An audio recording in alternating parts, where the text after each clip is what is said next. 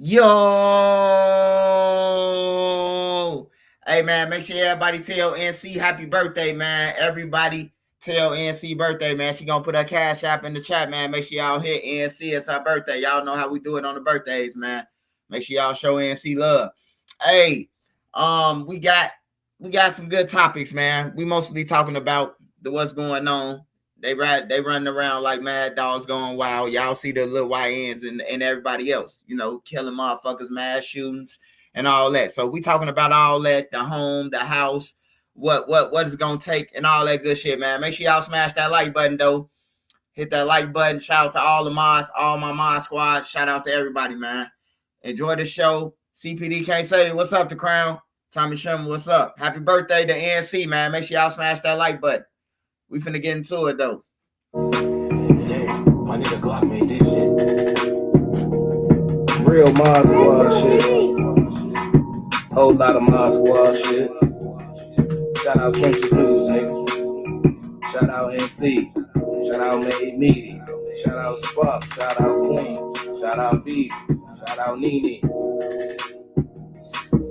NC hit my phone like Black make us a song. I hit YouTube, found a beat, 9 song. And see, you can go to her for the latest news. Like who told on who and who gave who the blues. Can't forget Queen Lotus, that's 126. Shorty smart as hell, gon' have you thinking about shit. Now let's get on the BZ on the down south shit. Shorty real as hell, she gon' tell you about your shit. And she dropping videos, go subscribe to her shit. Sparks got the visuals of 99%. Made media out west, he a film mode nigga. Get that nigga bring a chick, I bet she feelin' on that nigga. And shout out Savage Black, we gon' party on them niggas. Can't forget me. She catch bodies in the chat. It's that page fake or real shit. Shorty gon' check. She gon' come back to the chat. Wipe his nosy out the chat. Can't forget Uncle Swipe and still Miyagi to you niggas. You can call him Swipe or Jordan or whatever, say you nigga. And to the ones that left, we ain't worried about shit. But make sure you like the video before you dip. Real Mod Squad shit, yeah. Real Mod Squad shit, yeah. Real Mod Squad shit, yeah. Make sure you like the video before you dip. Real Mod Squad shit, yeah. Real Mod Squad shit, yeah. Real Mod Squad shit, yeah. Make sure you like the video before you dip.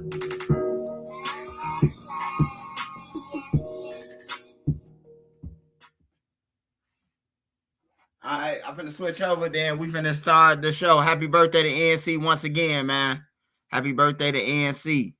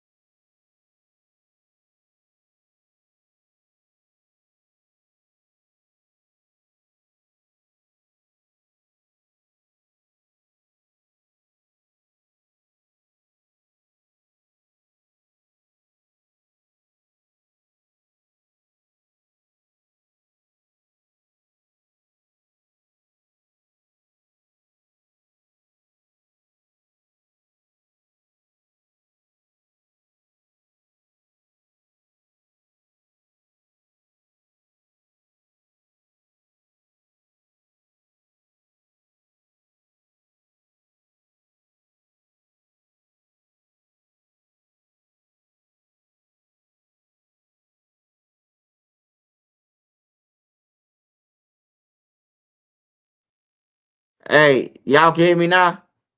Man, my dumb ass, bro. I ain't been live, bro. I just been tweaking, man. Y'all won't believe this shit. Y'all ain't gonna even believe me, man. I've been talking this whole time. I said every motherfucking name on here, and y'all ain't even heard me. You hear me? I just said all y'all name, bro. I just said all y'all name. I just went down and said all y'all name, only for you motherfuckers to tell me, hey, we don't hear nothing. Bro, I've been talking for 3 minutes, bro. What the fuck? With no mic. I said happy birthday to NC and all type of shit, man. God damn, man. I done sung you a song NC and every motherfucking thing, man. This shit crazy, bro. I seen the nigga say they don't hear me. His mic must be off. He come. He must be switching over. Hell nah, I've been on this motherfucker. I'm mad. No, but for real though, man, we gotta talk about these mass shootings and shit, man. We got to talk about it, man. We definitely got to talk about it, and people need to start like opening up and talk about this shit, bro. Barber shops, all that shit, bro. Hey, look, this one thing the criminals hate, man. They hate when the motherfucker talk about it, put a spotlight on it. That's why I stay talking about it. The game member stay in my inbox. Hey, bro. Hey, why you saying 9-5 mob? Hey, I ain't said 9-5 mob shit. Now you told on yourself, but you better go and check your little homie Fatso. He the one who said, "God damn it, is get back." Don't come through my inbox talking about delete my video. You gotta be out your rabbit ass mind, nigga. That motherfucker got 50,000, nigga. Well, hey, once you get over motherfucking 300 views, man, it's over with for you, my boy.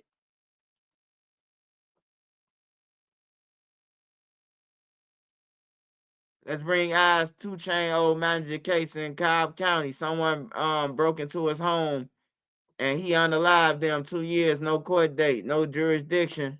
Who unalive somebody? 2 Chains. Hold on. 2 Chain old 2 years, no court date, no justification hearing. The prosecution keep a void in court. Let's bring eyes to 2 Chains old manager case in Cobb County, Georgia.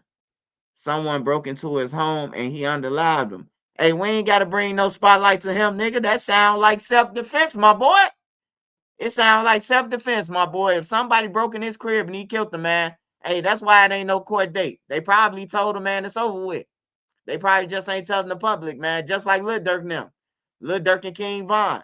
Lil Durk King Von murder case disappeared. Zoo was on it, all them. It just disappeared, bro. No court date, no none of that. We ain't seen shit. We ain't seen no paperwork, no nothing. Hey, but shout out to you though. Shout out to you, my boy.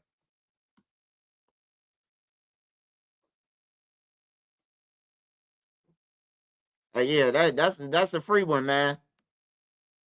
That's a free hat. Shout out Diddy Truck. Beezy Baby on here.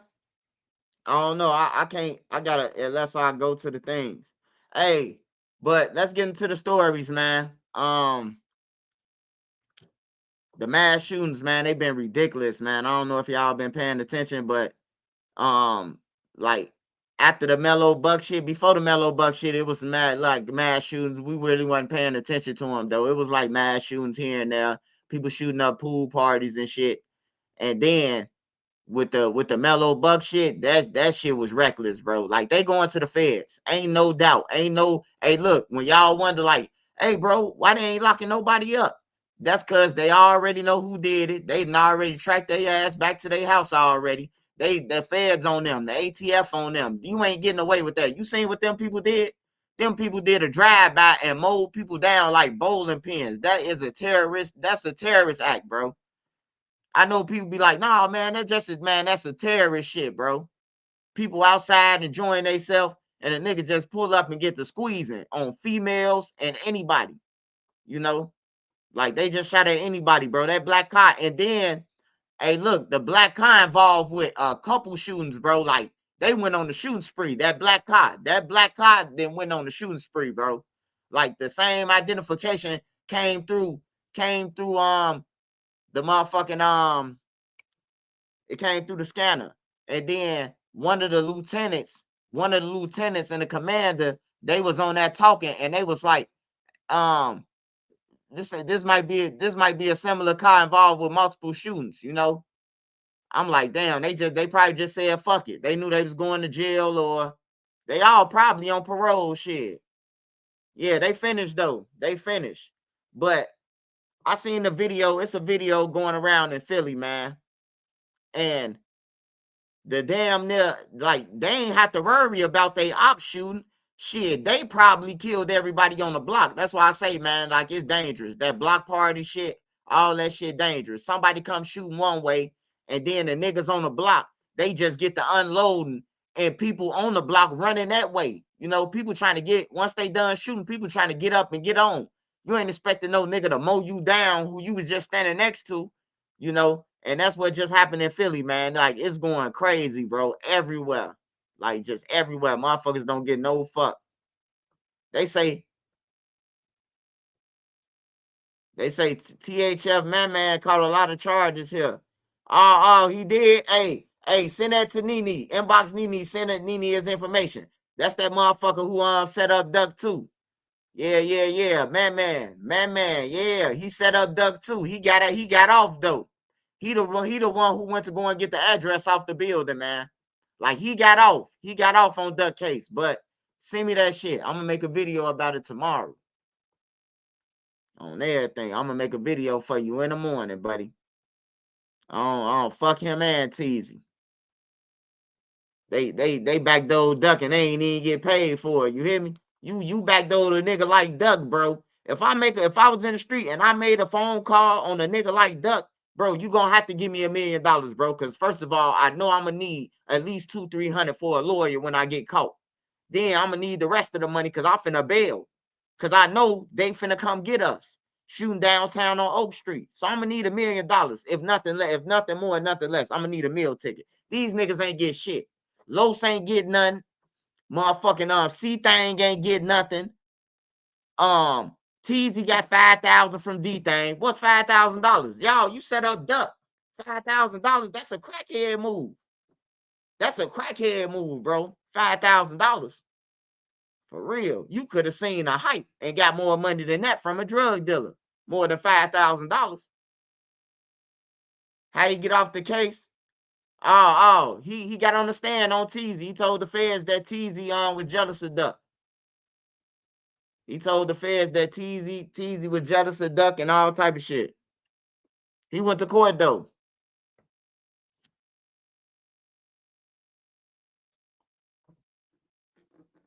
Them two tender dick ass niggas. All right, y'all. Let me pull up this screen. Let me pull up this screen, y'all.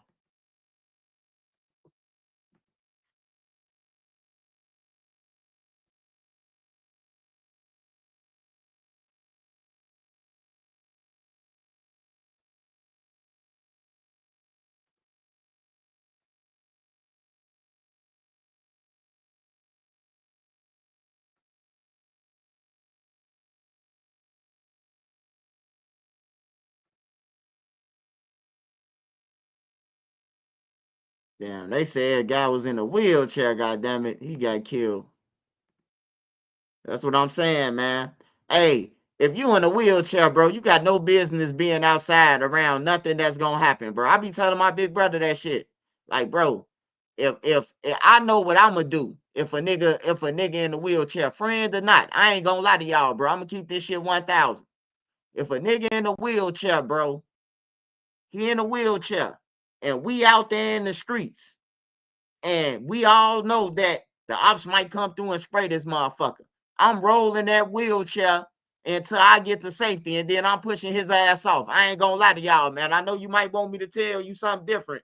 You know what I'm talking about? But I said if I was in the streets, I'm gonna wheel that motherfucker to the nearest gangway, and I'm gonna push that motherfucker off. I'm gonna use him as a shield. Shit. What else to roll out there for? You know, gal or not. Hey, when it come to your life, it's either you or I. When you finna die. That's why niggas be grabbing people. Hey, a gunman finna shoot. A motherfucker might grab you and tussle with you if a gunman pop out the cut. Like, niggas be thinking about they self at that time, bro. Niggas don't be thinking about nothing else. He said, I'm picking them up and jumping. Man, I ain't gonna lie to you, man. I'm willing off to the gangway, man. For real.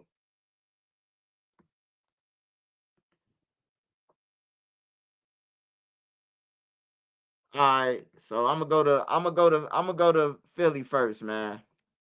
Then I'm gonna double back on Chicago.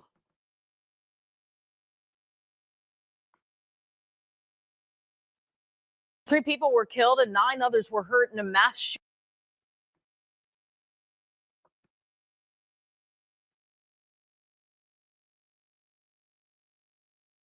3 people were killed and 9 others were hurt in a mass shooting in the Grays Ferry section of Philadelphia.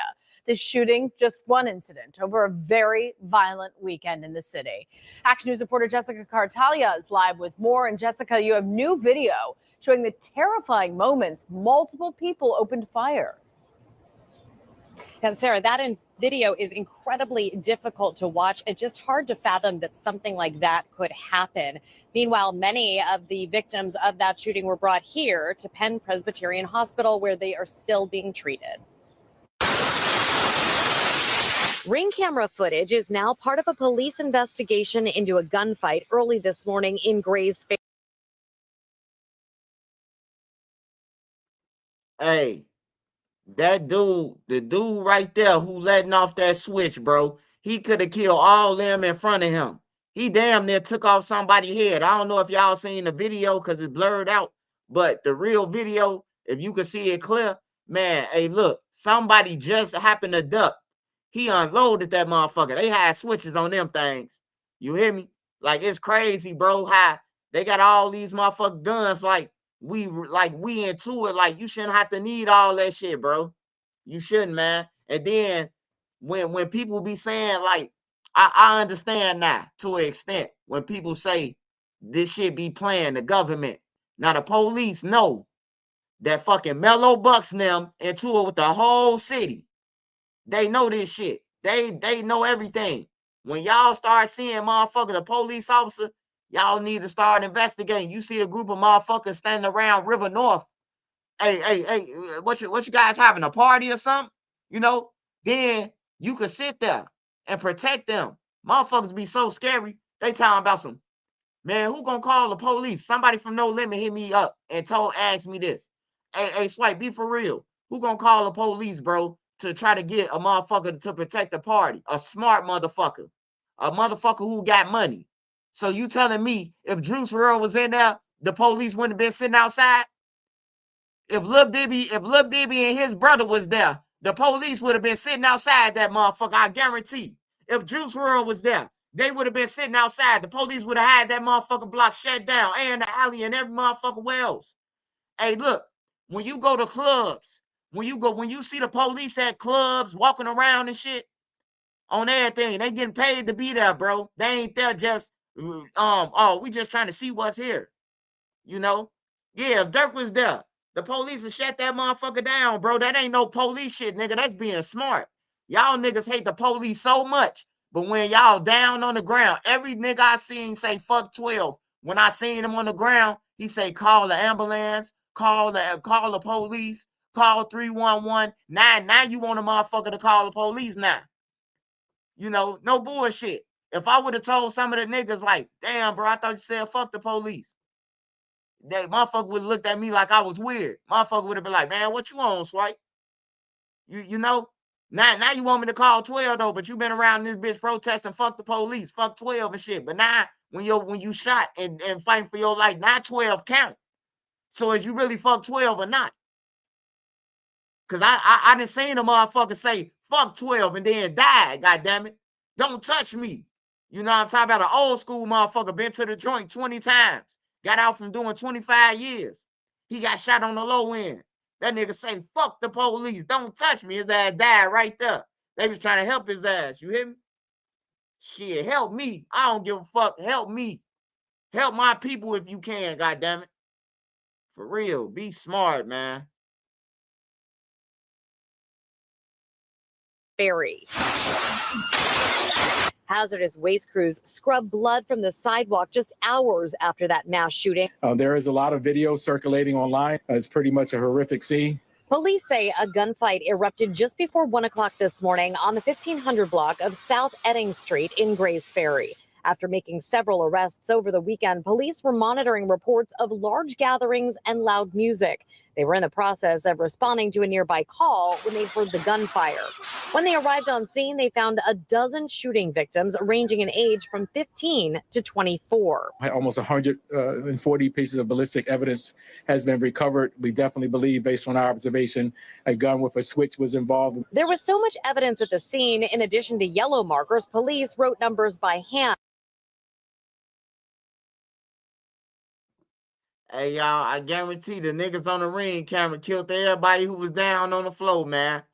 They killed everybody who was on the block in front of them, man. The niggas on the porch, man. That's crazy, bro. I guarantee the niggas on the porch, the niggas who came to shoot probably ain't even hit nobody. It was the return fire. Man, it was like 5 niggas with switches after that. After they came through shooting, boom, boom, boom, boom. It was like they was off some heroin or some shit, some dope or something. Them niggas just got active, bro. Motherfuckers got to pulling out switches out their behinds, bro. Like, man, they can't even handle the switch, though. They shooting a switch and that motherfucker about to flip out shorty hand, bro. Like, it's crazy. But it's a trend. It's a trend to the young motherfuckers, bro. It's a trend to them. They just want a button because somebody else got one.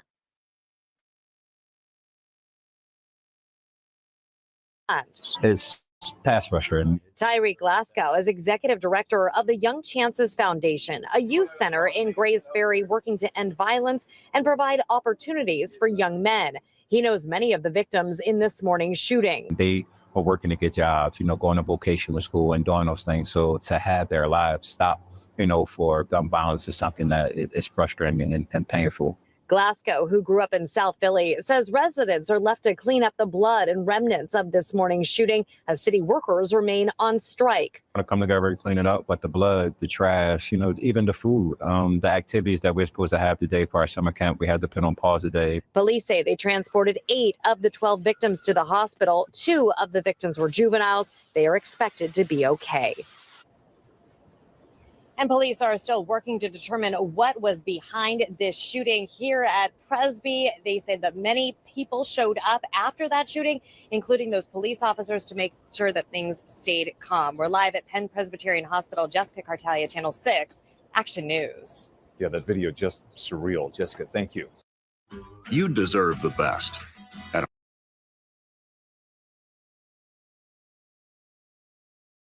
Developing tonight, we're learning more about some of the victims in that deadly mass shooting in Grays Ferry.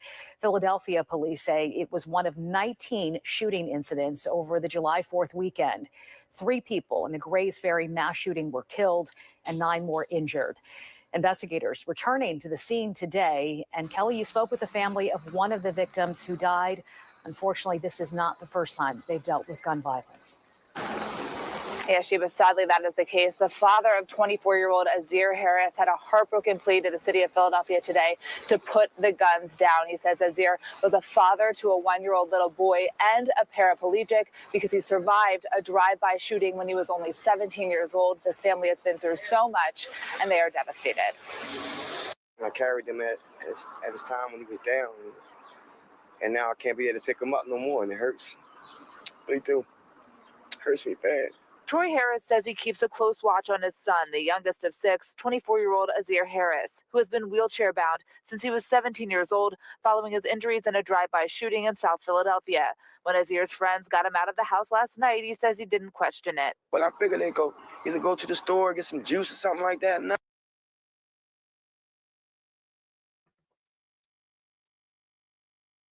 Hey, them niggas on the porch killed your son, Them niggas on the porch killed your son, man. They shot everything that was in front of them, man. They shot everything that was in front of them. All them shell cases is theirs. Them motherfuckers just shooting. They ain't give a fuck. They ain't even see the people running. The people was running that way, and they was just mowing them down. They shot your son, man. Most likely the nigga who brought him out, man. He tricked them off the streets, man.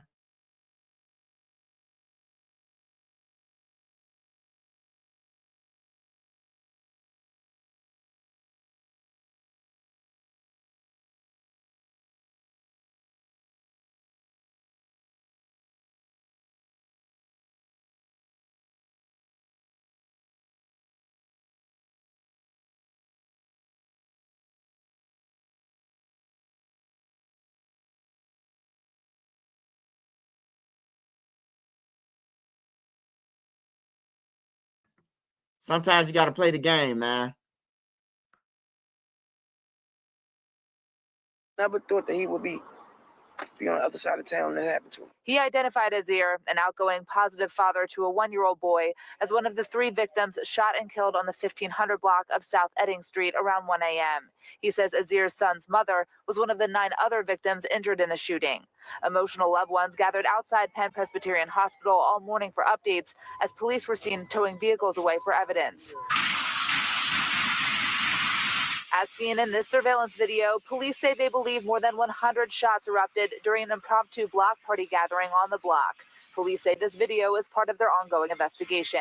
The gunfire striking homes and cars, one of them towed from the neighborhood today. Commissioner Kevin Bethel said he believes at least one gun had a switch on it, a device that can convert handguns into fully automatic machine guns.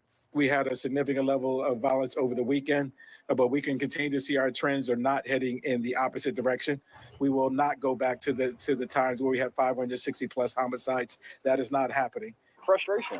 I understand what happened last night, but it's really about understanding what we did yesterday and tomorrow. Tyreek Glasgow with the Young Chances Foundation says they set up most days like this on the block with other agencies, including the 17th District Police. He says he had to cancel summer camp today as many children were scared to leave home. To wake up this morning from what happened last night is a travesty. So it takes us to change this. Harris also hoping for change as his family manages a new nightmare. I just want to say, put these guns down, man. It's a better way to solve it. Really do. It's a better way to solve it. Commissioner Bethel did say today that officers were in the area of South Edding Street earlier in the night for what he calls a pop-up event. He said they took care of that. And at one point, they were pulled a few blocks away for another incident. And that's when he says the gunfire erupted. Police are asking anybody that has additional.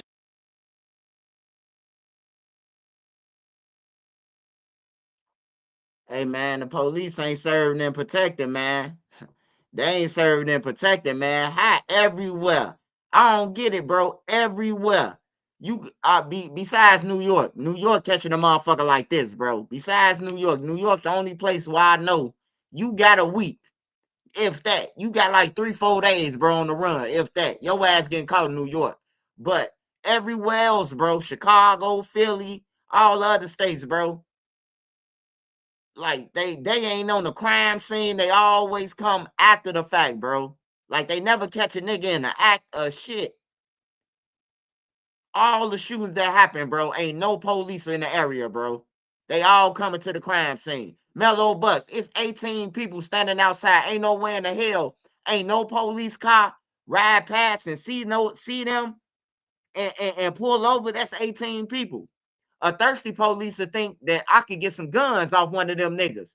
It's 18, it's 30 of them up in there. Somebody got a gun, somebody ain't got no license. I hate to say it though, but you need police like that, bro, out there. These police, man, they like, fuck that, man. We ain't finna die for this shit. And just let it go on, bro. They just there getting paid on the clock.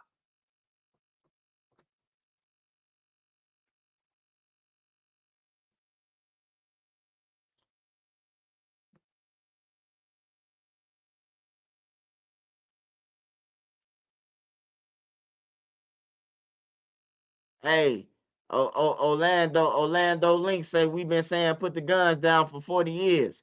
Hey, when I was a kid, I ain't here put the guns down. If you did some stupid shit, you was getting a pumpkin head and they was gonna turn your ass in. If you go and do a mass shooting back then and hit innocent people, the gang members would have turned you in, bro. I'm telling you, bro. My homie killed the gang member, bro. And the police came, bro. The leader said, hey, look, where y'all homie at? He got to go in. He making a block hot. On some real shit, bro. The gang members would have turned your ass in, bro. I don't know what you talking about. On some real shit. My friend killed the leader from the other side, bro. He was 13 years old, bro. And the gang member said, oh, he got to go in, bro. He just made the block hot. He just made the block hot. He got to go in. On some real shit. We ain't tell him to do that.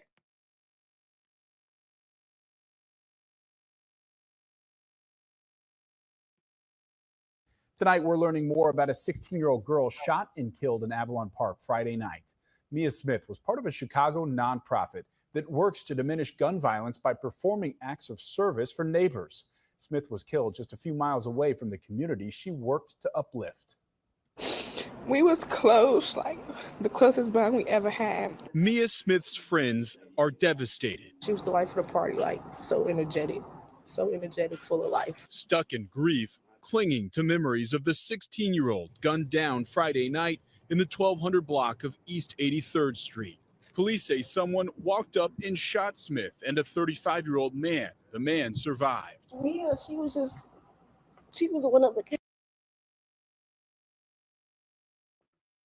Hey, they talking about if you have the news said, well, the police saying if you have any information, they got a $10,000 reward. Tell them to send that shit right now. I could tell you what happened right now. The motherfucker 35-year-old, hey, look, if he don't tell us something, he going down as a sex offender because he ain't supposed to be around her. I know that ain't her uncle. I know that ain't her daddy or none of that shit. Hey, they would have been said if she was out there with her daddy or she was out there with relatives. Hey, look, man. Hey, look, man. Hey, the case solved, man. Hey, if you gonna tell us what happened to old girl or your ass going down as a sex offender, hey, that's it. That's all to it, bro. That's all to it, man. Ain't nothing else to talk about. Question the 35-year-old, goddammit. These people need to use their motherfucking head more than a head rack. What the fuck is she doing outside? 16 years old with a 35-year-old, bro. Like, come on, man. Like, this fucking common sense right here. 35-year-old with a 16-year-old outside in the lights and ain't no more adults. They ain't say 1 million people got hit. They said just 2 of them got hit. So somebody came in the park and fired them down. Hey, look, I was thinking too. I say, what if the boyfriend of the 16-year-old, he probably about 15-year-old, 16-year-old, probably 17-year-old, and this old ass nigga boning his girl, and he came and shot both of their ass. You hear me? I was thinking that too. I was like, a boyfriend sound like one of the little Ray them, he got tipped off to her trick daddy and found out, went on her phone and found out that she was fucking with one of the big homies and killed him. You hear me? Had a track on her phone and everything. I was thinking that. I was thinking like that. I say one of them shorties to do that. It's a tender job. But what the fuck is she doing with a 35-year-old, man? Like, for real, man. That'll solve the whole case. What the fuck is you doing with her? You can't say she just walked through the park or none of that. Y'all got shot together. So evidently, y'all froze up together when the shooters popped out. Y'all was together. Our police dumb as hell. Chicago police. That's why shit ain't getting solved, man. They be on some dumb shit.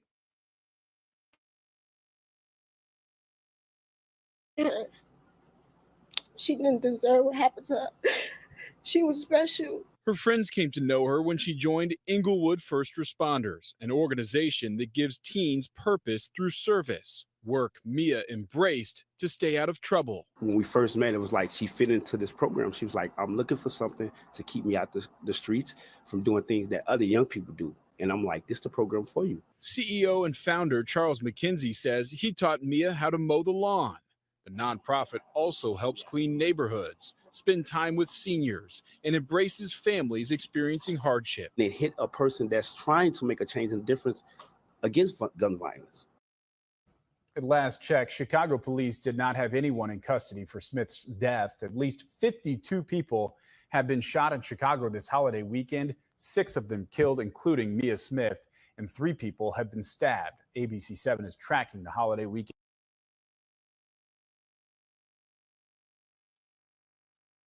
You say pull up the Ruger incident. Man, I ain't got to pull up that bullshit, man. You don't get no motherfucker points for jumping on somebody, man. All that do is lead to a death, brother. You don't jump on nobody, bro. Hey, look. First of all, Ruger like a motherfucking linebacker his size. So, and then you had Big A. You had 3-4 more motherfuckers. And you had a little old dude, a crackhead or whatever, man. You don't get no points for that shit. That ain't no motherfucking points. Why you think I ain't report about it? It's some bullshit. I ain't reporting about that bullshit. They jumped on the motherfucker. That ain't no cool points. Now what a dude come back and hammer all they ass. But boom, boom, boom, boom, one by one. John Wick. That's what jumping on people lead to. Everybody dying. That's what happened with Vaughn. That's how Vaughn got turned out to killing. They jumped on him. Vaughn said he killing everything, man, and he did it, bro. On everything. He did what he said. Vaughn said it. On the corner of 63rd and King Drive. He turned around and looked that way towards St. Lawrence and said, man, I'm gonna kill all of them. The tear came down his eye. And he stood on whatever he believed. You know, the whole community know he did. Everybody know Vaughn killed motherfuckers, man. Like they, you know, people would get on there and be like, "Oh man, he ain't did nothing. He was a lame. He was a goofy." That ain't what I seen. What I seen, niggas would be like, "Here come Freddy Krueger. Here come Jason." Like, what the fuck y'all talking about? Freddy Krueger and Jason? Who the fuck? I hit the corner by sharks. Oh man, that's Vaughn, man. Man, what you on? Man, where them niggas at? Where them niggas run to? He be serious with it too. He talk calm. Where them niggas run to? Be like, this little nigga serious, bro. You hear me? He's serious. But yeah, jumping on people ain't cool, man. So I ain't playing that shit. Shit lame as hell. All them niggas with Ruger weigh 750 pounds all together against a nigga who weigh 100 pounds. You don't get no motherfucking credit. That ain't nothing to be broadcast. I wouldn't even want nobody to upload that shit. But we in the entertainment world. People don't like the internet, but they the internet, you know? They say they don't want to be on the internet and they ain't into that, but that's what they be into.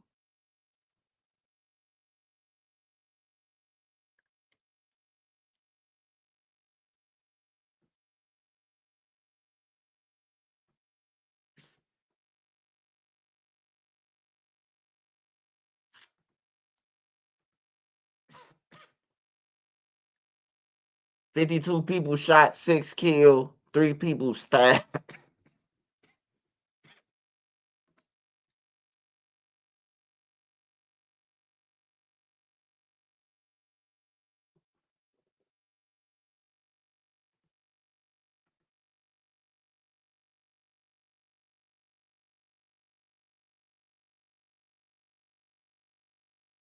I got them for you, Explosive.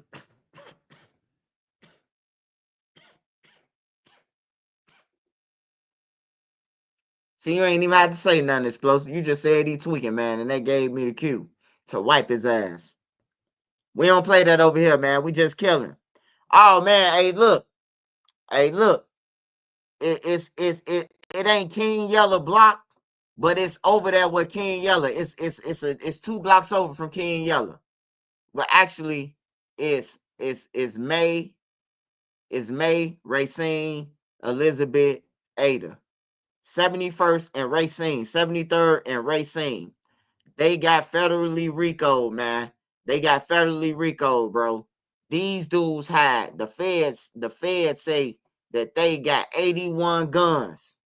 81 guns. 2,000 pounds of marijuana of loud. 2,000 pounds, not 100 pounds or none of that. 2,000 pounds. $425,000 in cash. $300,000 in jewelry. You hear me? These dudes was over there getting some motherfucking quiet. They was getting some money. They was getting some real money, man. But they finna be gone. They finna be gone for a long time.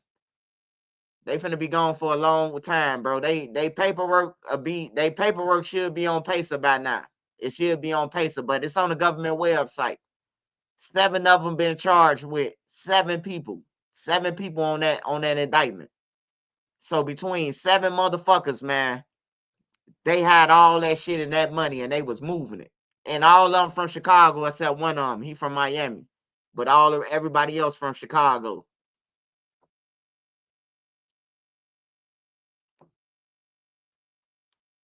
Yeah, that was crazy when Nene had showed me that shit. Nene was like, you know them?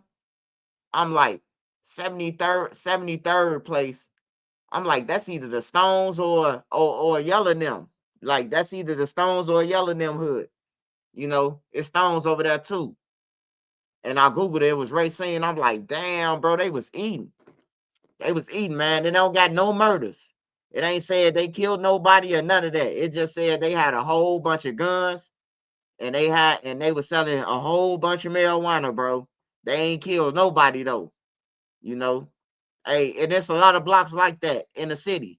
They ain't killing none of that, bro. Like if you come over there playing, they gonna handle it, but they want the money. Everybody else chasing clout broke. Chasing clout broke. You chasing weed every day. You got niggas who waking up every day to say, I'm gonna give me a 3-5. Like they living for a 3-5 of weed. It's niggas like that every day. I got a small, I'm gonna give me 2 blunts today. I'm gonna ask somebody for $20. Instead of going to clock a 8-hour shift, you know, going to work. It ain't shit to go to work, bro. If you could stand out on that block from motherfucking sun up to sundown, 1 to 2 in the morning, bro, you can go to work, man. I'm telling you, and you will run into other shit at work. You might run into a nigga who got all the weed, but he just working as a cover up. You might run into all type of shit at work, bro. You might run into coworkers who know a music exec and all that shit, bro. You never know what you will meet at work. Some people gotta work because they low key. They trying to be low key to flush their money. Some people like that, bro. It's people who millionaires in the streets, bro, that still got jobs that I know. That still working construction jobs and all that shit, bro. They go to work on the garbage truck, all that shit. They gonna continue to work, bro. They got so much money off the streets that they gotta add it up. So if the police, the feds come, they can say, "Hey, I got this off this, I got this off that." Other than that, they gonna get taken.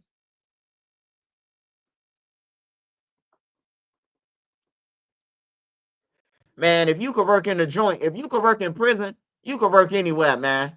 Cause prison ain't paying shit, bro. We was getting what, $10 a month, $12 a month, some shit like that for state pay.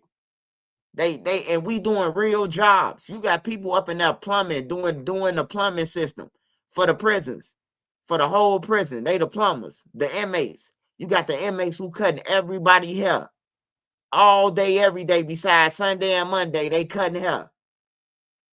From Tuesday to Saturday, they cutting all the inmates' hair. It's 2,000-3,000 inmates in a prison.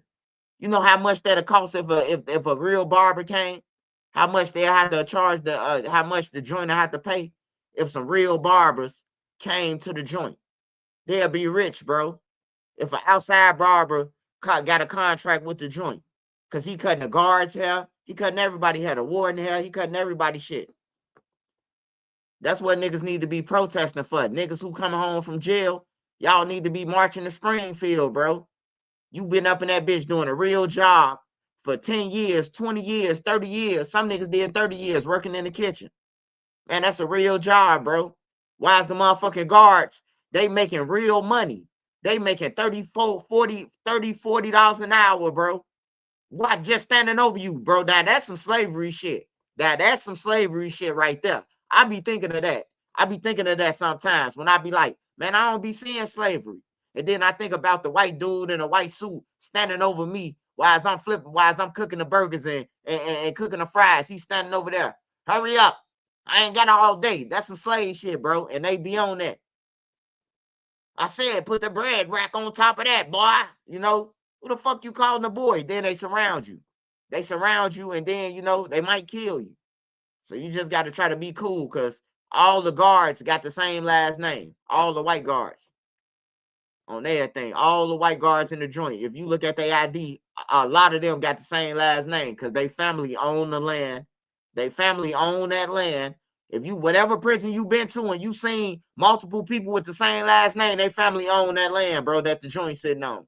I'm telling y'all, bro. I'm telling you what's real. And they do what the fuck they want to. Them be the ones that beat motherfuckers up. The niggas with the same last name. They got sergeants, lieutenants, you know, all the way up in a system, in a ranking system.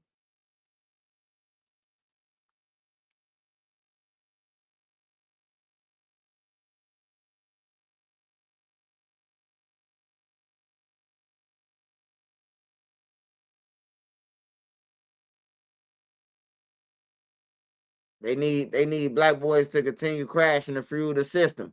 Nah, man. Hey, at this point, bro, like, even if a motherfucker, I'm gonna tell you like this, man. Even if a person dropped off a crate of guns in a neighborhood and 50 bottles of liquor and all that shit, bro, that don't mean you go and kill a motherfucker, bro. That don't mean you go and kill. So it ain't nobody's fault, bro. Like, it's these little niggas, bro. Like, all these little shorties that's out here just killing people, all that shit. Motherfuckers gotta hold them accountable. It's gotta be the gang members. It gotta be another killer that tell another a shooter or wannabe shooter that's in the blocks. It gotta be them to speak up, bro. Like, man, that's some whole ass shit y'all did, bro. Y'all know y'all shot all them girls, bro. You hear me? Like, the block gotta handle that shit, bro. Like, the niggas on the block who standing around this shit, bro, like, that ain't cool. That could have been my mama. My auntie could have been down there. Until niggas start thinking like that, man, we gonna keep on saying, oh, man, the white man and all that shit, bro. The white man ain't never tell me to do shit to go to jail that I did. I did everything that I did to go to jail. Even when I went in front of the judge and said that I was not guilty, I was guilty than the motherfucker on everything. I can say it now. I can admit it. I ain't no little kid no more. I did do it. Yeah, I did have that gun. You know what I'm talking about? Like, ain't no more excuses, man. Niggas gotta grow up. Life for niggas on the streets is full of excuses. You know, you don't need much to get the fuck out the hood, man. I'm telling y'all. I know towns from Rockford all the way back to Springfield, where it's cribs with heat, everything included, $500 a month on everything, bro. 2 bedrooms, apartments. I'm talking about. You can get a motherfucking house for $600. Some places, $600 a month. Like, motherfuckers just don't want to leave, man. Motherfuckers just don't want to leave that shit, man. I'm telling you. I'm telling you what's real. You can go anywhere. If you wherever you from, bro, outside the city, it get cheaper and cheaper and cheaper and cheaper and cheaper.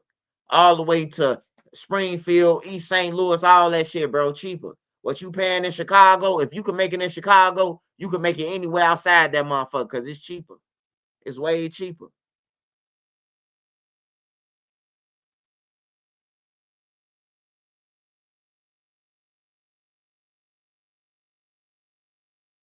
But a hood prison system, hey, man, if they put all black people in the prisons, bro, you know how much motherfucking scrutiny they'll be under. The FBI be investigating them because every motherfucker be on cell phones. Everybody will burn it up, bro. On everything, they'll burn it up. They'll burn it up. If it was off some, it like you gotta have like that's some slavery shit, period, bro. But you can't just hide no whole black prison and shit like that with the black people running this shit. I'm telling you, bro, it's gonna be an investigation, bro. It's gonna be a straight investigation, bro.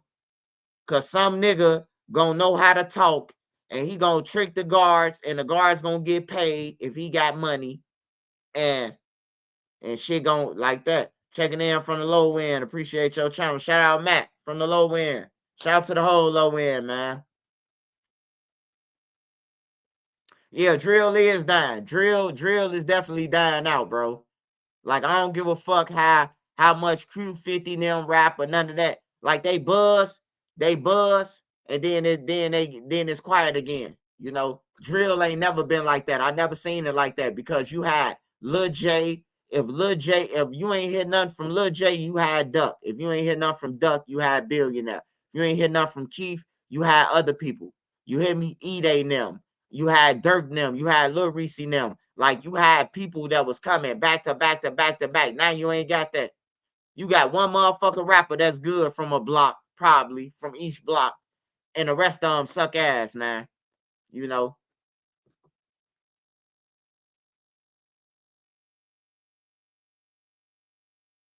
Shit, they need to put all these motherfuckers on Alligator Island, if you ask me. Shit, y'all want to shoot up, meet in the field. Kill each other in the field, man. On everything. You want to shoot a motherfucker, shoot your target. If he bother you that bad, bro.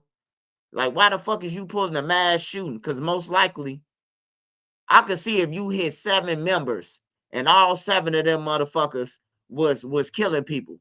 If you hit 7 people on the block and all of them was killing people online, trolling people, talking about the dead people and shit like that, I could see. But nah, bro, y'all hitting all females. One time, the Mexicans on the Mexican block, they hit all the fucking kids. It was like 5, 6 kids, bro. They got it was 2 kids that died. 5 kids that got fucked over, bro. They in wheelchairs, all type of shit, lost leg, and then the parents got hit up. Niggas ain't give a fuck about. They don't give a fuck about shit when they come through.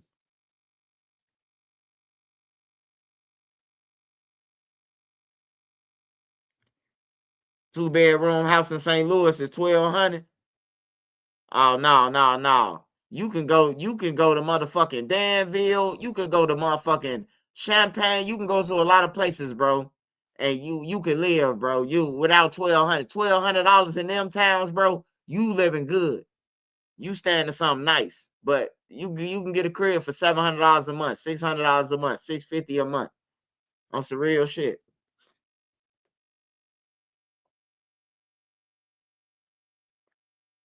Boss man D-Lo was a good start. Man, boss man D-Lo, yeah, because he talking about money and shit. They can't talk about no money. They ain't get none. That's why I figured it out. I definitely figured it out. I'm like, that's why they only rap about this shit. Spending in they ops and the blocks and the niggas who they rapping about. They can't rap about nothing else. Breaking news right now at noon. 4 teenagers are now facing various charges and allegations following that deadly downtown mass shooting Saturday morning. Now, it's important to point out here that it's not clear whether they are in connection to the shooting, but we have reached out to the prosecutor for clarification. So here's what we just learned in the last half hour. The Marion County prosecutor tells us 17-year-old Vincent Lanking is facing charges as an adult. He's accused of dangerous possession of a firearm, resisting law enforcement, and obstruction of justice. 3 other teens between the ages of 13 and 16 are all accused of various crimes. However, all 3 are accused of dangerous possession of a firearm. Now, that shooting is just one of several over the weekend across the city. At least 21 people were shot between Friday night and last night. 5. Hey, man, when I'm outside, man, get your motherfucking kids, man. I ain't gonna need to lie to you, man. I ain't going. Ages 13, 15, 16. I ain't going, bro. I ain't growing. That let me know I ain't got to worry about no old motherfucker. I got to worry about these motherfuckers, bro. My kids them age, bro. Like, I ain't finna live in fear from y'all, bro. Go ahead and play. Go and find you somebody to play. Go and find you somebody else to try to hijack on everything, bro. For real. I hate to say it like that, man, but man, they killing people, bro. You gonna lose your life saying he was a kid. Like, for real, you gonna lose your life saying he was a kid. I'm talking about the motherfucking kids with the switches and with the guns and shit. All that shit. Them the kids I'm talking about. I ain't just talking about no any kid. I'm talking about these little motherfuckers. They getting younger and younger and younger, bro. They killing everything. They don't see no, you know, man, bro, it's sad. This shit sad, bro. When I was 15 years old, 13, I never thought about killing nobody. I didn't have to. You had killers already on the blocks. 5 of them died, and we now know the names of the 2 victims killed in that mass shooting. They are 16-year-old Xavier Jackson and 15-year-old Azarian Cole. It happened early Saturday morning around 1:30 near Illinois and Washington Streets. Indy's police chief clearly frustrated with all of this violence. This is a sound from him on a rare Saturday afternoon press conference. Take a listen here. If you're coming downtown to engage in this kind of lawlessness, you are not welcome. Stay home. Where the fuck was y'all at, man? Y'all seeing all these crowds, man, but I ain't see no police officer, bro. Like, it's crazy, bro. They say they serve and protect. How? Hey, look, everybody need to get insurance, bro. I guarantee if everybody in every state pay $30, $40 for life insurance, bro, It's going to be a problem with all these deaths. It's going to be a problem, and they're going to address it.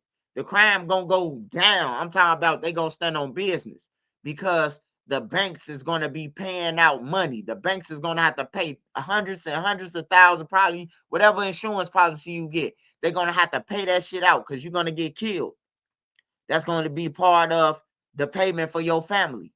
And man, when they had to kick it out, how Lil Ray and them kicking it, how Lil Ray and them checking out these days, bro, the bank gonna be collapsed. You hear me? I'm telling you. And this ain't this.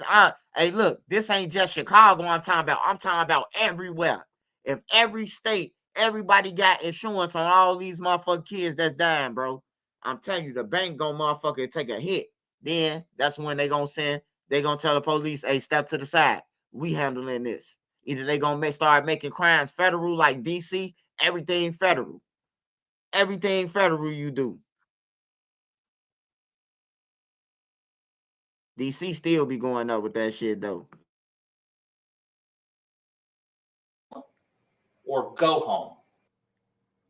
City leaders are now looking for ways to crack down on youth violence. We're going to outline some of those latest efforts coming up in our 12:30 half hour. Right now, though, it isn't just police looking to make the streets of downtown safer after this weekend's mass shooting. Our Marina Silva dug into some possible solutions from others who are working to keep teens out of trouble.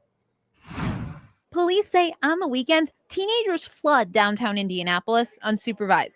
And after a mass shooting left 2 teens dead Saturday morning, police say something has to change. It's going to take a holistic amount of organizations, youth serving organizations, churches, pastors.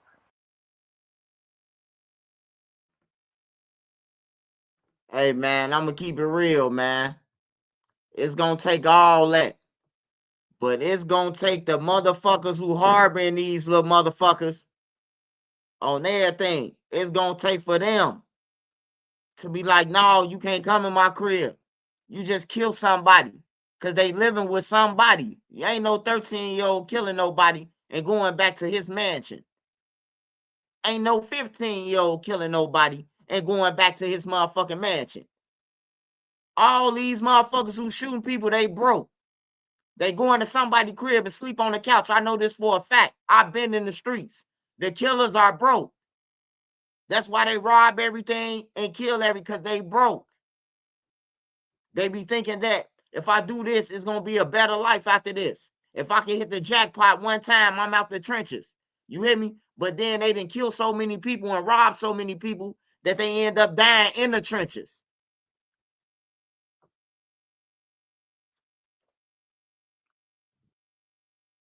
Yeah, the parents be knowing, these parents be with that shit. I seen like 6 people who died, parents, get online and say shit like, my son was that nigga. He was out there splashing people. Like the parents, bro. The parents. City involved in it as well. Reverend Malachi Walker is the founder of Young Men Incorporated. His organization works with not only young men, but the parents too. What we do, there is a orientation they must attend. The orientation takes about an hour and a half, and then after that, there's a meeting we set up with the parents. And what we're trying to do is kind of create a bond. Reverend Walker says a lot of the young men in his organization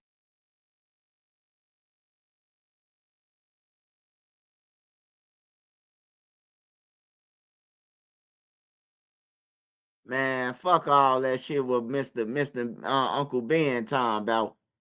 Man, hey, look, the police know who the fuck doing all the shooting, I'm pretty sure.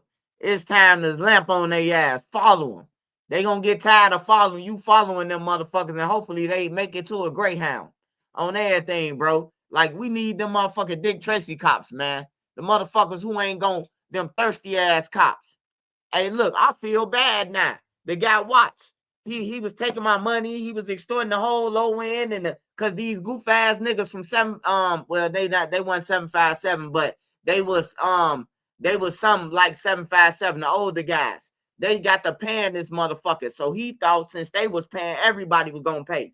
You know, hey, if he was around right now, I'd rather have a cop like him. At least he riding down on the shooters and, hey, look, you shot somebody yesterday. I need $50,000, man, or you going to jail right now. And nigga ain't got that. You going to jail. And he going to put some rocks on you and that motherfucking thing. We need all that. We need them cops. We need the dirt. Hey, I know motherfuckers be like, man, we don't need, hey, look, we don't need the dirty cops to be fucking with, you know, Clarence or, you know, the average motherfucker who go by their real name. You know, even the people who got nicknames in the streets who ain't in the streets. No, don't touch them. Touch the motherfuckers who walking around 90 degrees with ski masks on, who motherfucking holding their waist for 2 blocks straight, who causing a ruckus, man. Lock their ass up, man. Lock their ass up. Ain't no freedom, motherfuckers, or none of that. On everything, bro. They killing off the community. They are fucking up our community. They don't give a fuck. And on everything. Hey, all these motherfucking gang members get on DJU and all the rest of these motherfucking platforms. Hey, time about some. I could relate to Shorty them. I was just like them, nigga. You ain't never shot 18 motherfuckers. Stop lying. You ain't never did it at one time. You ain't never did the shit that they doing, bro. You ain't never claimed no 10 hats and hide them. You ain't never did it, bro. So stop trying to relate to them. Shorty them didn't outshine y'all motherfuckers. They done outdid it. You motherfuckers study trying to convince y'all self, oh, I wasn't like them on everything, bro. And a lot of niggas I know, even though they was killers, they not like Shorty them. You had motherfuckers who was killing for defending the block. Not motherfucking not motherfucking getting into it with every motherfucker around like they like the bloodhounds. The bloodhounds is mad at everybody. You know why the bloodhounds mad? They mad because everybody peep them that when they come around people, they gonna get robbed. So don't nobody want to be friends with them now. They hitting people up, hey man, what's up with this verse? Nah, I can't fuck with y'all. Y'all rob people. Bitch, we gonna kill you when we catch you. You know, and that's the situations with the bloodhounds. They mad because don't nobody want to get robbed. We already know. If you would take a fake chain, you gonna take my real shit. If you took Shorty them chain, you gonna take my shit. You know? And that's why the bloodhounds mad at everybody. They going around starting shit. You don't want to fuck with me, fuck you. Hey, look, first of all, I just want to tell the bloodhounds this real quick. Vert, Bloodhound Q50, and the rest, whoever else claimed Bloodhound. Lil Fatso is better than y'all. Lyrically, he better than y'all. Talent-wise, he better than y'all. So y'all could just stop the argument and finish y'all little dead-ass drill rap. If y'all arguing about that, Trenches News can settle the score right now. Fats is way fucking better than y'all. Y'all ass rap about hit him in the head, tap him in the head, da-da-da-da-da. Like that's all y'all rap about, bro. Shorty he really can cross over. Y'all can't cross over, bro. Y'all can't cross over, man. So if nobody tell y'all that, I'm gonna be the one to tell y'all. Y'all shit is dookie juice. Y'all shit is garbage, trash. The Philly workers, they didn't want to take y'all out, so they went on protest. Y'all shit is dead. Fatso is colder than y'all. So if y'all beefing about that, Trench News just settled it for y'all. Y'all can go on with y'all life now. Y'all ass is garbage. Only reason why Lil Herb or his brother signed y'all because they thought y'all was gonna die. You didn't live too long, Q50. They thought you was gonna die with Lil Jeff them and Scoom them. You know what I'm talking about? That's why they gave Scoom that little money. That's why they gave Lil Jeff that little money. Because they knew that they was gonna die. They seen it. Man, Lil Bibby ain't seen them as no motherfucking talent. I know y'all ain't think that. Lil Bibby ain't signed them as no motherfucking talent. Lil Bibby had Juice WRLD, man. That's talent. Juice WRLD is talent. They ain't signed Q50 and Real Vert and all them for no motherfucking nah. They gave them that little $100,000 because they know they gonna die soon. Like Big Op. Big Op just got some hundreds of thousands of dollars. They know he potentially could die. Hey, we're gonna give him this. This money is insured. This a tax write-off actually. And he gonna go back to that same block over there and stunt and get killed. And then we're gonna get our money back. I'm telling y'all, bro, that's what the label's doing. The labels don't look at these niggas as no talent. The labels, hey, look, 100K Track. His job is, he not the police. 100K Track is not the police. He a nigga from Florida. But his job is trick your artist off the street. Whether he go federal or whether he die. You help him.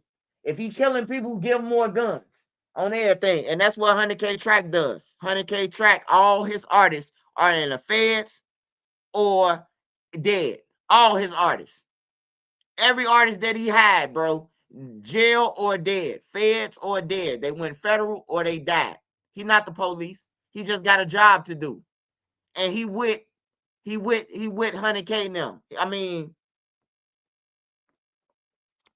he with Ghazi them.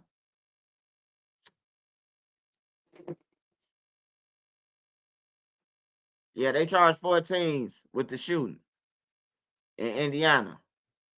Ain't no passes though with no teams, bro. Just stay away from me, bro. When I'm out and about, bro, I'm just chilling. I don't mean no harm or none of that. But you ain't gonna take my life because you woke up sad, you woke up miserable, so you think you gonna just shoot somebody and take somebody's shit. Nah, we not going, brother.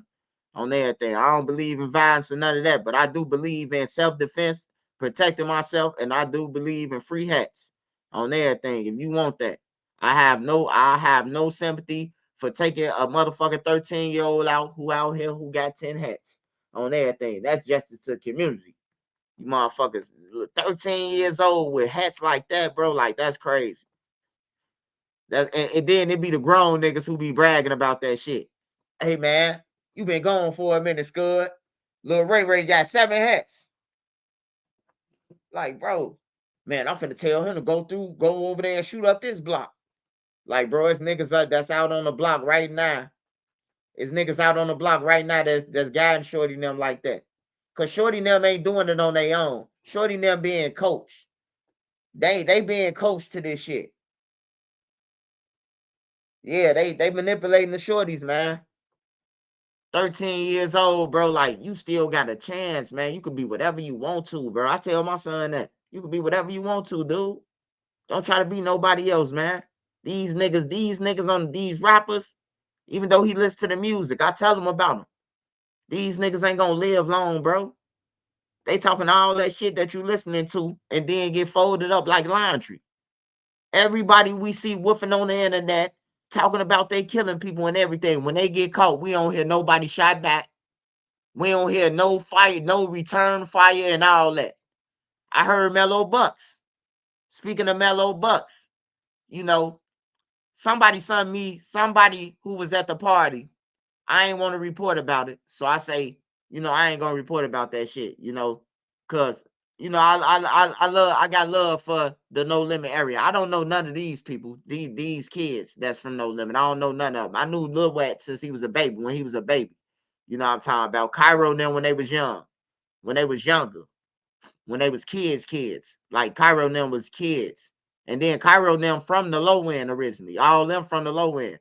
But they had said that, man, bro, they try to throw it off and say that a blogger had dropped their location. They was like, why the fuck would Mello leave without telling nobody? She just bounced. I'm like, shit, ain't that proper protocol for who the fuck that's famous gonna say, all right, y'all, I'm finna leave. You hear me? Like, I'm gonna dip out that motherfucker too without telling you. But what they insinuating is she left out and they got hit up.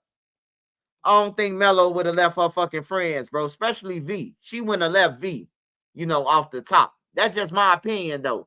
You know, I know a lot of people out there got opinion, but somebody sent me that shit. They was there. They got pit. They was there, bro. Like, for real. I FaceTime them. They got video that don't nobody got. They got video of the whole party. They got video of everybody who was there. They got video with 16 on that motherfucker. This legit motherfucker.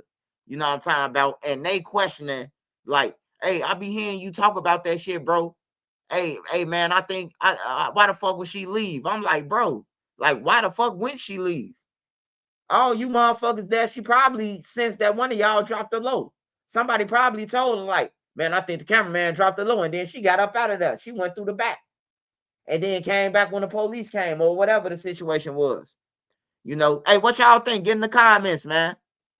What y'all think, man? Because it's going around, bro. It's going to spread like wildfire. How you think Dirk feel about both of his artists beefing? Dirk wasn't no real leader, man. They was beefing while Dirk was here. Niggas was dissing O Block while Dirk was here. And that shit foul, bro, because OD is a top member, bro. Like OD, that's my little homie, bro. That's my little brother. You hear me? Since he was young, bro. I watched him go to prom, gave him money. You know what I'm talking about? We robbed somebody. Me and Five will tell y'all. I ain't got a lie. Five still alive. He'll tell y'all, nigga, when they went on prom.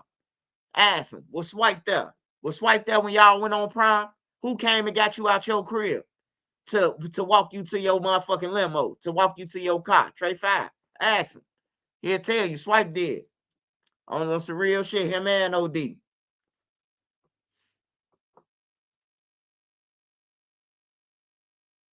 But they ain't getting no fuck, man. Dirk. Hey, look, let me tell you, man, something about Dirk, man. Dirk was one of them motherfuckers who on the blocks. Like, I ain't gonna take nothing away from Dirk. Whatever the gangster shit, him robbing people, him unloading on people and shit like that. I ain't gonna take none of that from Dirk. I ain't gonna be like the rest of these niggas that say, like, oh man, he ain't never did nothing or whatever. But what I tell you is, Dirk was like the pup. He was like the pup, man. You know, Lil Reese now was the niggas, man. Lil Reese, Lil Law, motherfucking Killer Kales, all them was the niggas, man. The main niggas. Dirk was like the motherfucking flunky, man. So when Dirk got money, he could tell you what to do now, nigga. On everything. And that's his downfall. Cause they was used to guiding Dirk and telling him what to do and what's going on. And when Dirk got that money, Dirk say, no, nigga, I'm the millionaire, not y'all, nigga. I'm the millionaire. I'm going to do what the fuck I want to. And that's how Dirk got on all these blocks. And every block that he been on, everybody in jail for 30, 40 years. Everybody dead. Every block that Dirk been on, everybody dead, man. Behind the OTF shit. Behind all that shit. Behind them rapping. You know, we can't say Keith no more, man. Keith been gone so long, even the ops know that Keith ain't been back, so they don't even say Keith no more.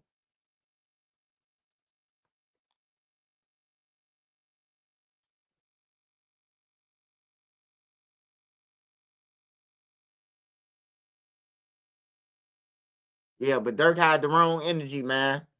I think if Dirk would have stayed with Lamron, he wouldn't be in jail right now. If he would have stayed with them, he wouldn't have been in jail, bro. He would have been still out right now if he would have been with them. I ain't gonna lie to you. Cause they wouldn't have let King Von crash out like that, bro. They would have been like, nah, bro. Like, hell nah, bro. Like, Dirk, you gonna lose everything, bro. It's some niggas over there from Lamron that'll tell Dirk, you gonna lose everything, man, with Von, bro. Cause at one point in time, I couldn't tell the difference between Lil Durk and Von. I ain't gonna lie to you. They had their hair just alike, the same pants, the same shirt. I couldn't tell the difference. Dirk wanted to be Von so fucking bad, bro. Like, I seen it. Y'all probably say, oh, Trenches News you hate. No, I know Dirk and I know Von. You know what I'm talking about? I knew Von longer than Dirk. You know, but I know them. So I know that Dirk wasn't doing the shit that he was doing until Von came around. He wasn't doing all that shit. Yeah, he was rapping about murders and the ops and all that. Yeah, he was rapping about that. But he wasn't acting like he was doing shit. He got to acting like he did shit. You know? He got to acting like he was the motherfucking killer and he the one that's doing the shit. Then he got bold. I'm putting money on niggas. I did it. I'm like, man, this ain't Lil Durk, bro. Lil Durk is tweaking. When I seen that shit, I got money that'll knock you out your shoes. I say, bro. And then he showing money and everything. I'm like, Dirk, you better run, bro. You better run, Dirk. You better run. The feds coming. They gotta be coming. If you doing this, you letting the public know that you putting money on niggas. Hey, look. Oh man, Swipe, that's just a rap. I know. Tell that to them motherfucking 12 people that's gonna be in that room saying, oh, he said that he riding around Beverly Hills with choppers. Oh yeah, he did that shit. And then somebody get killed in Beverly Hills. You hear me? Like, man, hey, look, when it's the difference between Trenches News saying this and the jury. Once you gotta go in front of a jury, bro, like, man, you fuck, bro. Oh man, it's a text messages with Dirk saying, don't put nothing in my name. And then the niggas that he telling this shit to end up being the ones that flew out and killed somebody. All them motherfuckers who he said don't put nothing in my name, they involved with Quando Rondo murder. I mean, his cousin murder. How you gonna explain that to the jury? Even if you say, I was just telling them just in case they got some hotel rooms. Nigga, they was going to kill somebody. What made you say it that day? Just like the airplane shit. It ain't about that Lil Durk. He fly planes and shit like that. He's a superstar. What made you do it that day? When your homies them was going down, nigga, you got the telephone call. Hey, Durk. Hey, man, Didi them just got wrapped up. He got the book and shit like a motherfucker. You hear me? He done booked so many flights. Goddamn, he ain't even know he booked 4 flights. He just was hitting send on his phone. He was trying to get up out of here. You hear me? Like, for real, Dirk crashed out, man. Dirk, the biggest crash out in Chicago history, man. I ain't gonna lie to y'all, man. Nah, Dirk ain't getting out, bro. It's over with, bro. He ain't getting out, bro. Like, hey, look, when they come and grab you, bro, they play games. You might think that, oh, Dirk lawyers them, they got it. Hey, look, the feds play games, bro. They not gonna tell you shit that's gonna expose their hand. They not. You see what they did to Drew Fenlon? Drew Fenlon was like, oh, Dirk should be out because the lyrics. They say, oh, man. Oh, don't worry. Thanks, Drew, for going on DJ Academics and Vlad. Appreciate it. They went and superseded his ass on everything, bro. Hey, look, once you don't get out on bond, bro, and you got to go in front of 12 people, bro, it's gonna be hell when them drugs. Cause look, the lawyer's gonna be able to say he got lyrics of this. He got this. They could bring up whatever when they cross and examining people. They could bring up whatever. Whatever they threw out in a superseding, they could bring it up and while they cross-examining. And that's what niggas gonna get caught at, bro. Like, for real, bro. The feds don't expose their hand, man. They don't.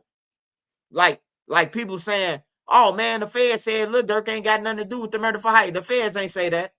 The feds ain't say that. Somebody on Reddit or somebody on one of these platforms made that shit up and said that Lil Durk, and it was spread around like wildfire. What was said was AJ, which is the one who killed Stephon Mack, his lawyers had asked the feds. His lawyers asked the feds, was they're going to supersede individual A, which let me know I'm smart enough. I'm from the streets.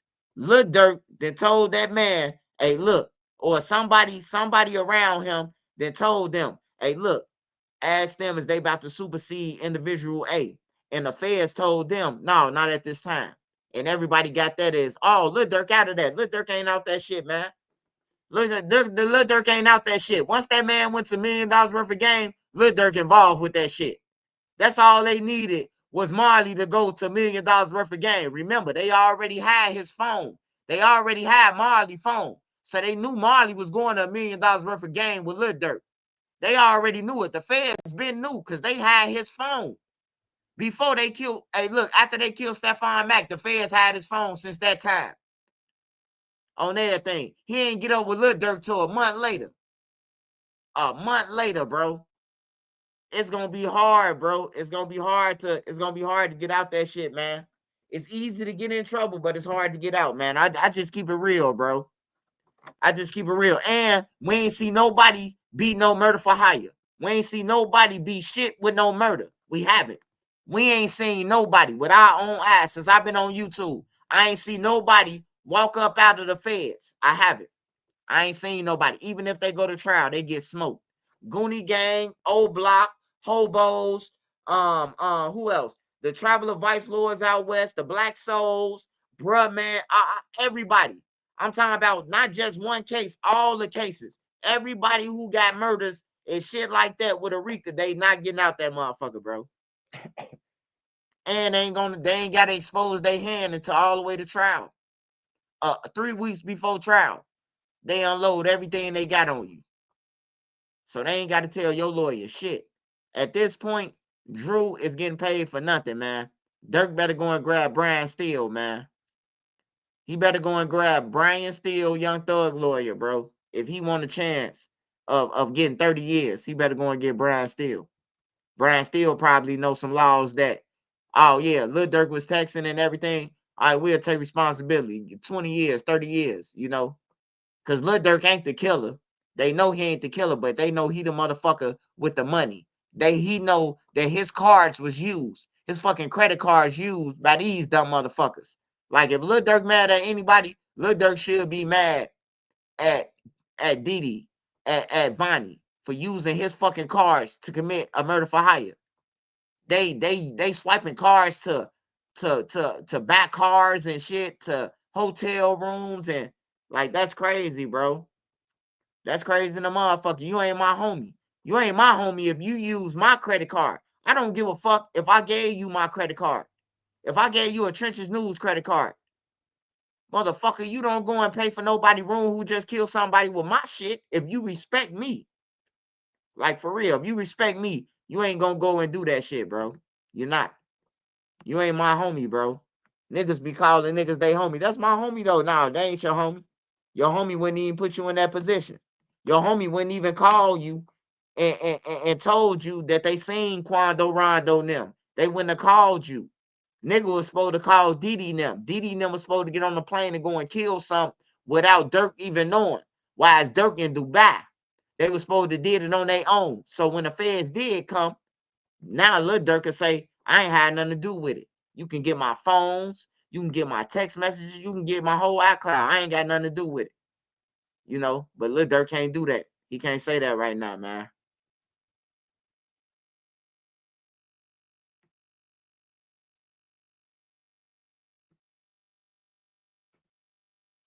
Nobody wins when the family feels. Who can't walk? He said, fuck, you know, this ass can't walk now. Dude that can't walk. Listen, and if y'all come out here tweaking, I told y'all earlier, shit put down. I'm telling you, and this not no event today. Like, this shit is crazy. This just on a regular. A few moments later.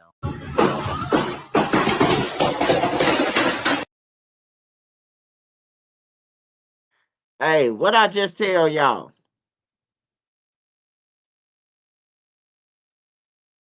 Hey, what I just tell y'all, man? Niggas get on these lives, talk all that shit. Oh, man, nigga come through on my grandma. We laying belt.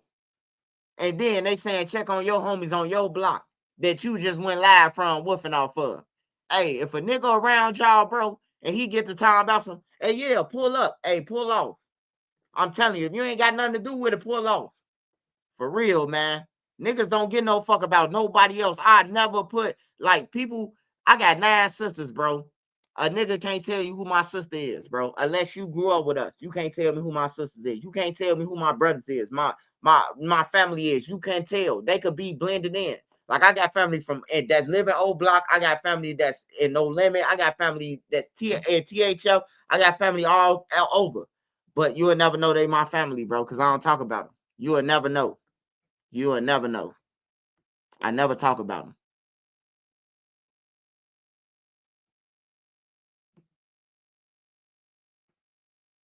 .30 starts right now. A preliminary hearing is coming up for 2 brothers. Nobody wins when the family feels.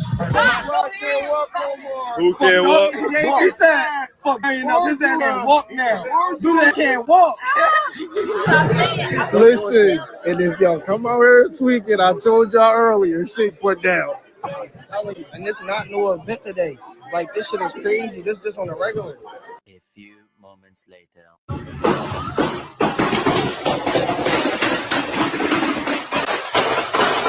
1712, a lot of gunshots coming from the area 1500 South Edding Streets. You sort of 1500, right? 722, I heard you. I'm in the area now. 22, okay. So you showing any calls? No calls. I haven't used caution. I'll be out there. Yes, fine. These are challenging times, particularly the July 4th. I don't know what is about that time period. City leaders speaking about the violent holiday weekend in Philly that left 6 people dead and more than 40 injured. And I really wish the violence would, come down. It's a it's a good city. I love Philadelphia. This is where I'm from, born and raised. And to hear something like this, it's really, really sad. The violence started early with 2 dead and several hurt in a series of shootings on the 4th, including a man shot and killed by a Philadelphia police officer after shooting at officers and trying to steal a patrol car in North Philly. I know each generation probably got to go through their own experience to come up with this conclusion, but it's probably safe to say, fam, in 2025 and beyond, going to a block party on the 4th should probably be the last thing on your agenda. The summer is officially canceled. This summer, the streets of Philadelphia has been nothing short of a battlefield. Over the weekend, one neighborhood found himself in the middle of a daily cycle of violence. What started as a single shooting quickly turned into a bloodbath. In less than 24 hours, 3 people were dead and 12 others were shot. One of those victims, who we'll later pay our respects to, was a man in a wheelchair. A man who had already survived a brutal ambush in the same neighborhood nearly a decade ago. But out here, the streets don't forget. And sometimes, history has a cruel way of repeating itself. Now, I know most people waiting to look at this video to see what sparked it off. What set off this shooting. And it might be as simple as we think. Disrespect. Minutes before the violence erupted, people in that neighborhood was heard dissing the name of David. A name that still holds weight in these streets. And in Philadelphia, especially in the summertime, when tensions run high and tempers boil over, one wrong word can cost you everything. The response was swift. Gunshots filled the air. People scattered. And by the time the smoke cleared, lives were lost and families were shattered. Who can't walk no more? Who can't walk? He said, fuck Brian up. His ass can't walk now. Dude ass can't walk. They got shot at it. Use them legs. Popping some more. Yo, popping some more. Yo, pop that shit. And we outside. We outside with everything on. Right here, right? We got all these jewels on. It's like big members right here. You hear me? Yeah, Right here. Big members. Niggas know who we are, bro. Big members. Big members. Big members. Who can't walk? Them niggas noodle. Look at all us though. We can use our legs. Yeah, look. We can use our shit. You feel me? We can use. In this video, we diving deep into what happened and what, at this point, is Philadelphia's deadliest 24 hours this summer. We'll break down the victims that have been identified thus far, the streets politics behind the violence, and why the situation serves as a chilling reminder of how fragile life is when you caught up in these unforgiving streets. Because what happened here ain't just another headline. It's a reflection of every city fighting battles on every corner. But before we go over this one, I want you guys to remember, I won't give you no angle. I just give you the story. So with that being said, make sure you like, comment, and subscribe. We'll jump right to it. Fam, today we're going to South Philly, but we're going around the area of 7th Street, sometimes linked with 27th Street, also known as part of a group called SP Clappers, South Philly Clappers, made up of 7th Street Clappers, 27th Clappers, and 56th Street Clappers, aka Campers. According to public records, they known for violent street feuds, mostly with other cliques like the Cinders, YBC, the Young Bag Chasers, which was the group affiliated with the late rapper YBC Duel, may he rest in peace, and other West Philly groups. Several members have reportedly died over the past few years, based on social media and Reddit discussions. Now, 27th Street been having beef for years. According to public records, they've been having beef with the Cinders since at least 2018, which happened to be the same year. A man affiliated with 27th Street was paralyzed after walking home from dinner. February 15, 2018, Azir was shot as he was walking home from dinner near his residence in South Philadelphia. He was 17 years old. His father, Troy, he worked as a Bon Appetit staff member at Penn State University. Troy told the local newspaper at the time his son was in intensive care, undergoing lung, throat, and back surgery. He also said that his son is likely to remain fully paralyzed below the waist for the rest of his life, and the high cost of medical bills only had added to the family's stress. But Penn State students had started a GoFundMe and raised over $10,000 for the medical cost. That same year, the Cinders would go on social media and via raps that claimed they was the ones responsible. Fast forward to 2025, Harris now 24 years old, and on July 7, 2025, he had visited the 1500 block of South Ethan Street Sunday night for a cookout, where a few dozen young people were enjoying music, food, and drinks. Dozens of people had gathered on the block the night before for a memorial for 4 other young men who had been shot and killed in recent years. The crowds returned Sunday evening to continue the festivities, something they refer to as Club 27. The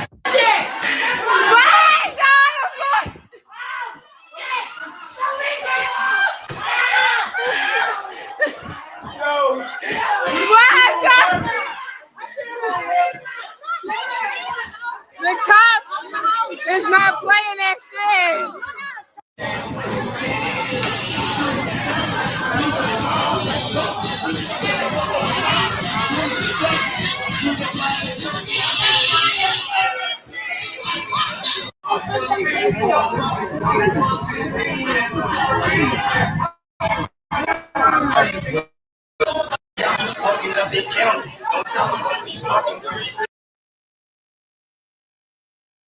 That's crazy. There's kids out there in that motherfucking thing.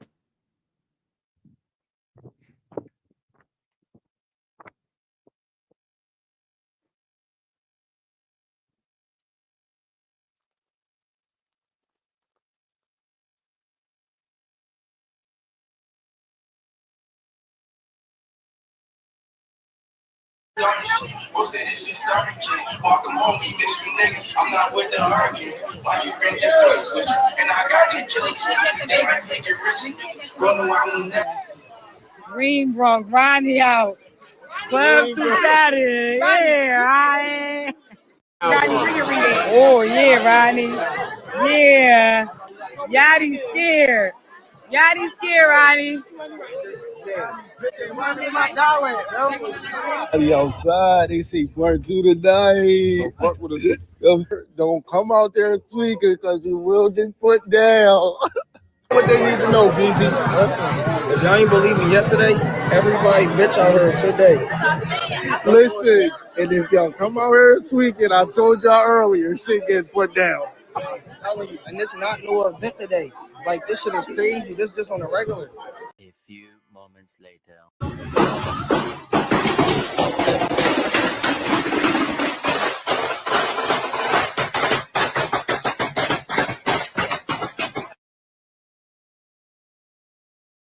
Now, them gunshots you just heard, that was from a Ring doorbell footage on someone's door. I can't play this video due to YouTube guidelines, but I'll leave the link in the bio for you guys to check it out. But shortly before 1 a.m., police said gunfire had erupted and more than 100 bullets were fired down on a crowded block. Harris, he was seated in his wheelchair and was struck multiple times in the back. Police said he was rushed to a nearby hospital, but died shortly after 2:15 a.m. May he rest in peace. A level of condolences to his family. Now, a girl tried her best to pick him up and save his life, but he was too heavy, and the bullets started flying. I give my hat off to her.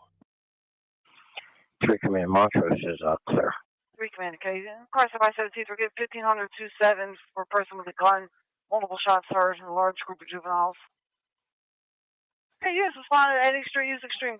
Use caution. We're still getting calls for person with a gun. 27 in Dickinson, 28 in Dickinson, 1517 Edding. Okay, we got this confirmed. We have one person down. Shut it on. 1732? Here. Got a female shot.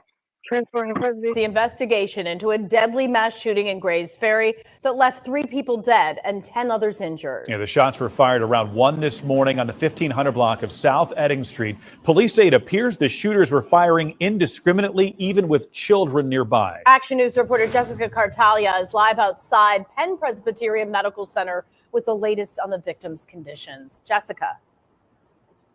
Well, Sarah and John, many of those victims were brought here to Penn Presbyterian Hospital. There was also a large crowd and a very heavy police presence outside of the emergency room. All of this started just before 1 o'clock this morning on the 1500 block of South Edding Street. That's in Grays Ferry.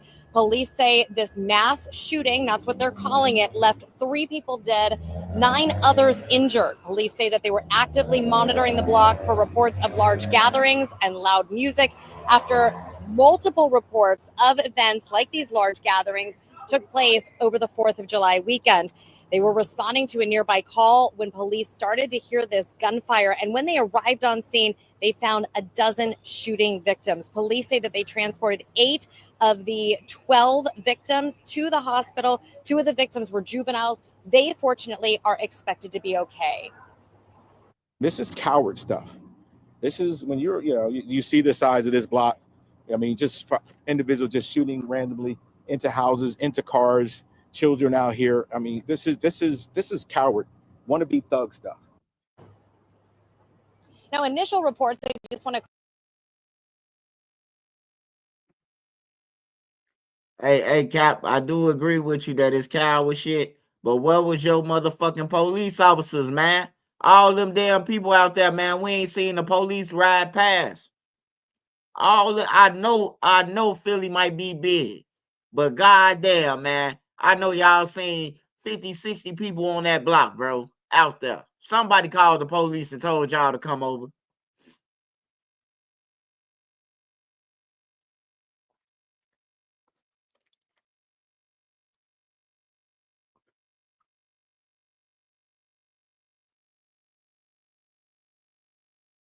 Clarify said that 3 people had been killed, 9 others transported. That number has been updated. We know that 8 have been transported. 3 people have lost their lives. We do know that at least 1 person with a weapon was taken into custody. Their involvement is unknown at this time. We are working with police to try and get the very latest. We're live outside of Penn Presbyterian Hospital. Jessica Cartalia, Channel 6 Action News. Now, the 3 victims was identified as Za, affiliate himself allegedly with the Clappers. May he rest in peace. And love and condolences to his family. A young man identified as White Boy from TPG. May he rest in peace and love and condolences to his family. And of course, Azir, allegedly affiliate himself with Poundside. Somebody from 27 went to social media and said the following: "That's so discernible.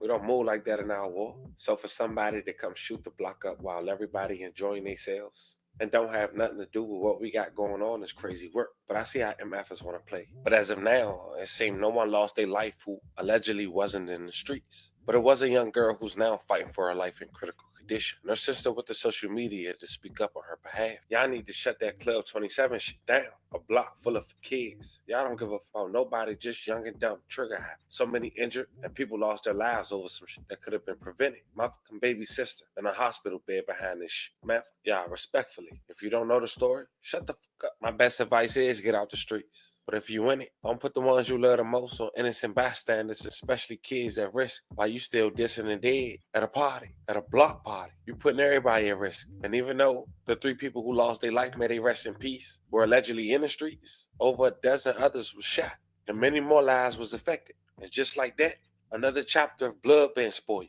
And Philly streets that seek retaliation. Names getting mentioned, shots getting fired, and families getting left to mourn. Over the weekend, Philly had 6 dead and 35 hurt in 15 shootings over the 4th of July weekend. And that's a reminder that in these neighborhoods, one word can end a life, and old beefs never die.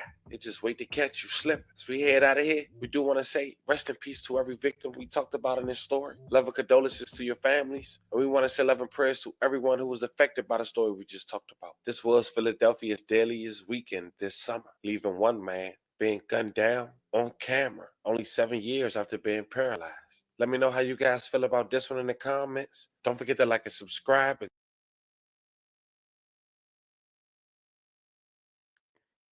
Hey, if I was them, his voice blowing me. I ain't gonna lie. If I was the people, if I was their parents, I sue the police, the city, and everything. How the fuck they got a block called Block Club 27? So they letting y'all know, so everybody in the city know that they host parties on this Block 27, right? Yeah, the police responsible because that's city property. They talking about Club 27. They didn't name the motherfucking street, a hole in the wall street. Club 27, man. That ain't no motherfucking club. That look like a trap spot, like a death spot.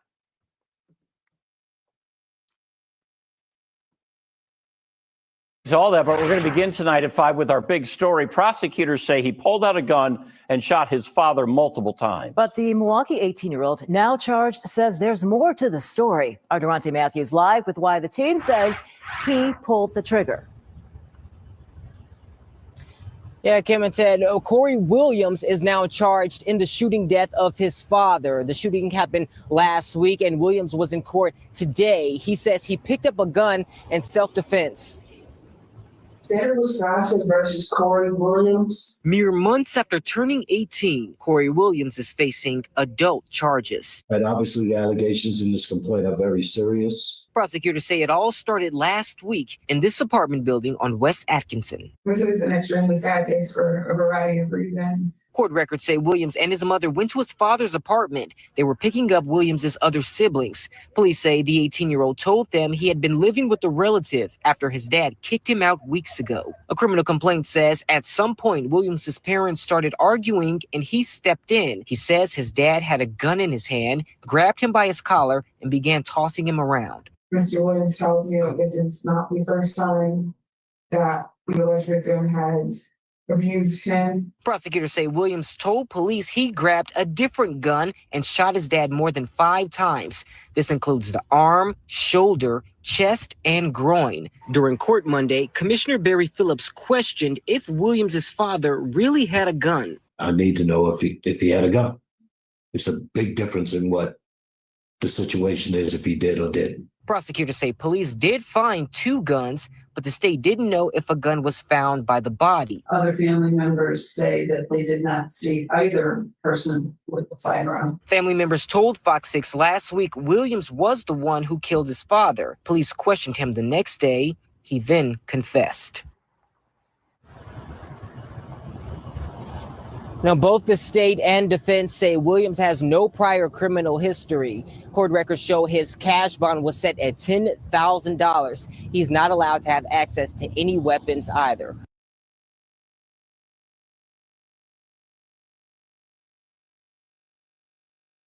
What? $10,000? He just smoked his pops? Bro, it's sweet. He just smoked his pops, bro. And it's 3-4 guns in the crib he was in. Pops dead. That's crazy, bro. $10,000, bro.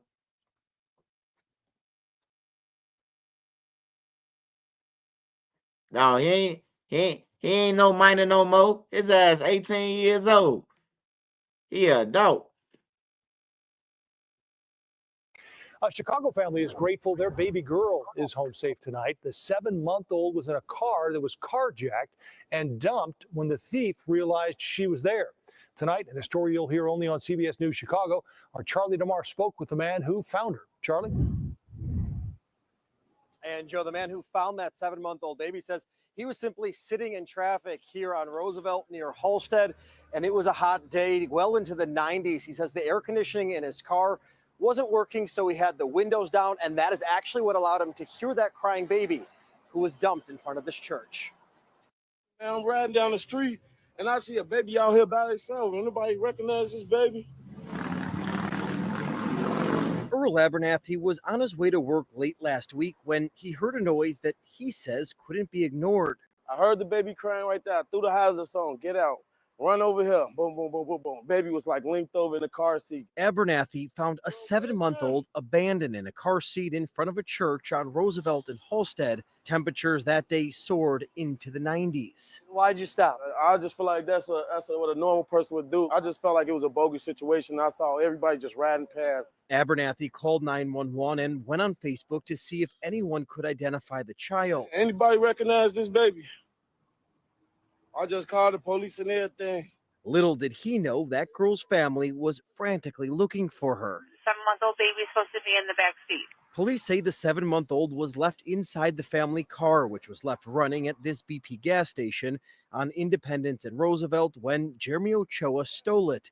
The 38-year-old apparently dumped the child outside the church, which is about 4 miles from the gas station. We panicked. We didn't know. Yeah. And I just kept praying. Karen Fuller says she is grateful Abernathy got out of his car to help her 7-month-old granddaughter. I was so happy. I went to his page and I thanked him so many times. Okay, we do have the baby. They confirmed that the baby is a female baby with a yellow shirt. Police were able to quickly reunite the girl with family. Would you do it again? Of course. Anytime. It could have ended differently, man. I'm just glad it ended the way it ended. And that 7-month-old's family says that young girl was uninjured in all of this, and she's doing just fine. Live tonight from Little Italy, Charlie DeMar, CBS News, Chicago. Joe? Glad he was there. Charlie, thanks very much.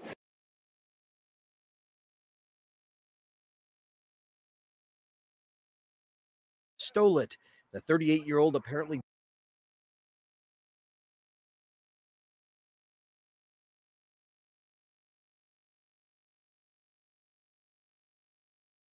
when Jeremy Ochoa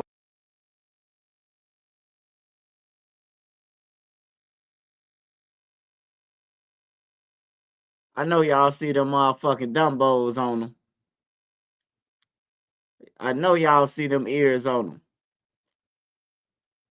This man stealing cars and shit. Big ear ass, man. I hope they pull your ears. I hope you have a life sentence of pulling ears, man. Nigga, take 2 ropes and put your ears on that rope. And pull them and stretch Armstrong your shit. Yeah, he look like alfalfa.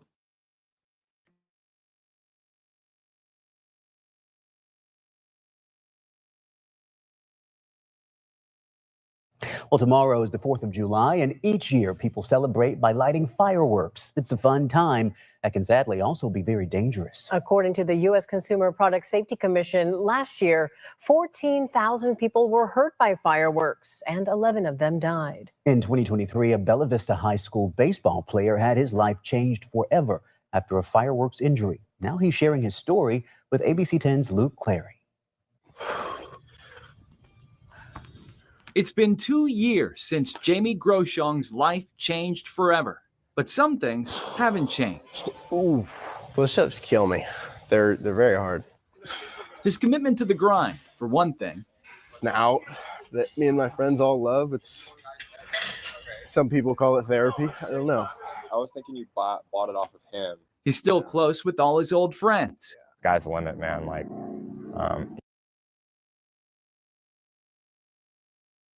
in his right hand, his throwing hand. He hopes sharing his story now will make others think twice this. That's how 4 extra shit finna be. 4 extra shit finna be just like that. Hand, his throwing hand. He hopes sharing his story. 4 extra finna hire one of them.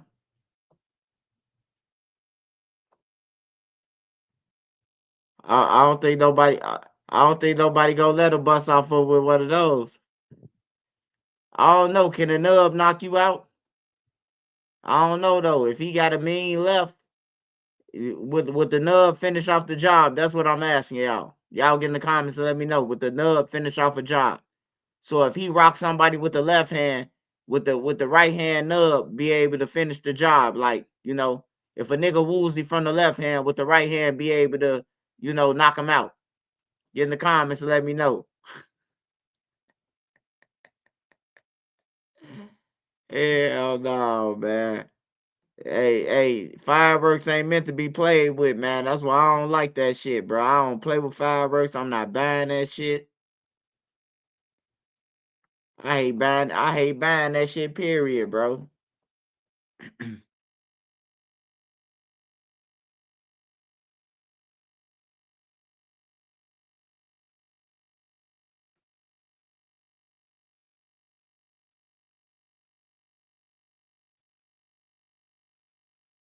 Y'all see this motherfucker, he wanted, man. Now we got to go help people customize and save hundreds with Liberty Mutual. Maybe where's the golf cart? According to police, this attack happened right here in the 3400 block of North Damon in Roscoe Village. It happened very early on Sunday morning at about 1:30 or so is what police say. Police did release a picture of the suspect. They say he got into a building on this block and attacked 2 15-year-old girls. Now, according to police, this was sexual abuse, which is a step down from sexual assault or rape. Detectives offer no more specific information about the attack, but the picture that police released offers a little bit of information, at least as far as the clothing the man was wearing. His clothing included green shorts and a black hoodie. We spoke with several neighbors who were hearing about this for the first time, and they say they're quite concerned. It's really scary. I mean, my apartment's close by. I think it's, a good reminder to just make sure my doors are locked and just to, stay aware of the surroundings. But yeah, no, that's definitely scary for that to happen in the neighborhood. Area 3 detectives are handling this investigation. I was just told a short time ago that they have no updates at this point, still looking for a suspect. They do give some advice, however, if you are a victim or a witness to a crime like this, they say obviously call 911 immediately, but don't touch anything if you can avoid it before police. Quite frankly, the court does not get many cases like this. I'm not going to say it's the first one, but I can definitely count maybe not more than 2. Milwaukee man who was once featured on Wisconsin's Most Wanted was already in jail, charged with homicide. He is now accused of trying to orchestrate the killing of someone involved in that case. Today, he returned to court in tears. And as Durante Matthews explains, the court wasn't buying it. State of Wisconsin versus DeAndre Williams. That's a phrase DeAndre Williams has heard a few times. Saturday, the 22-year-old found himself back in a Milwaukee County courtroom. They first charged him in 2024 with reckless homicide, to which he pleaded not guilty by reason of insanity. Police say he killed a man outside of a liquor store. In February, Fox 6 profiled the crime in a most wanted piece. Mr. Williams shot the victim at point-blank range with a 9mm semi-automatic handgun. Fast forward to Saturday, prosecutors say Williams tried to get rid of the witnesses in that case. Court records show last month he asked a cellmate to kill them, saying no face, no case. Investigators say Williams gave a cellmate he's known for about 10 years a list of people, some including addresses. Prosecutors say he thought that cellmate would be getting out of jail soon. Court Commissioner Barry Phillips noted some people on that list were not even witnesses, but rather people who knew Williams's character. You allegedly told your cellmate, she knows how I get down, so slide on her and shut her up too. Now that's some devious stuff right there. Court records show the cellmate reported that info to an attorney, landing Williams back in court where he sat shaking and crying Saturday. I think it's ironic that you've been in court the whole time crying, because when I read the allegations against you, it's not allegations of someone that cries. Investigators say the list was 10 names long. But you're in court crying. Too late for that. It's Durante Matthews reporting. The court commissioner set his bond at $100,000, and if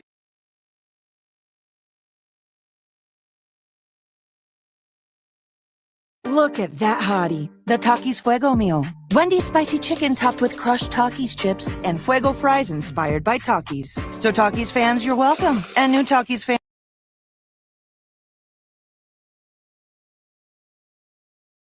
Getting our first look at the man accused of trying to kidnap a 6-year-old little boy in Brooklyn. And when the boy's parents saw what was happening, that man threw the child to the ground. Tonight, Eyewitness News reporter Lucy Yang spoke with that young boy and his very relieved parents. It was scary. And I didn't like it. 6-year-old Rashem Gant has good reason to be frightened after this bizarre and alarming episode in Coney Island Sunday night. The family was on their way to get some popcorn before heading home to Queens when a stranger suddenly picked up their son and started walking off with him, as you can see in this cell phone video. When he saw me come, he ran and he slammed my son on the ground. I took off running after this guy because he will not, and cannot get away. Eventually, the parents pinned down the man on Surf and Stillwell and held him until police arrived. 36-year-old Jonathan Robolino now charged with assault and attempted kidnapping. He deserves whatever comes to him for what he did to with my child. In the heat of the moment, both parents ran after the man while strangers watched their son and 10-month-old daughter. We're told the crowd later confirmed for police that the parents were the victims. The cops came and they thought that we was just jumping on somebody for no reason. I had my foot on his chest to hold him down. I didn't have the heart to stomp him. Violence is not my way. Keep thinking about the man put me on the ground. And I keep thinking about it right now. Rashem finally got his popcorn a day later, but fear leaves a bitter aftertaste. Meanwhile, officials believe Robolino suffers from mental health issues. In Coney Island, Lucy Yang, Channel 7, Eyewitness News.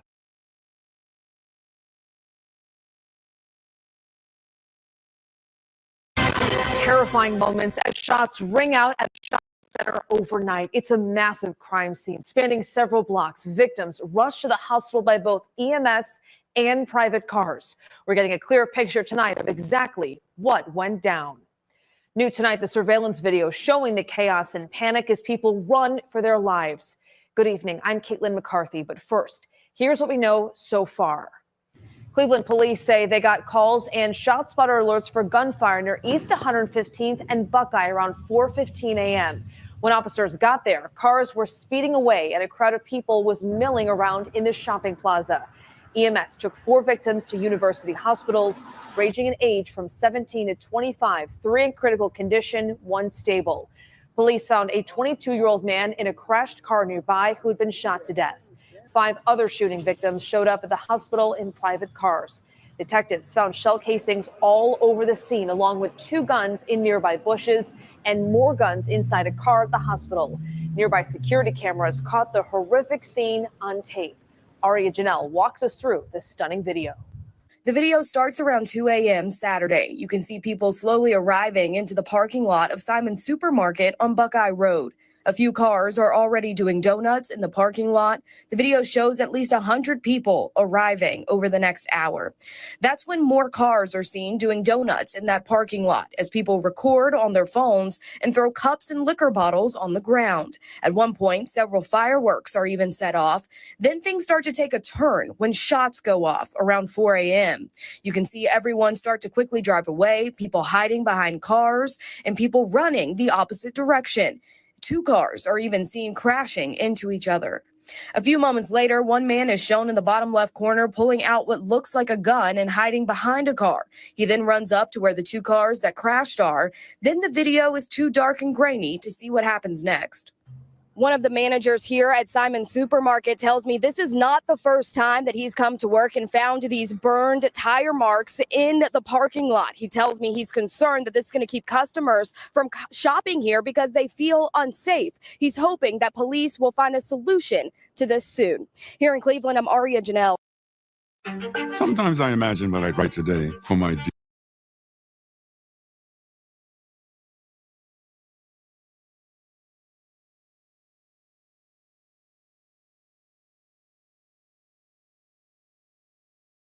Day after the stabbing death of a St. Gabriel police captain, the investigative unit uncovered a bombshell about what led to the killing. The Iberville Parish Sheriff's Office confirms Captain Devin Boutte and the suspect Warren Mitchell were in a relationship that spun out of control for both of them. Best casualty with what she uncovered.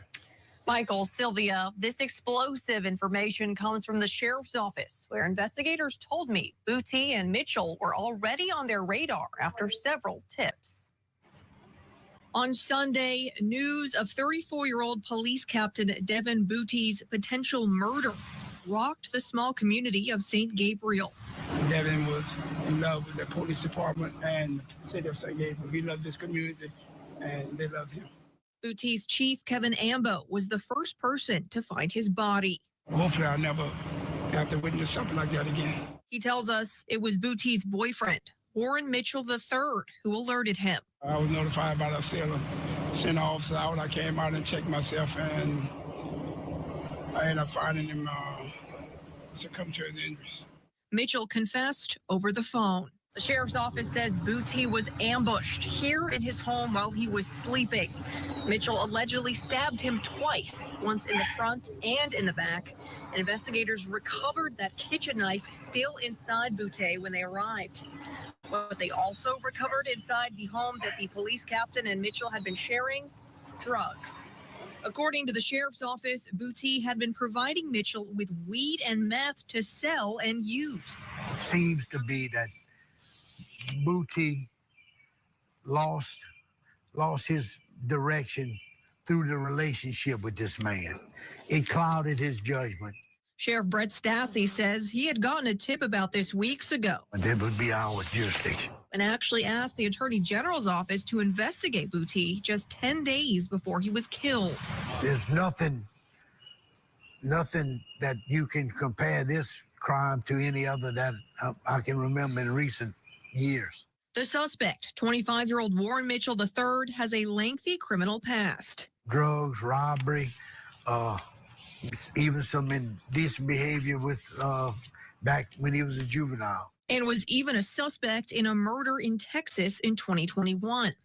In fact, he was out on bond for a robbery he allegedly committed last month when the stabbing happened. We've talked to the people in the community. Stassi says that robbery was a key point in the pair's increasingly toxic relationship.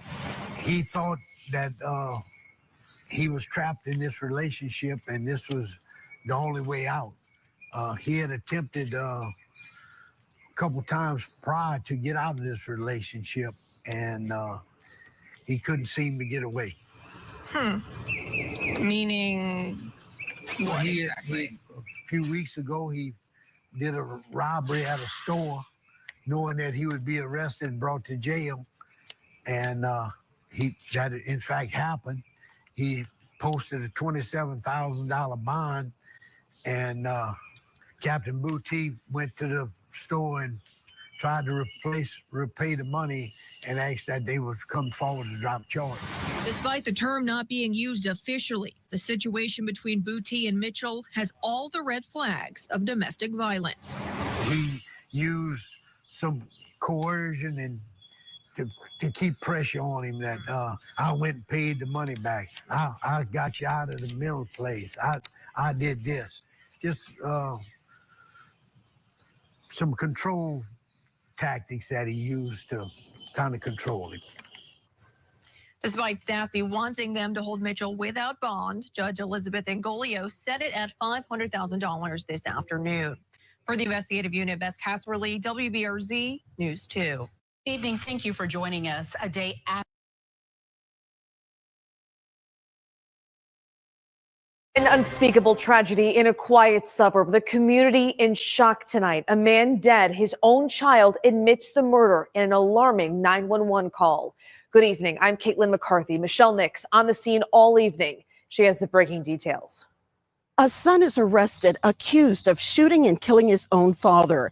And Talmadge police say the call came from this home where the suspect reported the crime. Bags of evidence carried out of this Cynthia Lane home turned crime scene. Talmadge police called in the state's crime lab, also known as BCI, to assist in the deadly shooting investigation after receiving a disturbing 911 call shortly after 11 Sunday morning. According to police, the caller said he had just shot his father, who was not breathing. Next-door neighbor Dwight Hollis is still reeling from the news. They've been here a couple of years.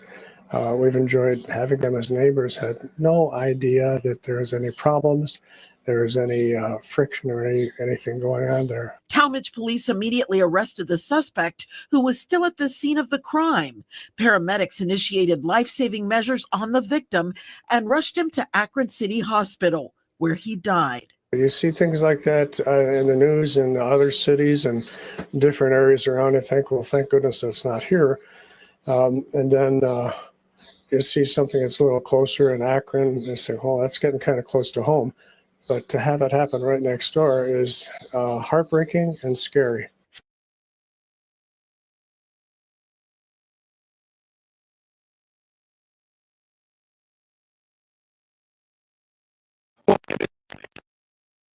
Weekend this year. Chicago police say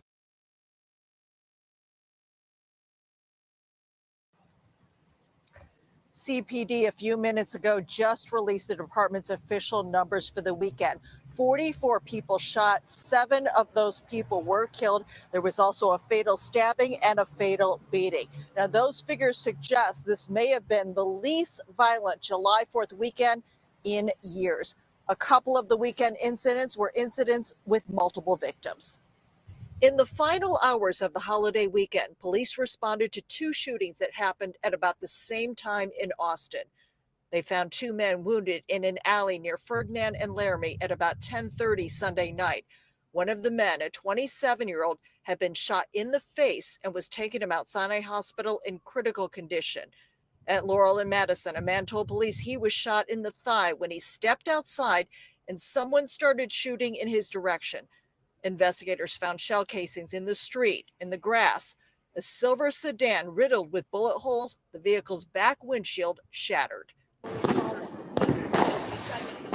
Earlier in the weekend, 7 people were shot during a July 4th celebration in the back of the yards. Police say 2 men walked up to the crowd gathered at 48th and Justine late Friday night and opened fire. 2 of the victims suffered critical injuries. Early Saturday, 4 men were wounded in a drive-by in Little Village. They were in a car at 27th and California near the Cook County Criminal Courts building. Police say the shots came from someone in a dark color SUV. The victims showed up at Mount Sinai Hospital. 3 of them had been shot multiple times. So once again, the Chicago police reporting a total of 44 people shot over this holiday weekend. Compare that to 109 people shot, 19 of those people killed during last July 4th weekend, but last year's holiday weekend was longer. It was a 4-day weekend. Outside police headquarters at 35th in Michigan, Judy Wang, WGN News. Okay, Judy.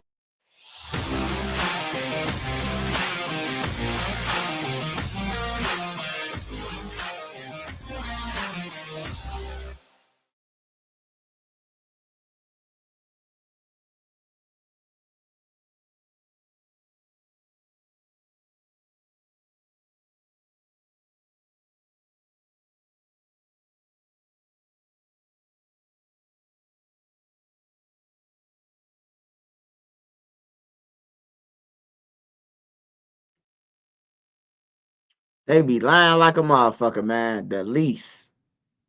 The least. So what if all the motherfuckers would have died, man? Then what? They be tripping, bro. I don't know how they be doing the stats. I don't know how they be doing the stats, but they be lying like a motherfucker, man.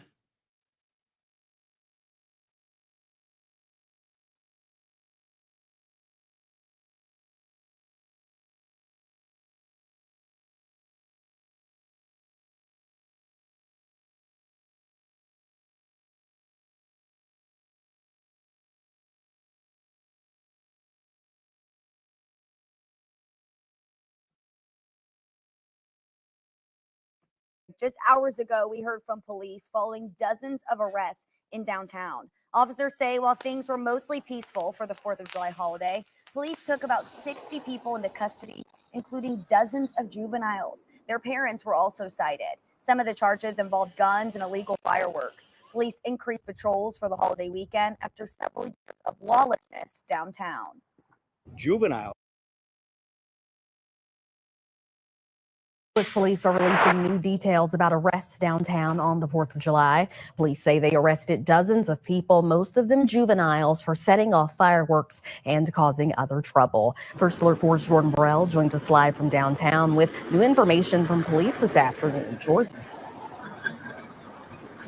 Yeah, Morgan, I'm live downtown where most of those arrests and detainments happen. Police are set up along this area in downtown near the Arch. 4 juveniles and an adult were arrested in connection to a robbery after police say they were found in a stolen car. Good evening and thanks for joining us. I'm Maxine Stryker. According to police, the youngest suspect in today's arrest was just 10 years old. It's really devastating because the parents, I go to the parents, but they should know where a 10-year-old child is. Fox 45's Vincent Hill has more on what happened amid a troubling juvenile crime trend.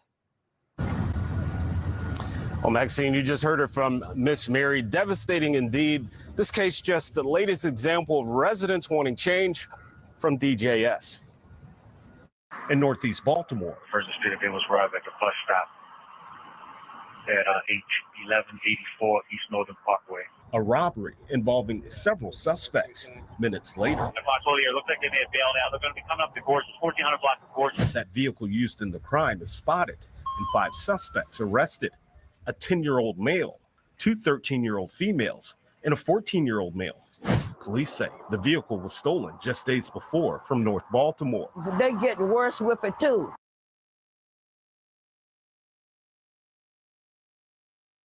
Hey y'all, this all around the world, man. This is all around the world, bro. It's like a trend, bro.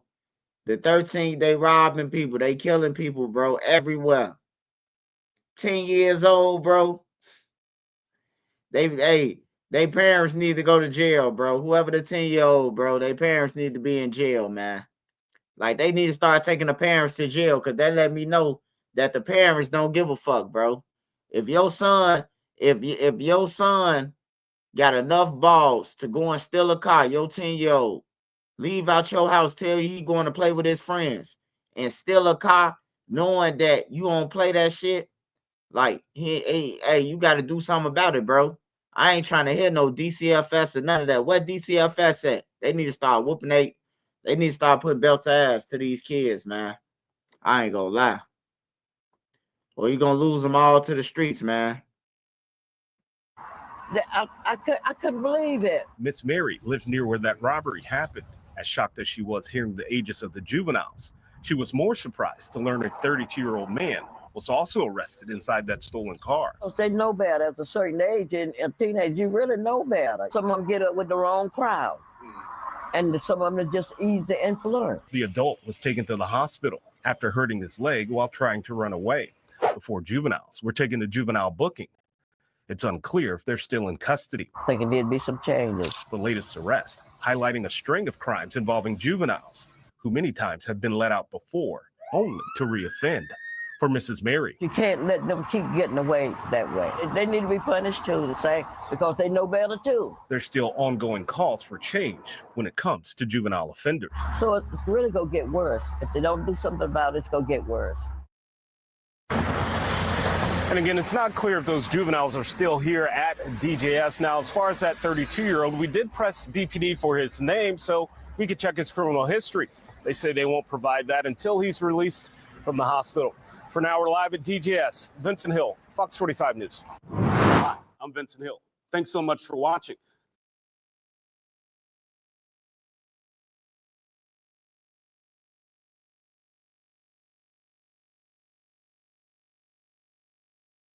Prime Day is coming July 8th through the 11th with great deals on whatever you're getting into next. What's the move? There you go, King. Milwaukee police are looking for the person who robbed a woman and then pulled out a gun. Surveillance captured the robbery right here. Aaron Mabin has what the suspect was after and why it had so much meaning to the victim. Watch as an SUV rolls into frame. It's just after 2:20 on July 3rd when a person gets out of the passenger side, his face partially covered as he makes his way into the Citgo at 60th and Hampton. He clearly has his eye on a man and woman at the counter. Seconds later, he pulls what appears to be a gun out of his waistband. Then he leans in and snatches the sunglasses right off the woman's face, pointing a gun. He was like, back up, I'll shoot you. I'm not going to lose my life over no glasses. I backed up and he took off running out of the door. The victim spoke.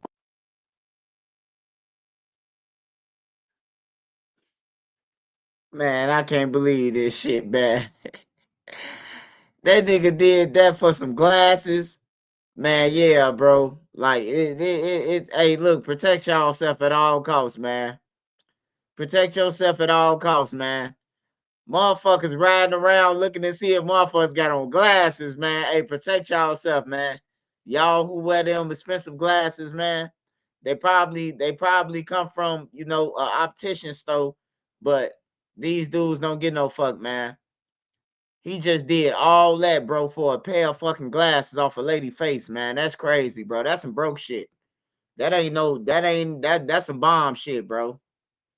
That's some straight bomb shit. You need the charger, Mello? All right.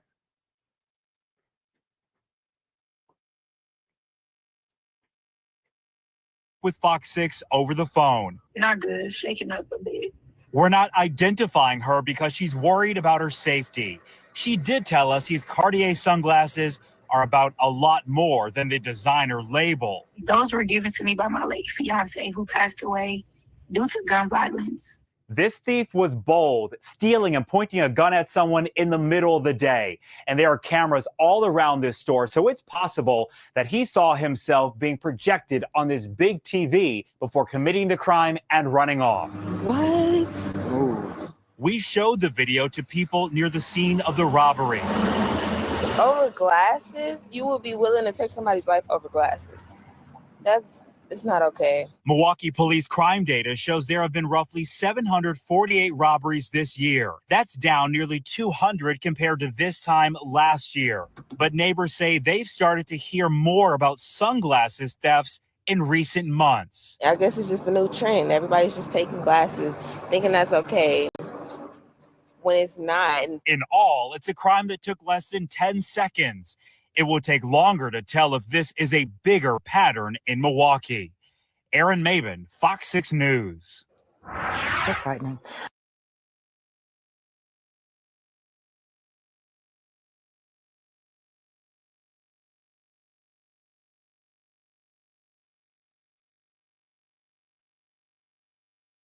Yeah, that's crazy, man. Nigga can't even wear no glasses, man. That's crazy. That's crazy, man. I'm starting to see why the little niggas wearing bonnets now. You ain't nobody gonna rob you with no bonnet on, huh? Ain't nobody gonna kill you with no bonnet on, huh? They gonna think you sweet, huh? And see, the game members playing reverse psychology right now, huh? They wearing bonnets and purses. Then they want to make an excuse. This a go yard bag. That's a motherfucking purse, nigga. I don't give a fuck what type of name it is, nigga. Great Papon, motherfucker. Want to try to put on some more shit. Bro, that ain't no purse. That's a go yard, man. That's a purse, nigga. On everything. Since when niggas start wearing bags on their wrists, man? That's some fruit ball shit, man. That's some straight fruit ball shit. Nigga got the go yard around on his wrist like a female with his wrist turned upside down, man. That's some female shit, man.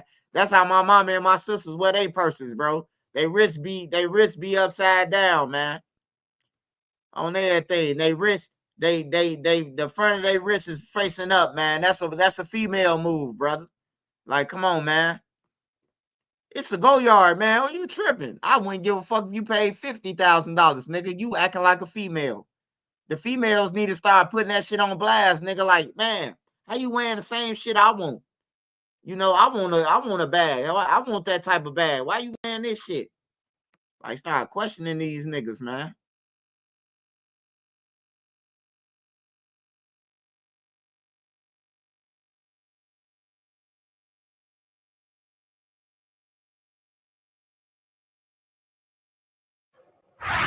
We begin with our big story tonight at 9. A trail of gunfire. We now know the name of a Shorewood woman killed in a shooting last week that also led to an officer wounded. Tonight, loved ones of the victim tell Fox 6 the suspected shooter was her boyfriend. Our Stephanie Quirk is in the newsroom after talking with family about how they will remember the victim. Yeah, loved ones say 34-year-old Victoria Truss was a mother, sister, daughter, and friend. They say her life was taken senselessly, and now her family is left to cope with this tragedy. Shots fired! Shots fired!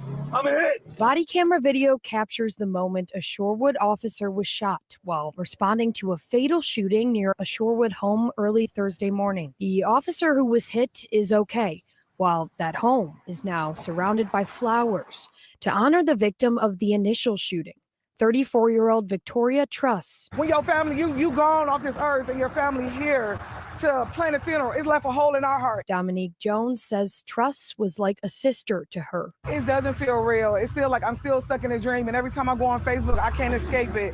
It's everywhere. She says the man who police suspect of killing Truss and firing at police was Truss's boyfriend. He actually killed a lot of us.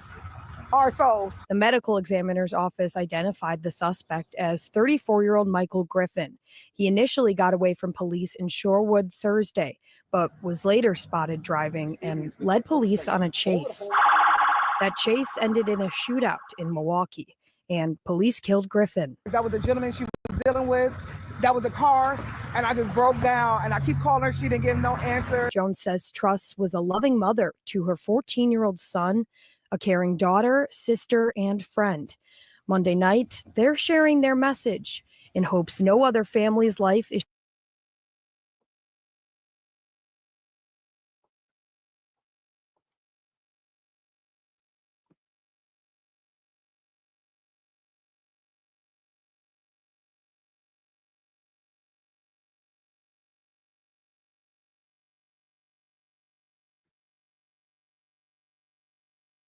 People are charged in connection to what's described as an ambush on ICE detention officers in Johnson County. A police officer was shot responding to Prairieland Detention Center in Alvarado, about 40 miles southwest of Dallas. Our Meredith Yeomans is live with the details and why officials say this is evidence of a growing problem. Meredith? Yeah, Brittany, this dramatic scene unfolded late Friday night when police got a call about a suspicious person, possibly with a gun, outside that detention center, which holds people awaiting deportation. It turns out officials now say about a dozen people were preparing to carry out a coordinated attack on law enforcement. 3 days after chaos unfolded outside Prairieland Detention Center, today officials revealed what they say happened. It was a planned ambush with the intent to kill ICE corrections officers. Make no mistake, this was not a so-called peaceful protest. In a newly unsealed federal criminal complaint at about 10:30 Friday night, 10 to 12 individuals wearing all black began shooting fireworks towards the detention center to draw ICE personnel outside. And it worked. Photos of alleged vandalism committed by at least one person who investigators say broke off from the group were included in the complaint. They show vehicles and a guard structure with spray paint. The graffiti had such words as traitor, ICE pig. Acting U.S. Attorney Nancy Larson. Tragedy ripped through Albany's 4th of July celebrations. 10 people were reportedly shot last night. News 10's Amber Fisher joins us live in the studio with what happened. Good evening, Amber. Thank you, Anthony. More than 100 emergency crews responded to 3 separate shootings across the city last night. Mayor Kathy Sheehan spoke alongside Albany's police chief, as well as the county's district attorney this morning. And they confirmed that multiple crimes and one person is in critical condition. The first shooting occurred at 5:30 last night near North First Street and Jennings Drive. A 15-year-old boy was shot in the foot. And just as the fireworks display at Empire State Plaza was ending, Police Chief Brendan Cox says a separate fight broke out on Madison Avenue near Swan Street. One juvenile allegedly fired a flare gun, and another juvenile fired a handgun. A shot from the flare gun started a massive structure fire at 333 Madison Avenue.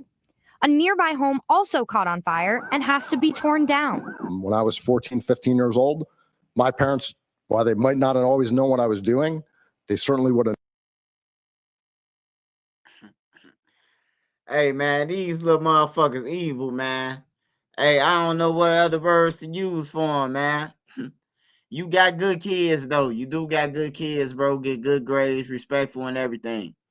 But, man, I'm talking about these little evil motherfuckers. What the fuck is he doing with a flare gun? A 13-year-old, man.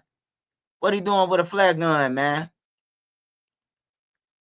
Yeah, the parents got to go to jail, bro. I ain't gonna lie. They need to start making that, like, that'll make you stand on business, bro. I know it sound bad, like, bro, how they gonna go to jail for what they kids do? Hey, bro, they your kids, right? They should respect you.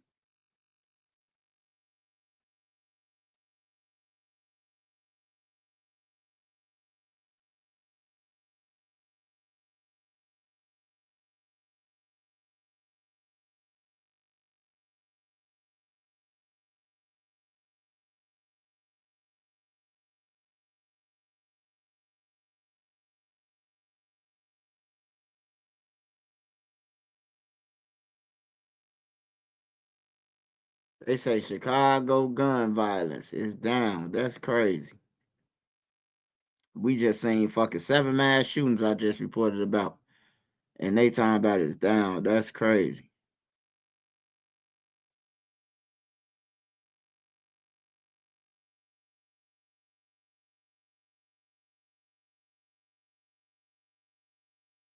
Damn, they said 100 people dead in Texas, bro.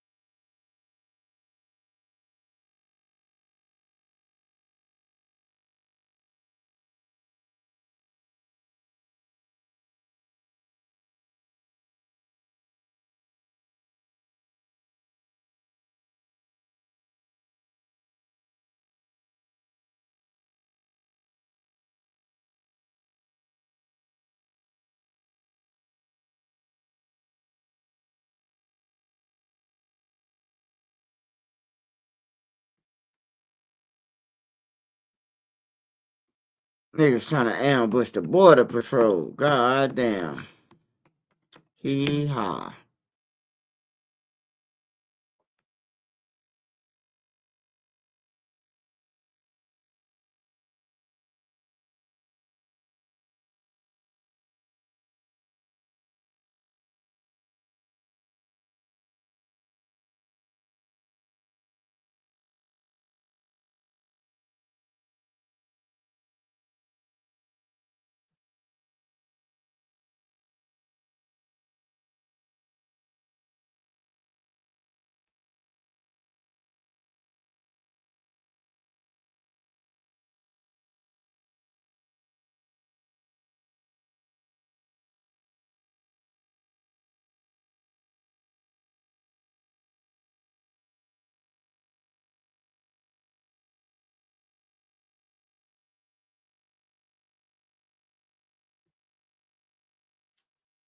Man, I still want to know, man, what the fuck was the 35-year-old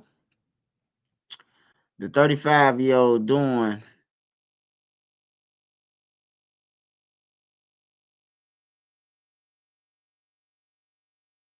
With the 16-year-old.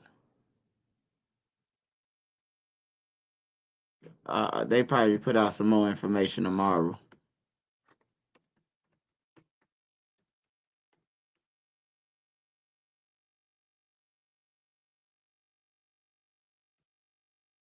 Smash that like button for me, y'all.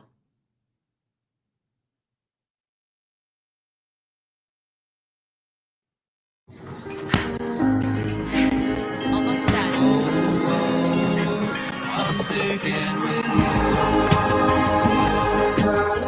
Come on, man.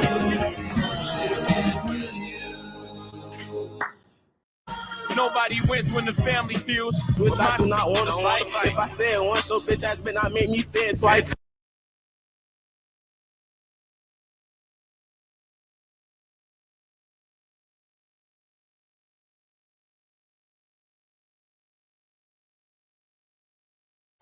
Savannah Mall right now, man. This is crazy. This shit crazy, man. Bullets flying everywhere, man. This shit shot and all that shit. This shit, before brain moving that shit out there. That shit crazy. Where's she at? Now live here outside of Oglethorpe Mall as the scene continues to unfold. Mayor, what can you tell us that you know at this time? Really, the type of call you don't want to receive at the end of a very beautiful day. We had a shooting incident occur here, appeared to be targeted, but we understand it's not an active shooter situation. We have the Savannah Police Department continuing to clear the mall, making sure that no threat remains. As I understand at this point, there were 3 victims, all need to be non-fatal at this time, and they've been transported for emergency treatment.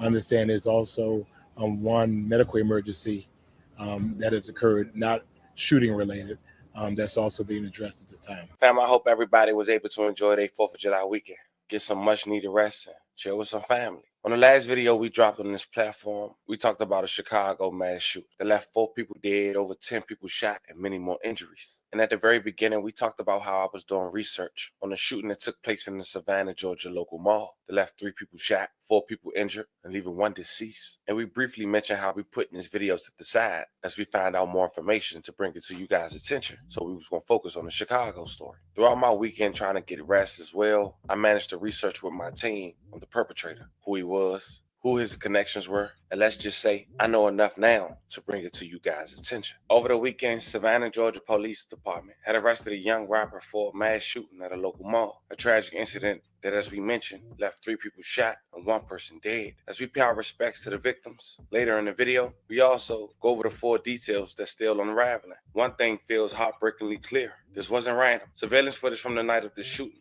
and a brief statement from local police captain paint a grim picture of a life sprawling towards violence, which you'll later check out. But the question is just what happened, but also what kind of household and history shaped a man capable of such destruction. In this video, we might not have every answer, but we do have a good idea of what not to ignore. The signs at home, the toxic bonds, the generational patterns that push young people towards dangerous choices long before they even know it. Today, we unpack what's known, what's been seen, and what might have led this promising young voice in Savannah's rap scene down such a dark and fatal road. But before we go over this one, I want you guys to remember, I don't give you no angle, I just give you the story. So with that being said, make sure you like, comment, and subscribe. We're gonna jump right to it. As mentioned, fam, today we're going to Savannah, Georgia. We're talking about a young man who's 20 years old today, who's identified as Javon Hammond, also known by his rap stage name, La Drip. Which I do not want to fight. If I say it once, your ass better not make me say it twice. I come from a place where niggas. I was glancing through Drip social media, and I noticed a snippet that he had recently posted. Had money, firearms, and the guy in the back. I thought that was his friend. But as I continued to look on his page, it seemed that was his dad. Here's a picture of the two in 2016. And looking at his newest clip promoting his music, it seemed he was shot in his hand, with his dad in the background promoting violence. but some would say, as mentioned, that starts at home. Say she gon' hold it down, I know she lying. They say I'm high, but I'm not worrying about the odds. Some niggas dying, I think get up. This nigga lazy, because dumb as fuck before city. No one's disrespect, this shit gon' kiss the pay. Me and Javon scrape up some files trying to get a sack. Who was fucked up, nigga took your life and turned this up. Ask you the definition of loyalty, you couldn't respond. Saying he can't go out like Baby Duke.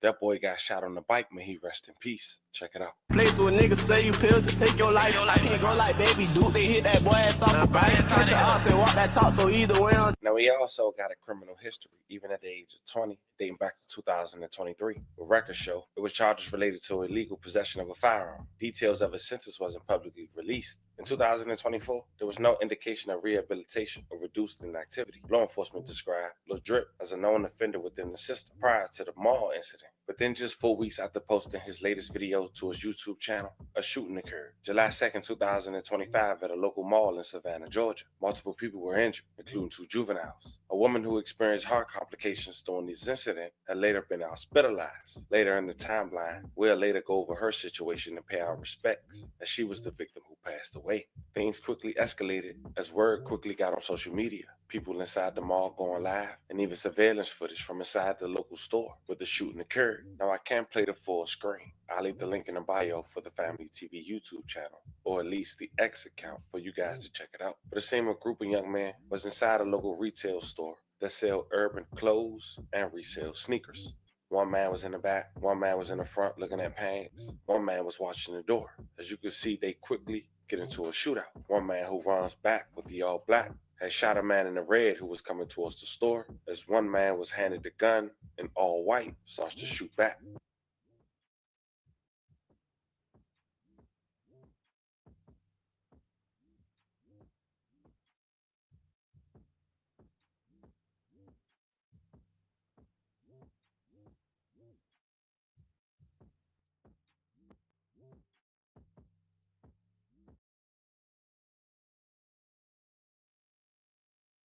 Hold on, man.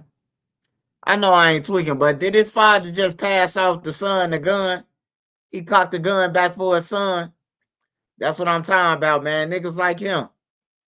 Niggas like him in the background, while it's his son on live arguing with some kids.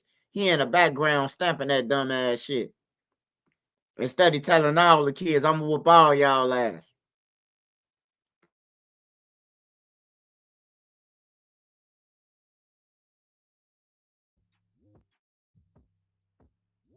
Savannah Mall right now, man. That is crazy, man. This shit crazy, man. Blood flying everywhere, man. This shit motherfucking shot and all that, man. This shit crazy. You folks bringing him that shit all that. That shit crazy. What you at? Wowzers. She heard us something. What about it? Shit, yeah, I heard. I was in this with her. You think I'm looking to shoot me or something? They still chasing them.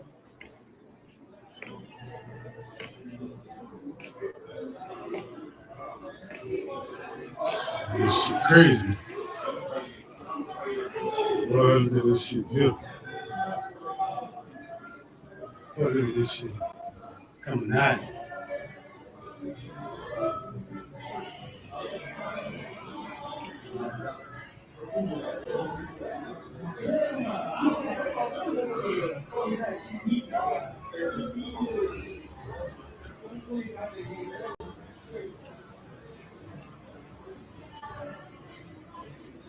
Ooh, shit.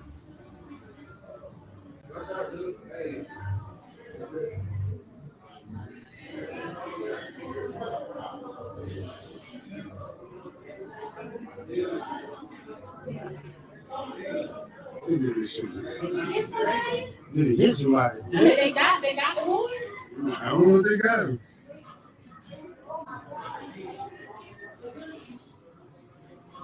No. Ooh, shit. No, security.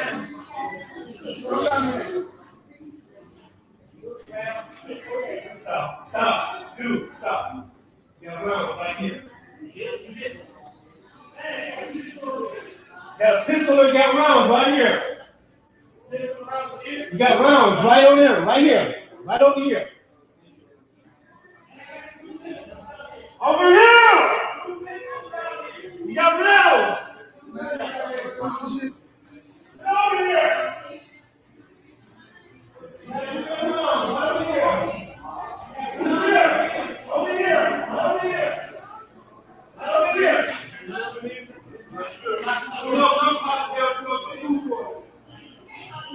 At the Oglethorpe Mall around 5:40 p.m. We're here with Chief Lenny Gunther. Chief, what's happening? We responded to a shooting here at the Oglethorpe Mall about 5:40 p.m. The preliminary information that we received is that multiple individuals were shot. What I can confirm right now is, as of what we know, it was not an active shooter. This is not a random shooting. It appears to be two groups that were shooting at each other, probably known to each other. As of right now, we have 3 victims, different ages, young adults, two young adults, 1 juvenile, all non-fatal shootings right now, expected to live as of right now. Everyone's been evacuated out of the mall, but we're still clearing the mall to make sure there's no additional victims and or suspects. That's all I have right now. Do you have any idea who the suspects are? Have you been able to identify them or take them into custody? Not right now. What about the victims? Were they people that were members of these 2 groups? We're trying to clarify all the information right now. Any idea on this is potentially gang related? Still trying to clarify that. We've heard from witnesses that they heard multiple gunshots, one person reporting up to 12 shots. Any idea of your officers confirming that from witnesses? Multiple shots were fired. I don't have the exact number of how many shots were fired, but multiple shots were fired. Did this happen inside a store or did it happen in the general hallway concourse area of the mall? We're still investigating it, but it looked like it originated from inside. It started inside of a store and then it progressed outside of the store. Is that 3 total injuries or 3 specifically by gunshot? 3 specifically by gunshot. I have information that one person had a medical emergency. So we're still trying to get more information on that. Chief, in building this case, a mall usually has a lot of security cameras. Are you in the process of retrieving that? Absolutely. We're doing all that right now. Is there anything else you're looking for your investigators to do at the scene right now? We just want to make sure everyone's safe. Everyone around the mall is safe. We're going to clear this mall, make sure everyone's safe, and then get people back in a timely fashion. And do you think the suspects are gone, or do you think they could still be inside the mall or milling around the general public and escaped? Right now, we don't have an active threat, but we just want to make sure. Do you have any indication about whether the mall followed the proper protocols when something like this happened? I can't answer that right now, but I know it was a great response by not only SPD, but the surrounding public safety agencies, emergency services. It was a great response just to making sure that everyone was safe. So I'm very proud of that, but we got a lot of work to do.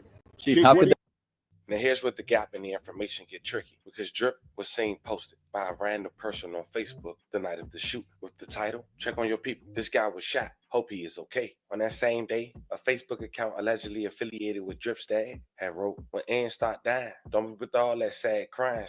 But then on July 4th, 2025, Drip was arrested. And that Facebook account, as mentioned, allegedly connected to his dad, had wrote, "Y'all Ann's more police than the police themselves. If you ain't in the streets, stay the F out the streets. Business. Y'all Ann's talk more than out." And I said what I said. Get at me. Later that evening on July 4th, 2025, a law firm had issued a statement in regards to the passing of Miss Osteen Tina Smith after she suffered heart complications stemming from the mall shooting. May she rest in peace. And love and condolences to her family. With breaking news as we learn new details from the Oglethorpe Mall shooting. One person has now died in connection with that incident. Thank you for joining us on the news at noon. I am Joe Hennessy. Police responded to the Oglethorpe Mall in Savannah on Wednesday evening for reports of a shooting. Savannah police announced around 6 last night that they intend to charge 2 minors with possession of a handgun. 3 people had gunshot injuries and 3 additional people suffered medical emergencies. One woman who had a heart attack now has died. Our Jasmine Butler is live at the Oglethorpe Mall with new details. Jasmine, she actually passed away last night. In life, there are moments where time seems to stand still.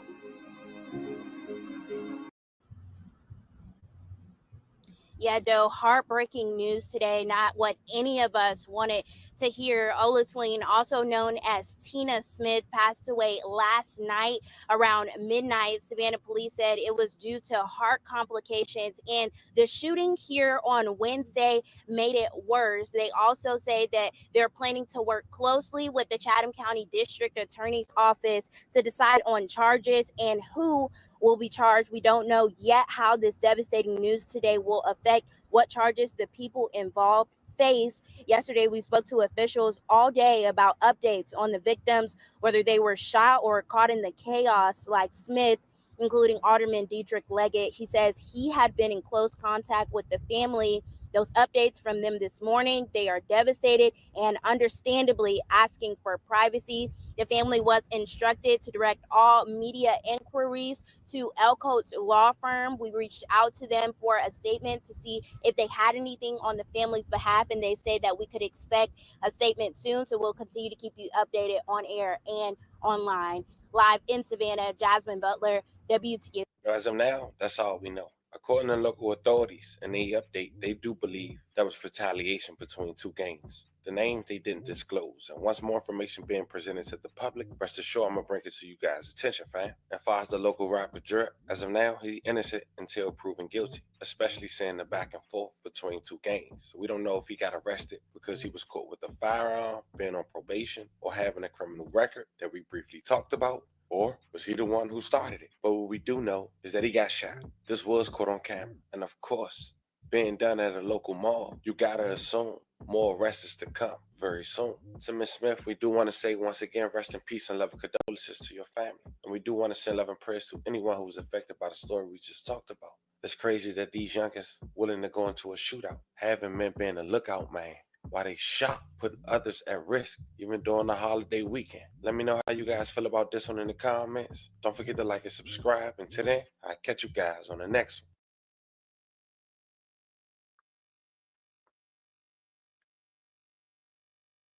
Real motherfucking cowards.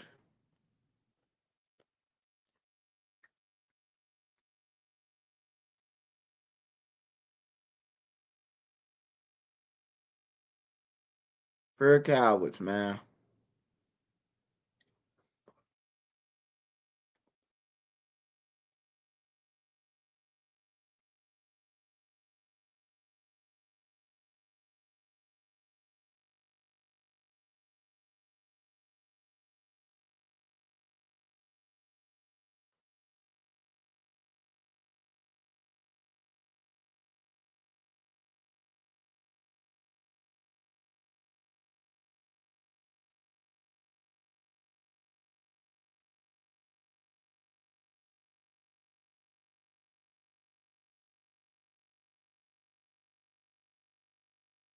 They haven't. They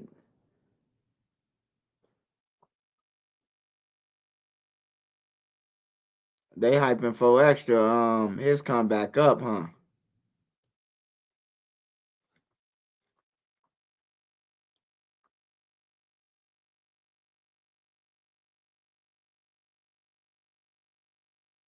We don't care.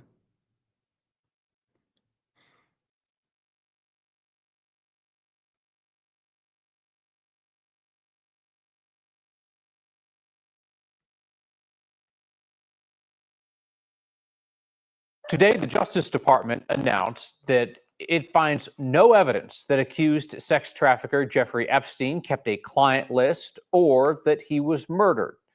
This comes after months of hints from the Trump administration about the impending release of some blockbuster new information in the case. The DOJ's admission betrays promises from President Trump, who previously spoke about releasing more government files on Epstein. The Trump administration's move was met with fury from right-wing conspiracy theorists who believed that Trump was going to reveal all about Epstein. The government says that Epstein died by suicide in 2019 while awaiting trial on federal sex trafficking charges. Some right-wing media figures pushed a theory that Epstein had kept a client list, blackmail against powerful people involved in his crimes. Was material they did not release because, frankly, it was incredibly graphic and it contained child pornography, which is not something that's appropriate for public consumption. But they committed to an exhaustive investigation. That's what they did, and they provided the results of that. That's transparency. Earlier this year, the White House and the Department of Justice released a series of documents related to the Epstein investigation, promised a big splash. Oprah and them got off, man.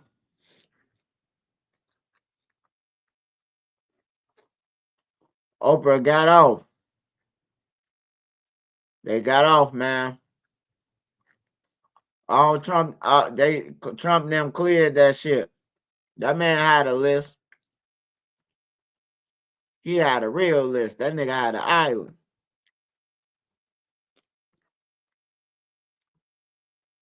In an extremely rare court ruling, a security guard was given probation even though he faced a mandatory 10-year prison sentence.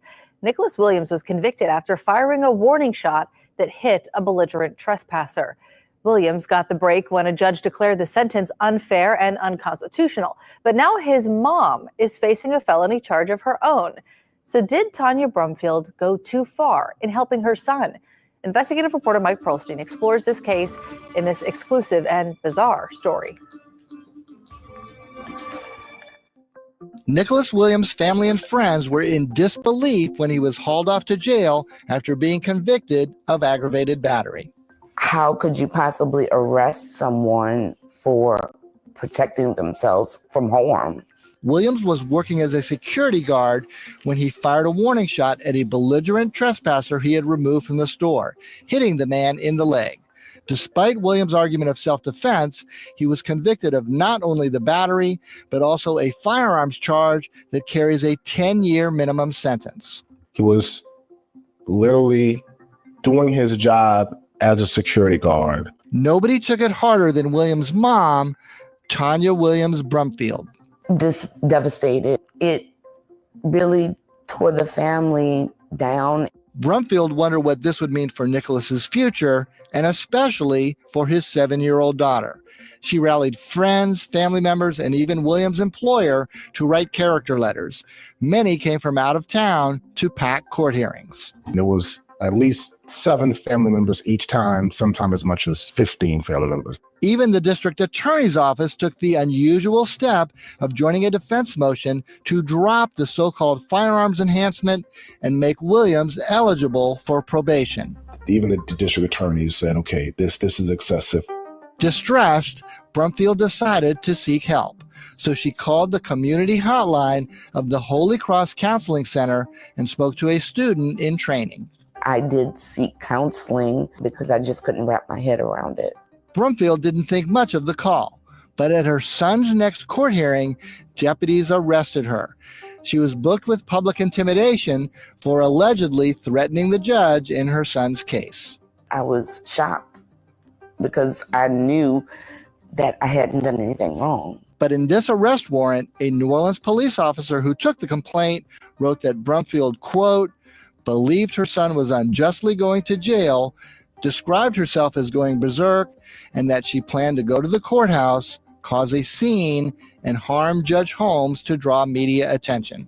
Brumfield admits she would create a scene, but strongly denies threatening Judge Kimya Holmes.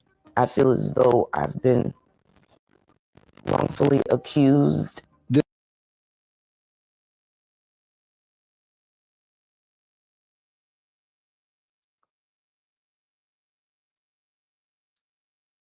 Dustin Epstein was on a different crack. Yeah, Epstein was on a different level, man. He was on a different level than all them, man. He had all the rich people with him.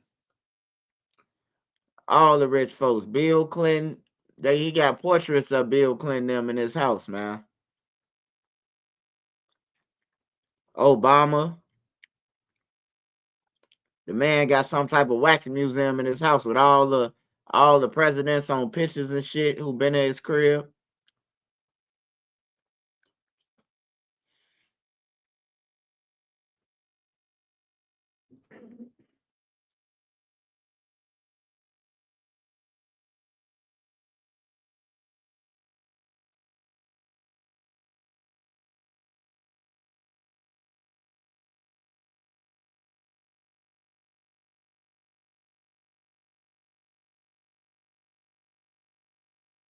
Hey, I always wonder what happened to these people.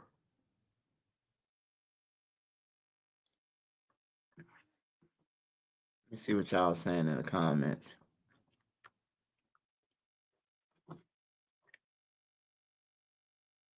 Oh yeah, they got him up out of there, man. Hey, look, even Trump was in there, man. Trump the president. You think Trump finna let some unfold some shit with his name in it?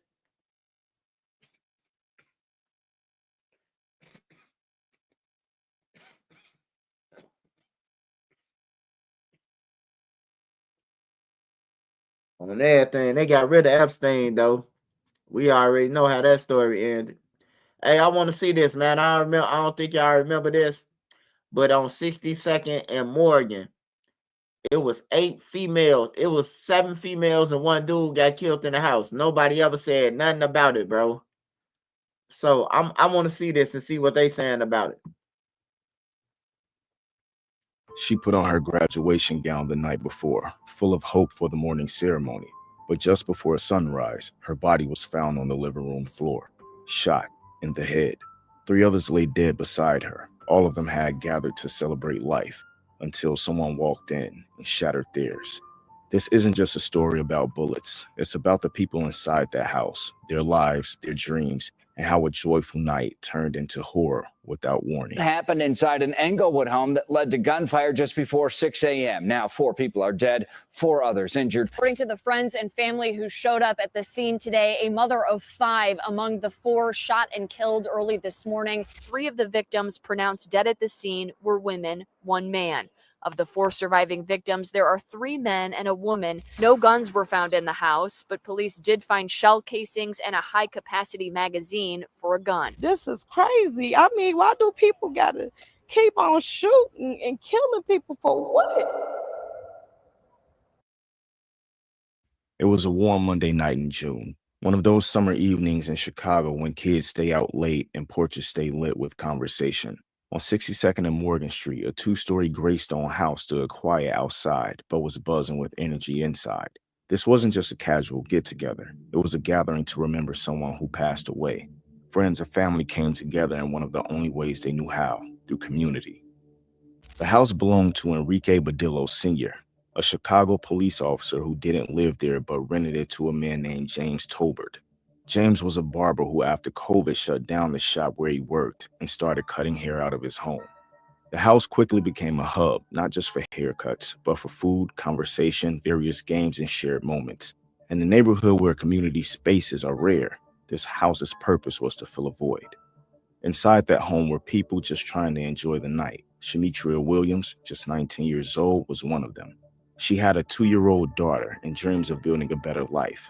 That very morning, she was supposed to graduate from Country Club Hills Tech and Trade Center. Her gown was ready, her family had tickets. Her cousin Marquita had texted her the night before about picking out a dress for the ceremony. That dress would never be worn. Denise Nisi Mathis, 32, was also there, a devoted mother of 5. She was known for her big heart and an even bigger love for her children. Every move she made for them. Her friends would later say that Nisi was the glue of her family. Retanya Rogers, 28, had come all the way from up north in the Rogers Park neighborhood. She made the trip out south to Englewood to be with people she cared about. Those closest to her said she wasn't involved in the streets. She just wanted to be amongst friends. And then there was Blake Lee, 35, who lived in the home. After losing both his mother and grandmother in a short span, he found a sense of comfort and belonging in that house. He wasn't causing trouble. He was just trying to make it through life quietly and peacefully. By all accounts, he was said to be a chill and to himself type of dude. And Brianna Lawrence, who had also come to the gathering that night, initially survived her injuries, but days later, she succumbed to them in the hospital. Her death brought the total number of lives lost to 5. That night, a 2-year-old child was in one of the back rooms occupying herself playing with toys, unaware of what was coming. Music played, people talked. There was said to be an argument that took place about what exactly wasn't mentioned, but arguments are typically just another way that people turn up the kickback. But no one inside knew that danger was already at the door. Police believe the shooting occurred shortly before 5:45 a.m. on Tuesday, June 15, 2021. But there's evidence that gunfire may have erupted earlier that night. Around 2 a.m., ShotSpotter technology picked up sounds of gunfire in the area, but no 911 call followed. This earlier conflict may have been the spark that set off the fire. It wasn't until hours later, after another round of gunshots, that someone finally called for help. What happened next can only be pieced together through fragments, witness accounts, shell casings, and bloodstains. There was no sign of forced entry, suggesting the shooter or shooters may have entered through an unlocked door. Some believe they came in from the back through the garage. Whoever it was, they came prepared. Nearly 24 shell casings from a 9mm handgun were found throughout the home. One of the recovered items was a high-capacity drum magazine used to fire a hailstorm of bullets rapidly without reloading. Inside, the violence was deliberate and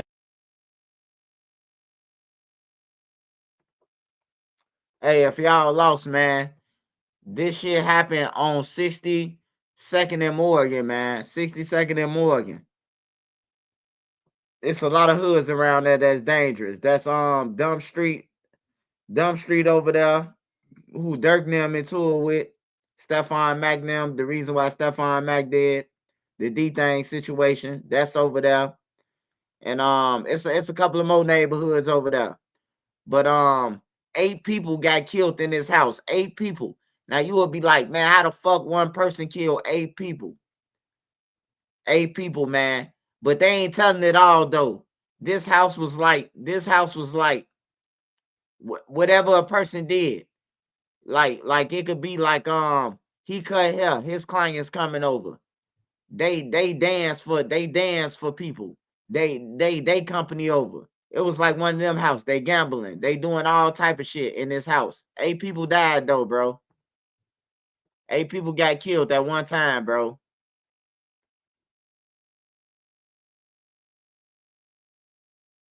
devastating. Blakely was found near the hallway, shot in the head. Shemitra was found in the bedroom, her hands covering her face as if she had seen it coming. Denise and Retanya were found nearby, both pronounced dead at the scene. Brianna Lawrence would be rushed to the hospital, but her injuries were too severe.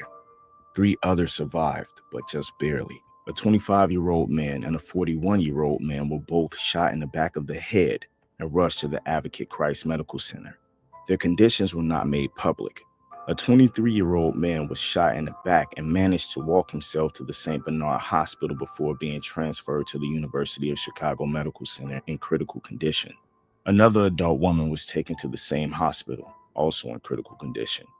The 2-year-old girl miraculously was physically unharmed, crying viciously, and clearly traumatized. She was taken to the hospital for observation.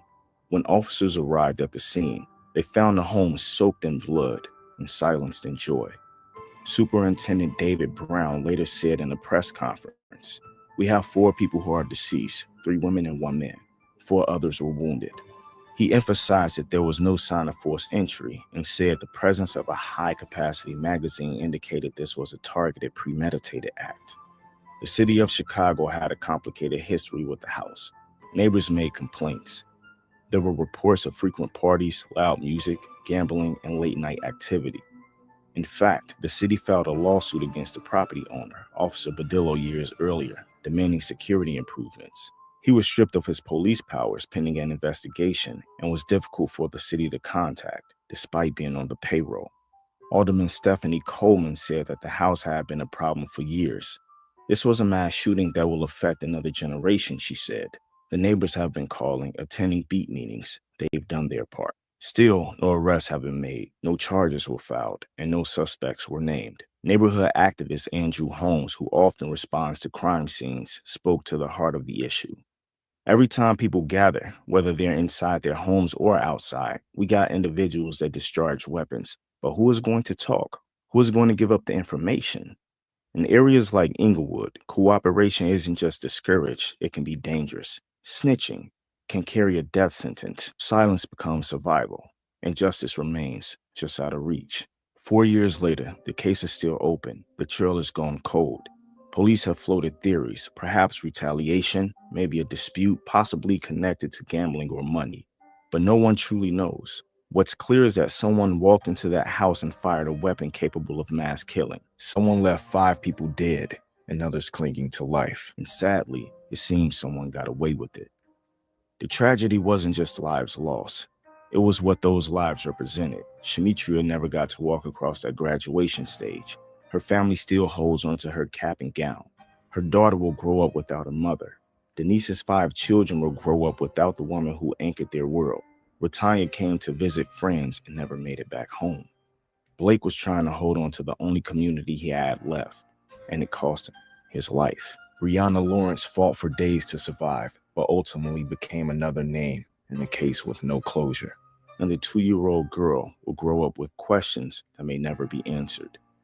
In a world where silence is survival and justice is too often delayed, the lives lost in Englewood call out to us, not just to remember, but to act, to honor the dead. We must uplift the living. We must believe in change. As James Baldwin once said, not everything that is faced can be changed, but nothing can be changed until it is faced. So we face it, we tell their stories, and we refuse to look away. I know the families of these victims still lack the closure that they so desperately deserve, but I humbly hope this piece gives some semblance of justice for Shemetria, Denise, Retanya, Blake, and all of their loved ones.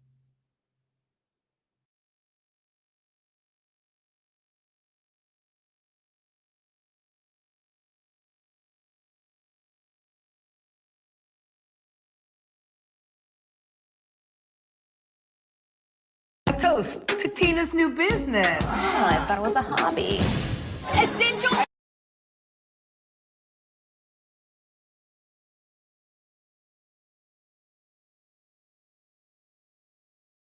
While tonight, we spoke to several. Morning, when the party was over and people were going home, a car drove by. The people inside the car had guns. They started shooting at the crowd outside the lounge. Bullets flew everywhere. People screamed and tried to run. Some fell. Some tried to hide.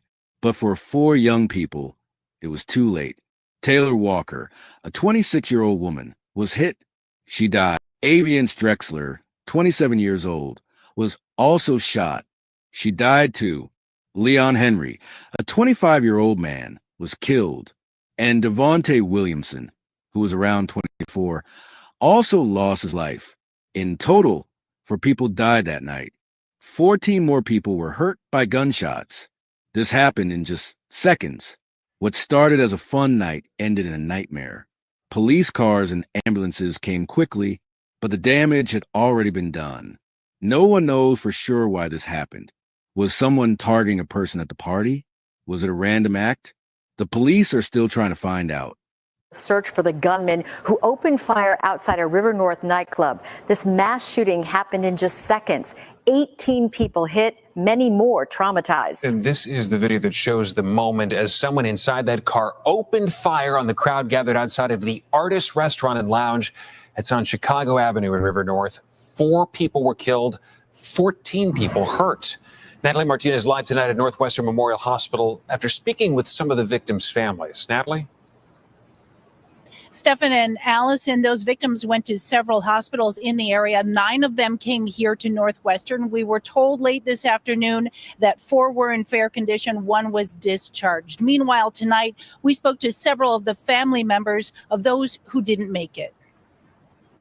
Family members share a photo of 23-year-old Devontae Williamson tonight, describing him as a very smart, caring, loving father of a daughter who he loved with all his heart. In a statement, family also told us that Devontae would always brighten up a room with a big smile. His passion was pursuing truck driving. He obtained his CDL last year. Devontae was among dozens at a release party for a local rapper who apparently had rivals. This wasn't some random shooting. They didn't care who was struck. And in a matter of seconds, they were able to shoot 18 people. We spoke with family members of a few of the victims tonight. At least one also fears retribution by whoever sprayed bullets across a crowd of people just leaving.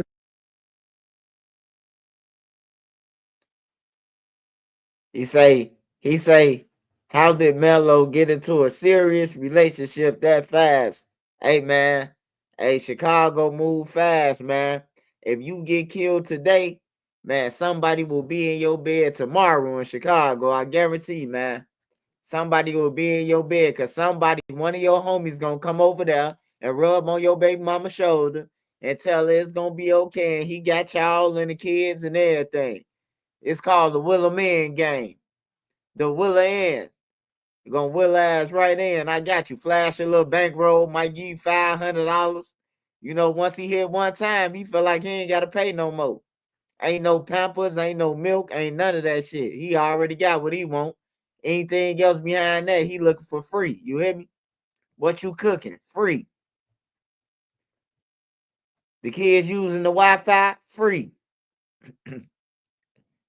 Y'all still got them gushers in the cabin? Free. Niggas be asking for the gushers.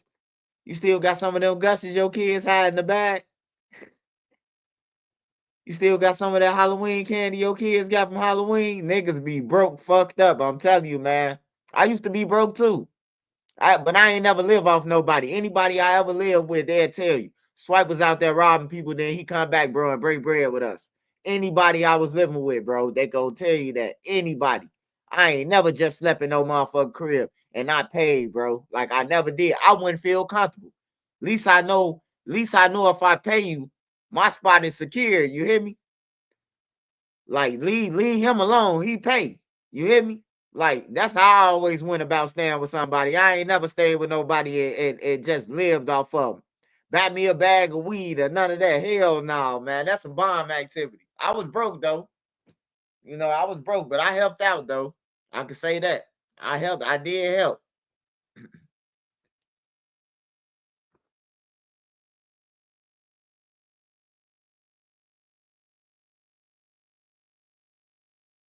Mellow Buck's release party at Artist Restaurant and Lounge in River North. There was just a body outside of our door, and there was just a lot of blood everywhere. Taylor Walker was another of the 4 who died last night. Her aunt tells me they're all talked out. But over the phone, she shared how the 26-year-old was good friends with the rapper and also went to support Mellow Buck. Taylor's described as a bright and intelligent hairdresser who loved fashion and being with loved ones. She was looking forward to going on vacation next week. Now we know the names of the other 2 victims. They're Leon Andrew Henry and Aviance King, also in their 20s. Tonight, the alderman is infuriated that this has happened at this location again. I don't want to see this venue reopen ever. And I don't think this particular address should ever be considered for a liquor license ever again, given its horrible history. This as we approach the 4th of July holiday. Last year, more than 100 people were shot and 19 were killed. Shootings like these are a tragic reminder of how far we still have to go as a city. And we reached out to the artist venue team, and they said in a statement, we are deeply saddened by this unforeseeable tragedy. They said we are cooperating with law enforcement. For now, we're live at Northwestern Memorial. Natalie Martinez. This story is about those 4 people. It is not just about how they died. It is also about how they lived. They were daughters, sons, friends, and hard workers. They had dreams, and they had people who loved them. In this story, we will learn about each one of them. We will also ask, why did this happen? Who? Hey, one thing I'ma say, man. One thing I'ma say. Besides the liquor license shit, bro, man, that ain't them people fault. What if I buy a building and a motherfucker rent it out from me and I be like, all right, how many people it's gonna be? All right, it's gonna be 30 people. It's gonna be private. You ain't gotta worry about nothing. You know, a motherfucker give you their word, bruh. Just like with Airbnbs and everything else. There ain't nobody telling nobody in no Airbnb that we use your house as a motherfucking drug distribution place or none of that. You gotta find out later or on camera. When you start seeing traffic come to your Airbnb, you like, what the fuck going on? You know, then you find out that the kilos been coming out your house. I don't think it's their fault, man. They just didn't know who they was renting to, man. They ain't know they was renting to the drenches, man. That's all, man. That's their only failure, man. They didn't know who the fuck they was renting to. That's all to it, bro. In both situations. They ain't know who they was renting to, man. They rent to people. They got legit people coming to them saying to rent the venue, but they ain't saying we got Mellow Bucks in the Drench Gang and they in tour with KTS and Pocket Town. They ain't saying that shit.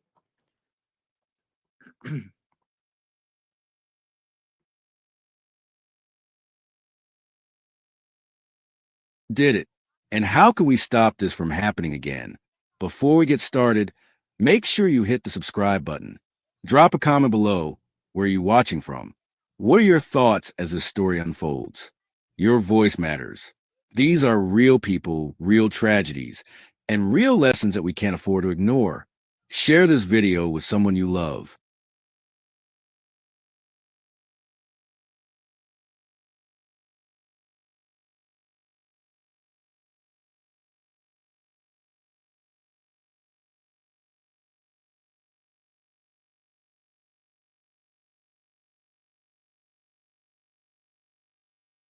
Hey, nah, it's this girl, man. Somebody keep on like I don't know, man, but people keep on telling me to like look into it.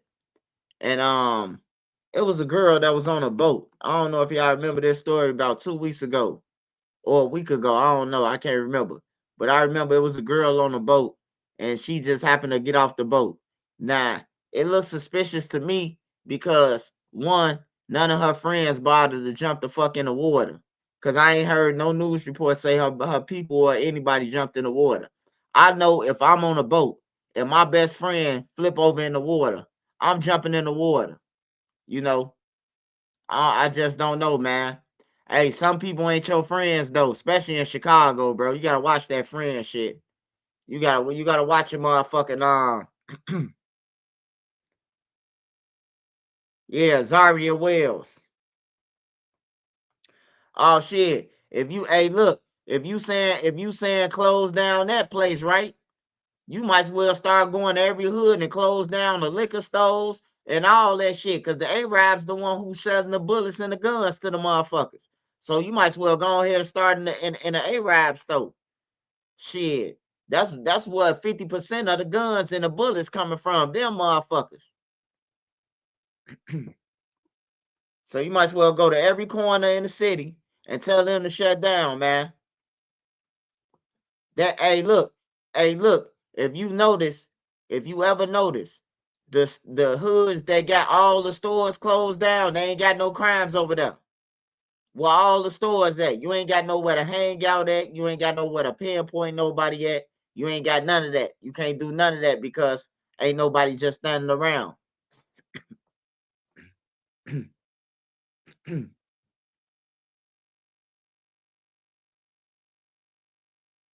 One of her friends drowned trying to help. I don't know if we talking about the same story, pal. The story I heard, only one person died, man, and that was that girl, bro. Hold on, let me see. Let me go to it. Let me go to it real quick. I seen it on the news, but I ain't seen nobody jump in the water with her. They just said she flipped off the boat and rode off, man. That's all I heard.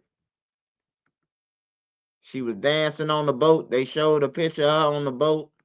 And then that's it.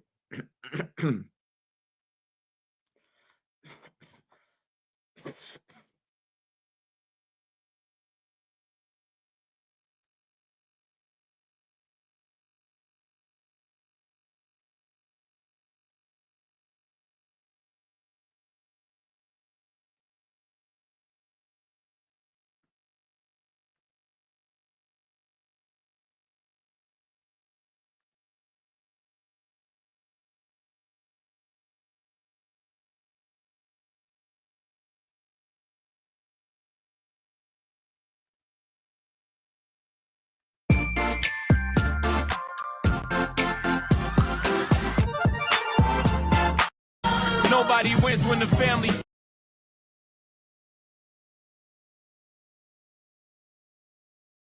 This is the kickoff. We playing hooky recess. First responders across Chicago and the suburbs were put to the test today, responding to at least a dozen water rescues and possible drownings. Didn't know this is a Robbery mother. I've never met her. But for your baby, if you need, with the little bit of knowledge and understanding I have, if you need or some help or whatever, reach out to me. I ain't perfect, but I'll be right on time. Zahari stayed with me at one point. She was Kanika's friend. Fam, it's a couple stories I want to bring to you guys' attention today. Now, this first story has been making its rounds on social media, so I figure we do this one first. The weather breaking, people starting to go out more, and now being on the water don't sound bad when it's 90+ degrees outside. And as crazy as it may sound, if you don't know how to swim, I highly recommend wearing a life jacket. Now, later in the video, we'll later explain the correlation between that and this story. Today, we talk about a young Chicago hairstylist who lost her life only moments after posting a video on social media, leaving an alarming clue on how she allegedly lost her life. And as her picture was floating around on social media alongside her story, it was quickly discovered that she was connected and close friends to a young woman named Kanika Jenkins. For those who don't remember, we'll briefly go over her story in this video, but that was the young girl who lost her life inside of a Chicago hotel, with questions surrounding even her case left unanswered till this day. But nonetheless, we go over this story, pay our respects, see what allegedly led up to this young woman losing her life, and how she reacted to losing her best friend almost a decade prior. So before we go over this one, I want you guys to remember, I won't give you no angle, I just give you the story. So with that being said, make sure you like, comment, and subscribe. We'll jump right to it. Now, for those who don't remember, Kanika Jenkins is a 19-year-old girl who was found dead inside a walk-in freezer at a Crown Plaza Chicago hotel. This incident took place September 2017 after attending a party there. Her death was ruled accidental, with hypothermia cited as the cause, alongside alcohol and a drug she had allegedly taken. The case gained significant public attention due to the circumstances of her death and the initial lack of clarity surrounding the events that led up to it. Lawsuit alleging negligence on the part of the hotel, which was later settled for $6 million. And just 3 years after Jenkins lost her life, may she rest in peace and love and condolences to her family, her best friend will go to social media on her birthday and express how much she missed her. June 15, 2020, Zahan went to Facebook and said the following. She tagged Janika and quoted, "Girl, I miss you so much. You broke my heart forever. I can't make this up. I can't believe forever really ain't forever. We did it all. We so ghetto for these memories, bro. I can't believe us. No more wild nights. Me f***ing your hair up. Nothing. Eternity, sisters." But just 5 years after making that post, and 6 days later, June 21st, 2025, Zah now 27 years old, and she stayed dedicated to her dreams and doing hair and wig installments. And she was booming. She was known now as Zah the Stylist. Her business name was Couture Cutie. But as mentioned, on this day in Chicago, she decided to go on a boat ride alongside her friends.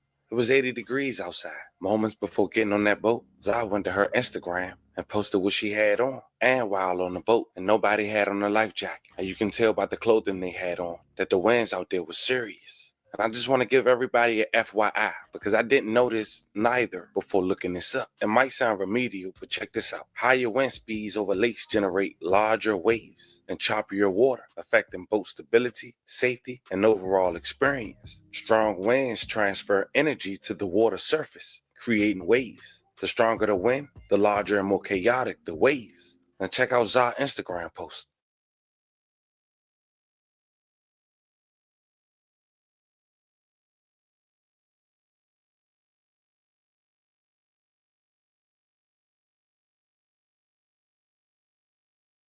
Now, fam, I have to be non-biased. I have to blur a lot of this video out for YouTube guidelines. But check out a screenshot of this video. Look how small that rail is while they dance, man. Their upper body is probably more heavier than the rail that they holding on to. And I want to point that out because, yes, we can say they should have known better. But why these companies still allow passengers to get on board knowing the risk at hand on these small boats, especially with no life jacket? And I want to point something out. Because people falling off these boats are a common issue. It's just a lot of them don't get public recognition like for Zah. And even the news who reported 2 people falling off the boat, one losing their life, a male, they said they were searching for another one who was a male. No one mentioned Zah flipping off the boat the same time. It makes you wonder, did her friends call the police? Or did anybody call the police to notify that Zah had fell off the boat as well? First responders across Chicago and the suburbs were put to the test today, responding to at least a dozen water rescues and possible drownings,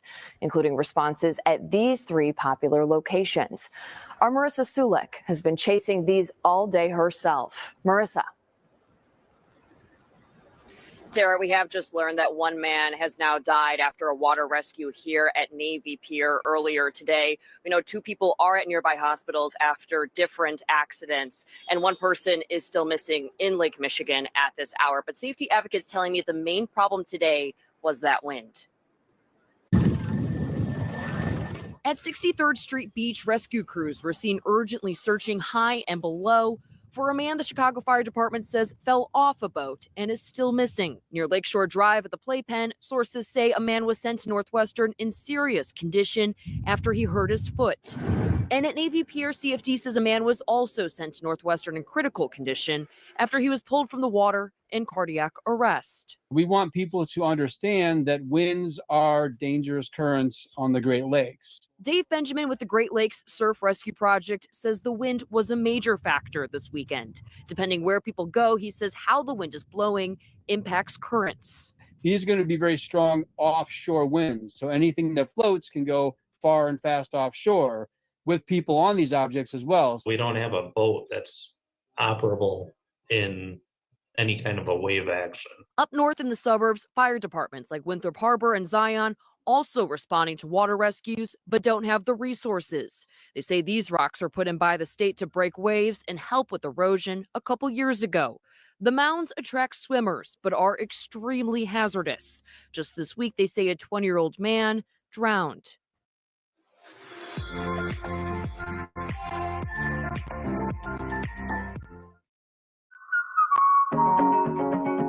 Our morning espressos look a little different on Virgin Voyages.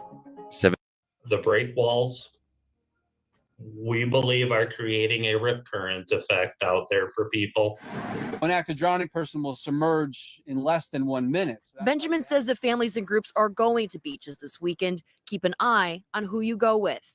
He says if a person drowns, they won't yell and wave. It's quiet, quick, and leads to unfortunate outcomes. Now, safety advocates do want to remind parents to keep an eye on their kids. Even if they have a life jacket on, they say that they can still blow away, especially if they are not fitted properly. We have heard from the Chicago Park District that they are fully staffed with lifeguards this summer at both beaches and pools. We are live at DuSable Harbor. Marissa Sulik, CBS News, Chicago. Tara.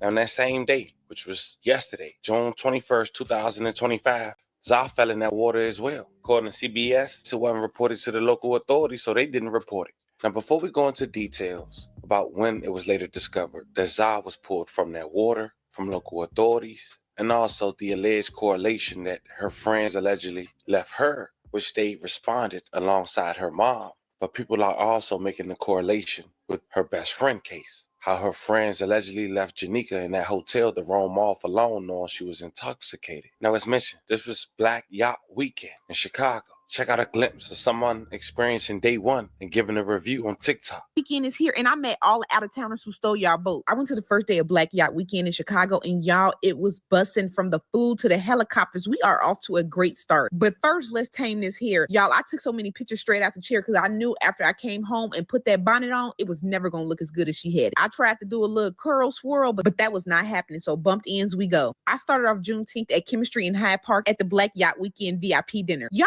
really be lying saying they ain't good. I'm happy I tasted it at a private event because no one can say they made it special for me. Everything was so good and they ordered almost the whole menu. I gotta come back for dinner. And if y'all ever wondered who organized this amazing event, it's this beautiful Black woman right here. She really turned Chicago up this weekend. To introduce myself, I'm Shanika, the founder and CEO of Black Yacht. Now, day two was full of boat rides. It was Saturday. As mentioned, 80 degrees, and by the evening, one person went to social media and wrote, "Oh my God, I never seen no dead body in my life. They found a female body at my job, Navy Pier, in the water. She was on a boat. They say with 2 other people. She came from 63rd and flew to Navy Pier. They didn't find a third person yet, and that woman was identified as Zara, 27 years old. May she rest in peace. I love her condolences to her family." Chicago police say a woman died after she was pulled from the water near Navy Pier around 5:30 yesterday. That woman died at the hospital. Details are limited, but we know the woman was 27 years old. Now, we don't know exactly what she pushed or was it the wind. We do know she left clues on social media, and then it was confirmed that she was with people. The one person went to social media, and I'm assuming she was with Za because she spoke up. And her first post, some say drew concerns, and others say they were just happy to know she was alive. But it wrote, I'm okay. And then she wrote, I never went through nothing like this before since I lost my first best friend in 2016. But to lose a friend, a sister, this hit different. I don't wish this on nobody. Then she wrote, my za. She was just saying how she wanted to show up more for us. It's crazy as how life works. These past few weeks, she been calling every day. I can hear her now. Jojo, I'm back. And then she wrote, Za, for you, I'm crying bad. Can't take it. Now, when rumors was going around and no one helped Za, someone that spoke up, but it wasn't her friend. In fact, it was someone who, according to her post, didn't even know Za, which made more people run with the narrative that her friends had allegedly left her. The girl wrote, I hate y'all. Yes, the F we did try to help her. We threw in the rope, a vest and all. 2 of us off the boat jumped in and tried their fucking hardest. We tried. Them waves so fucking bad and heavy. We thought about everybody. We were risking our lives for her and don't even know her. Fuck yeah. I never experienced death. I'm fucking wrong. I ain't hurt. I cried for that girl. I fucking hate y'all. And for some strange reason, people kept putting the two together with Kanika and Za.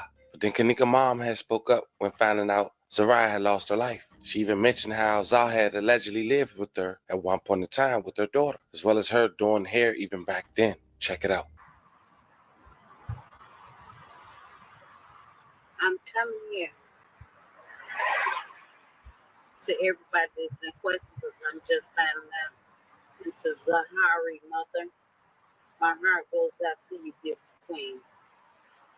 I had enough of that asking who know who or what know what, but I'm telling you, this is my page, and you're more than welcome to reach out to me. My heart goes out to you for what happened to your baby. One thing I have learned within life is a lesson. If I'm not saying it right, please forgive me. But my heart hurt that you got to go through.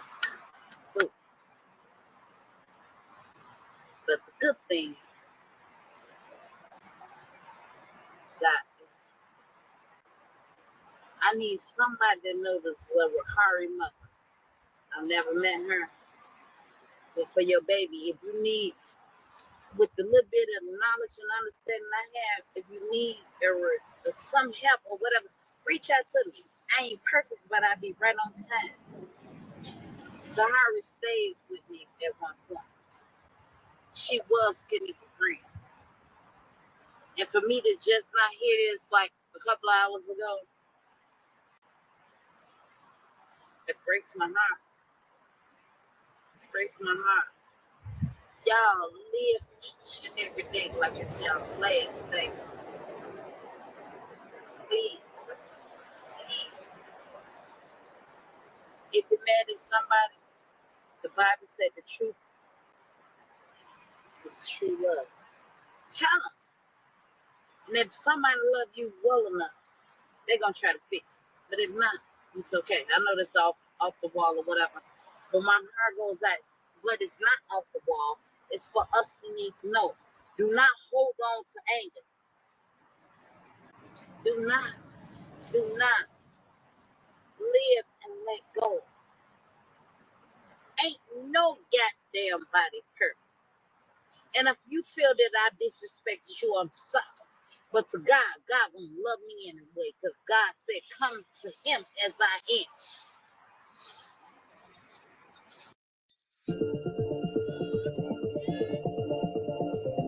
Turn your best idea into a bestseller.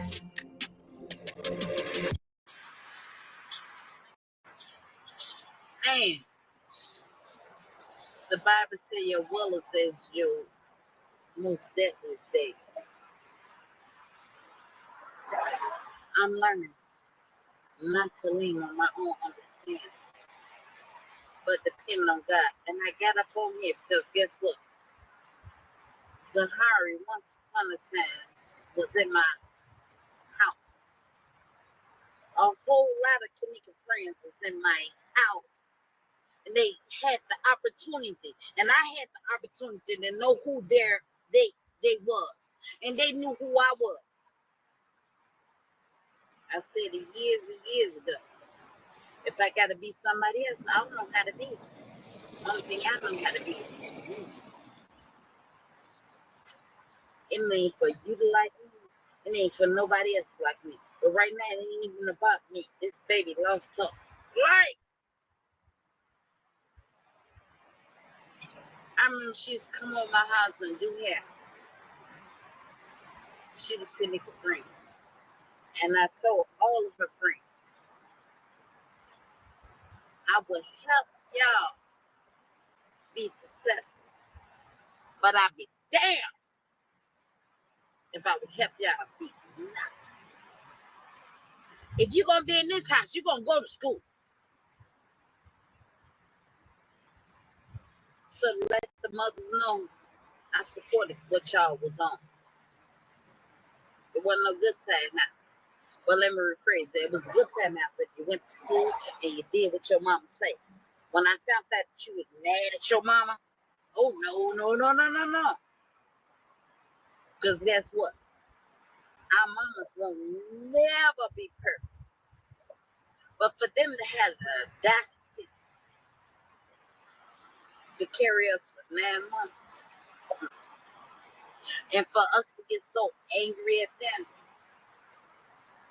till we turn our backs on them, I ask God to have mercy on us. It's human beings. It's so effed up. This baby was at the prime of her life. I remember she was doing that, and her mama was always a good mama. So I ain't trying to take that shit. But I'm talking about what I experienced with her.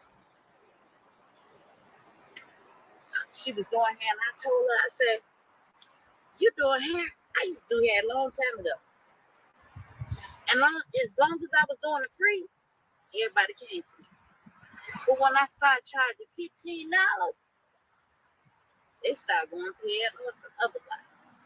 So I told her, as long as you're as raw as you is, keep doing what you're doing.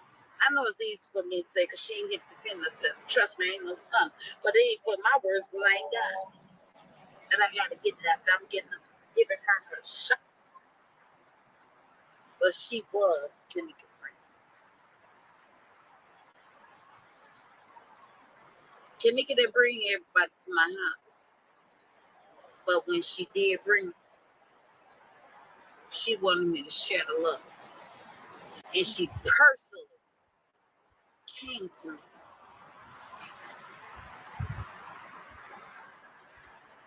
I ain't got nothing more to say. I love you. Peace.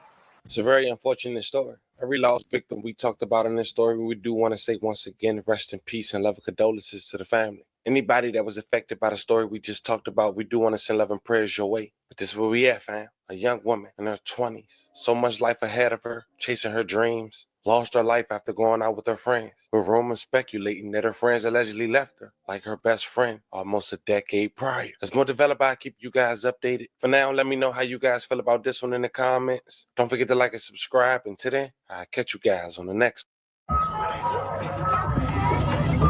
Travel can be a nightmare.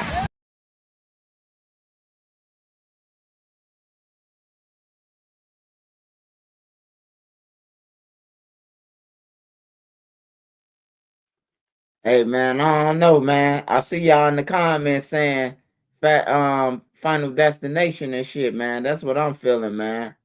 Some weird shit, bro. Like, I know you could fall off a boat and all that, man. It just didn't add up, man. What they said when they called in, they said it was only a male. They didn't say Zahari was missing off the boat. Then you got the girl saying that she tried to jump in the water and they try to help her. Well, y'all ain't try hard enough, baby, on everything. Because if my best friend flip over the boat, I'm jumping in that motherfucker. I know how to swim too, but I'm saying I'm gonna jump in that motherfucker. We just gonna have to go. We probably just have to go. I don't know the outcome will be up in that, but my first response would be that I can help them. You know, damn motherfuckers ain't got on no life jackets. It's just all weird, man. I see them with life jackets on, but I don't see her with no life jacket. Be real, what's up? Stephen Edwards, what's up? Sexy Chopper TV, what's up?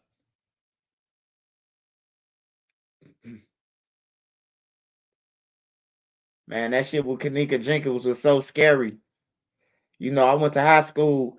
I lived out there where she got found at Rosemont Displays, Mount Prospect, Arlington Heights, all them little small towns connected together. Skokie, and it was crazy, bro. I never wanted to report about Kanika, bro. Like everybody be asking me, like, Swipe, report about her. It was just it's just spooky to me, bro. Cause I seen Zach TV what he went through with that shit, man. Zach TV, it was like weird as fuck. I remember when I seen that shit. I just came home. I'm like, Zach. I'm like, Zach, bro. Like, what the fuck going on, man? I'm like, what was that phone call shit? He like, oh man, that wasn't nothing. That was somebody trolling my phone. But the motherfucker on the phone sounded like they knew who Zach was and about him and everything. They telling him this motherfucking story. It was spooky, man. Zach was looking freaked out, bro, when they was telling him the story on the phone. He was looking like he was lost. And I'm like, I told Zach in 2012, I told Zach, I say, Zach, you gonna make a lot of money out this shit. Get your money, because ain't nobody going around the different hoods. At that time, wasn't nobody going to different hoods and shit like that, trying to get no content and talk to every hood. Wasn't nobody doing that shit. Zach started doing that shit, But I told him, bro, hey, motherfuckers gonna pick sides. Motherfuckers gonna say that you helping out one side more than the other. Just make it business. Don't grow no relationship with these niggas, because they gonna get you involved with some shit that you don't want to be involved in. And that's what the fuck ended up happening with Zach, bro. I'm telling you, niggas, one side felt like he was putting them on more than the other side, and he ended up dying, bro. And ain't no nigga in jail for his murder. They all got let go. 5 people got locked up and they let them go. Mutual combat. Like, it was crazy, man.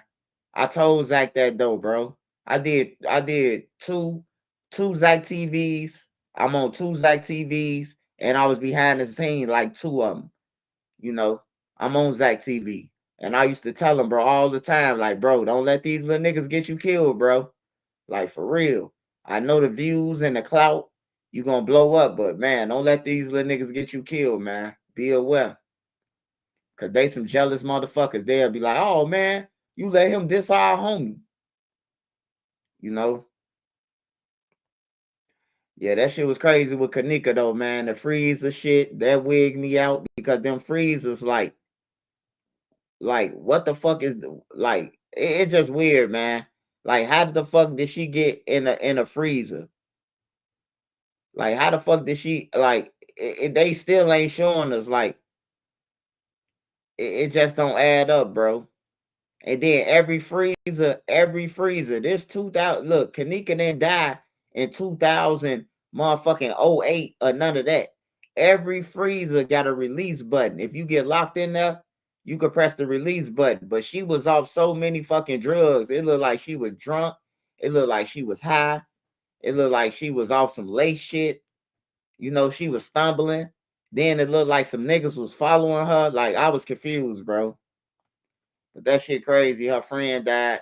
And the mother, I seen somebody say that the mother took $6 million over her daughter's life. Hey, bro, if the police ain't trying to investigate their own people or a family member, the guy probably be a motherfucking family member of the top cop for Rosemont. So they ain't trying to investigate. You gonna take $6 million or whatever, or you ain't gonna get no justice. It ain't like Kanika gonna come back anyway.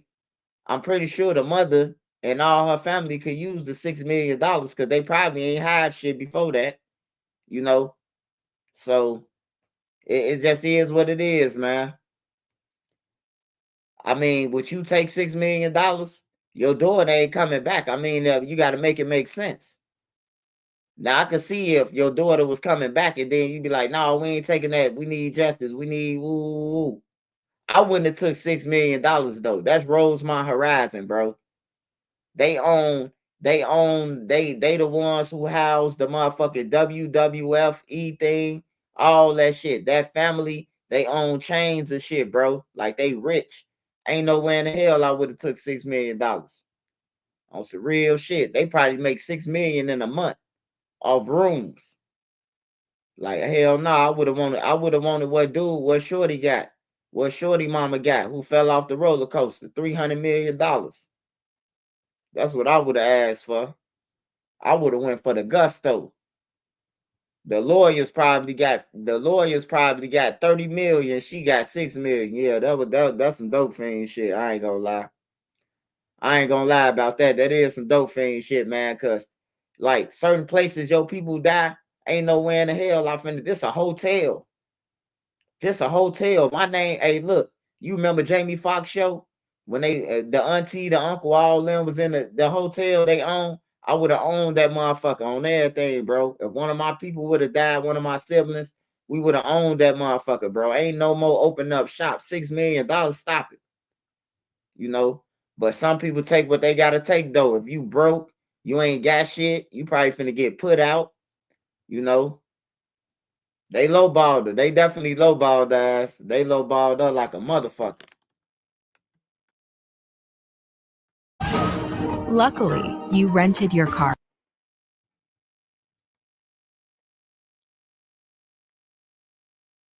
Any loss of life from a shooting is, of course, one too many, but gun violence is hitting a Southside crime-fighting organization particularly hard after they lost one of their own. Our Sade Gray joins us live from the group's headquarters in Englewood tonight. Sade? Well, Joe, this is where 16-year-old Mia Smith would spend her time after school, right here at Englewood First Responders. Cook County Crime Stoppers are offering a $10,000 reward for anyone who can identify the shooter. I was hurt. That's my friend. Taraya Brown is still dealing with the pain of losing her best friend, 16-year-old Mia Smith. She was shot and killed on July 4th on the city's south side. We're going to miss her. Missing her is an understatement. Police say the shooting happened Friday night in the 1200 block of East 83rd Street in the Avalon Park neighborhood. Smith and a 35-year-old man were approached by an unknown man who pulled out a gun and started shooting. Both victims were taken to Jackson Park Hospital. Smith was shot in the throat and died at the hospital. The man was shot.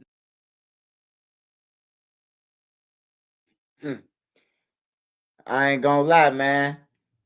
I ain't gonna lie. It sound like Lil Ray Ray, man. Lil Ray Ray was jealous, man. Sound like Lil Ray Ray.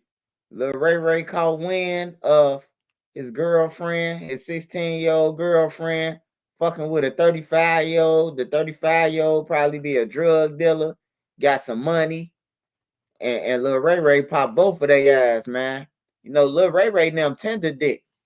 Ain't no nigga just gonna walk in no park and just shoot them two down, man. It gotta be some type of tender dick shit. I told you to stay away from him. Boom, boom, boom, boom, boom, boom.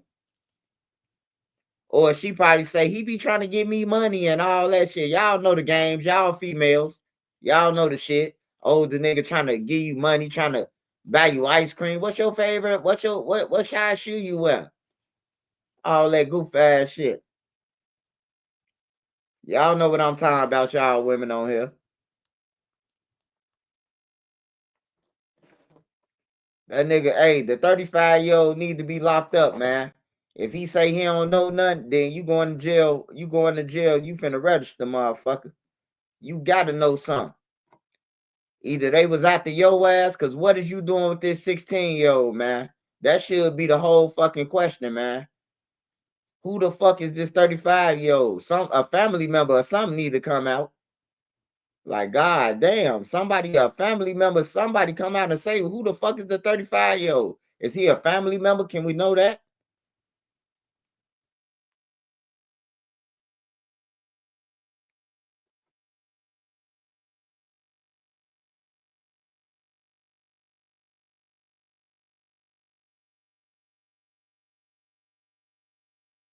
Yeah, it sound like Lil Ray Ray, man. I'm telling y'all, man, it sound like her boyfriend called her. I told you to stay away from him. And he from around that area. He from around there. He probably stay a block over. in the thigh and is in good condition. I feel like wrong place, wrong time. Smith was a part of Englewood First Responders. It works to diminish gun violence by performing acts of service for neighbors, like Smith did here, mowing the lawn for a stranger. We've reported on the organization several times and their efforts to fight back on crime, including patrols. It makes you question if you're really helping for something like that to happen so close, you know? This news hits hard for Brown as well. We ain't believe it at first until like we finally found out that she passed, and yeah, we was hurt. We was all hurt. Brown is talking about the close-knit friends seen in this TikTok video they recently made. Each girl walks up to the camera, stating they're not the birthday girl, including Smith. I'm not the birthday girl, I'm the birthday girl favorite friend. Brown has been friends with Smith since the 5th grade. She introduced her to the organization 2 years ago. You can just come and work for us. Like, it's easy here, and you will get a stipend every other 2 weeks. So she came and she joined us, and we just been real close since then. Brown says Smith's presence will truly be missed. We a family. It's like we losing a close sibling. We checked with police to see if there are any leads on the shooter. We were told there are no updates and no one has been arrested. Reporting live in Englewood, Sade Gray, CBS News, Chicago.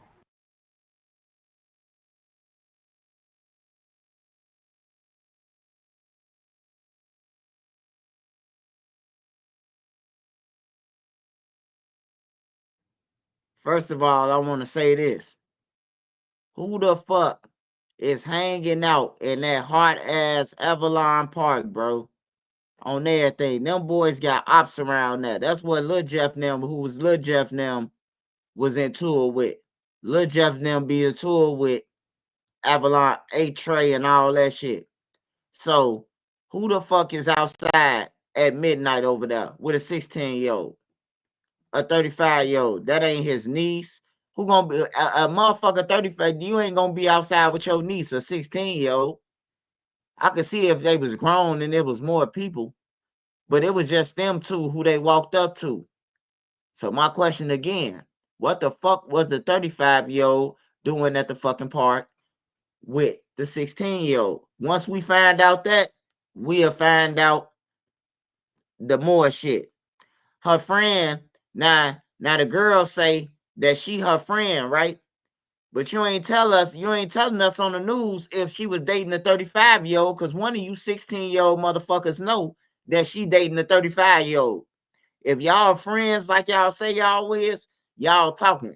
I got this old man. Somebody saying something, man.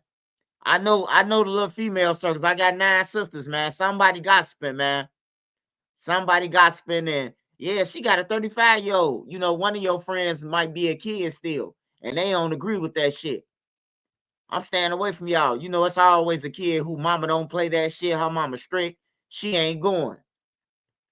Something gonna happen, girl. You better stay away from that old man. You know, it's always a friend like that.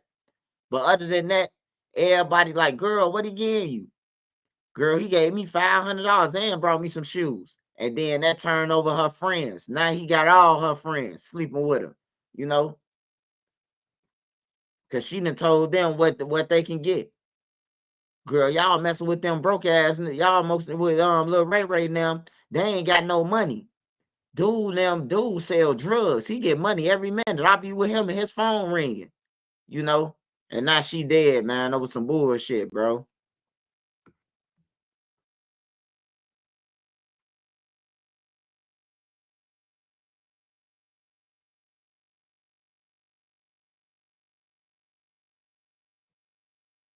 Everyone said earning an MBA would complicate my busy life, but with WGU, I use my real-world experience to move through course material faster. Learn more and get started at WGU. We begin with new details on a horrific crime in Logan Square. A mother is charged after her 3 children were found stabbed in a burning building. One of those children, a 4-year-old boy, later died. A 13-year-old girl is fighting for her life tonight. In court today, a judge denied pretrial release for 45-year-old Wendy Tolbert. Tolbert allegedly stabbed the young boy 36 times and told police her children were possessed. We talked to one man who says he has known Tolbert all her entire life, and he can't believe what happened. I never know her to harm anybody. do anything. She loves her kids to death. So we all surprised. Man, you got on them big ass Ricky Smiley glasses. You ain't seen shit. You probably think she bad, man. That bitch look crazy, man. Talking about you ain't never seen it. You ain't never been around. You probably was fucking and bouncing out the crib. He look like Ricky Smiley, don't he? Roll Tide. Talking about he seen something. He look like a fake ass Ricky Smiley, a Drew Hill mixed with Ricky Smiley. You see his freaky ass haircut? That's a freaky ass sideburn, man. Don't nobody want no sideburns like that no more. He got the connect the dot sideburns, man. He got them motherfuckers going all the way around, man. A race car map on this shit. Freaky ass sideburns, man. Talking about some, I ain't never seen her like that. That bitch look crazy, man.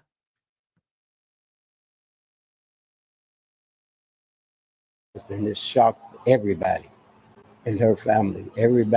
She loved everybody. She didn't hate nobody.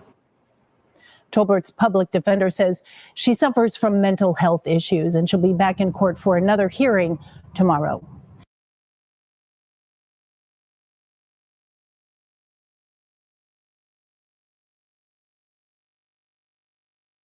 Yeah, talking about some, I ain't never seen it. You ain't never see shit, nigga, with them big ass glasses on. Got on them big ass bifocals. You heard me? Nigga tweaking. Got me tweaking. Did D Rose go on DJU yet? Or is DJU just promoting it right now?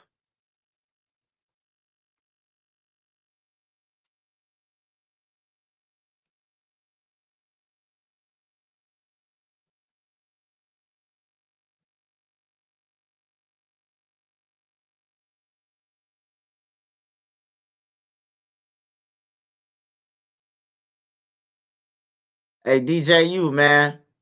You gotta start reporting anybody, man. This guy Heavy G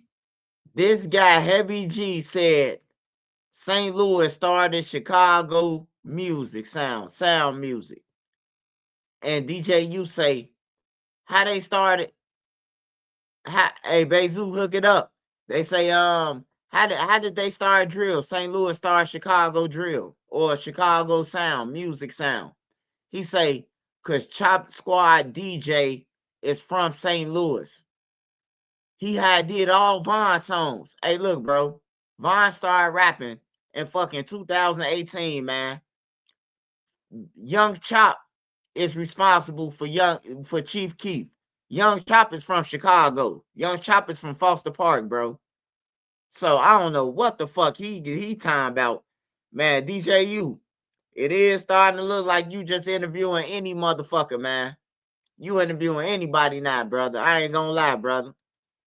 I ain't gonna lie. Timo was cool. He got his ass whooped. Lady Snake, she cool. I knew her since she was a kid. But Heavy G and the rest of these motherfuckers, man, come on, DJU. Come on now. Just thought I might bring that to DJU attention.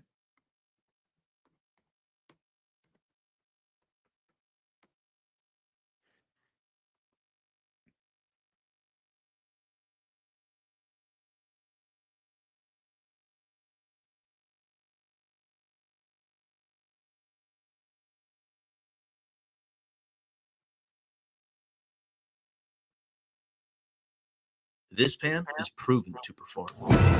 Over 90,000 of our pans can be found delivering on the line of over 90. One person is in custody after a fist fight on a very busy CTA platform that ended in the death of one man. WGN's Brona Tumulty joins us from downtown with details. Brona.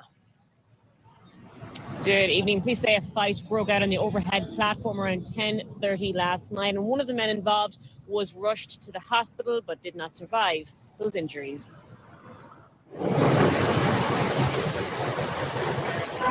But the list shows at least 238 reported assaults, 642 battery cases, 259 robberies, and 29 sex offences. There's just a lot of assaults too, sexual assaults. It's scary out there. But many feel like CTA gets a bad rap. I feel like the CTA honestly provides accessibility. Well, we have new details tonight on a deadly double shooting at a playground on Detroit's east side. These two men are facing charges. 18-year-old Brandon Ware and 19-year-old William Wheeler are accused in this crime. You'll recall last week, investigators say Ware opened fire at Skinner Playfield. That's near Denby High School, if you know the area.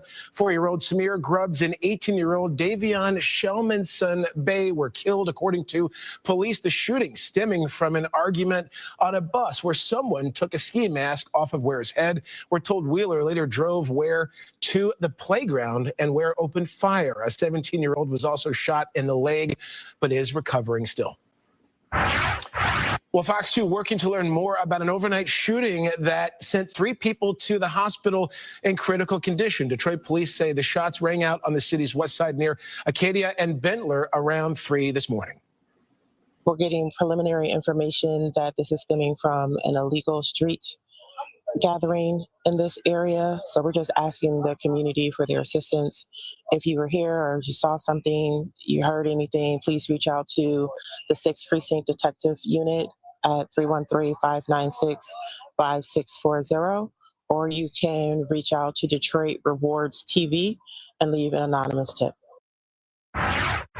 All right, DPD continues to work that scene. Now to an update on a shooting just before the Ford Fireworks show in downtown Detroit late last month. Now we're told one of the men wanted in connection to that shooting has been arrested. Investigators say Markelo Steen Jr. is behind bars now. Police say that the suspected shooter, 19-year-old Alfonso Cooper Jr., is still on the loose. He's accused of firing into a crowd gathered near Randolph and Larned Streets on June 23rd. A 17-year-old boy and a 22-year-old woman were also hurt. Well, hot. Another one, hot. It's crazy out there. Yes. You know, I guess if you're going down to maybe how hot it's been and how long it's been that hot.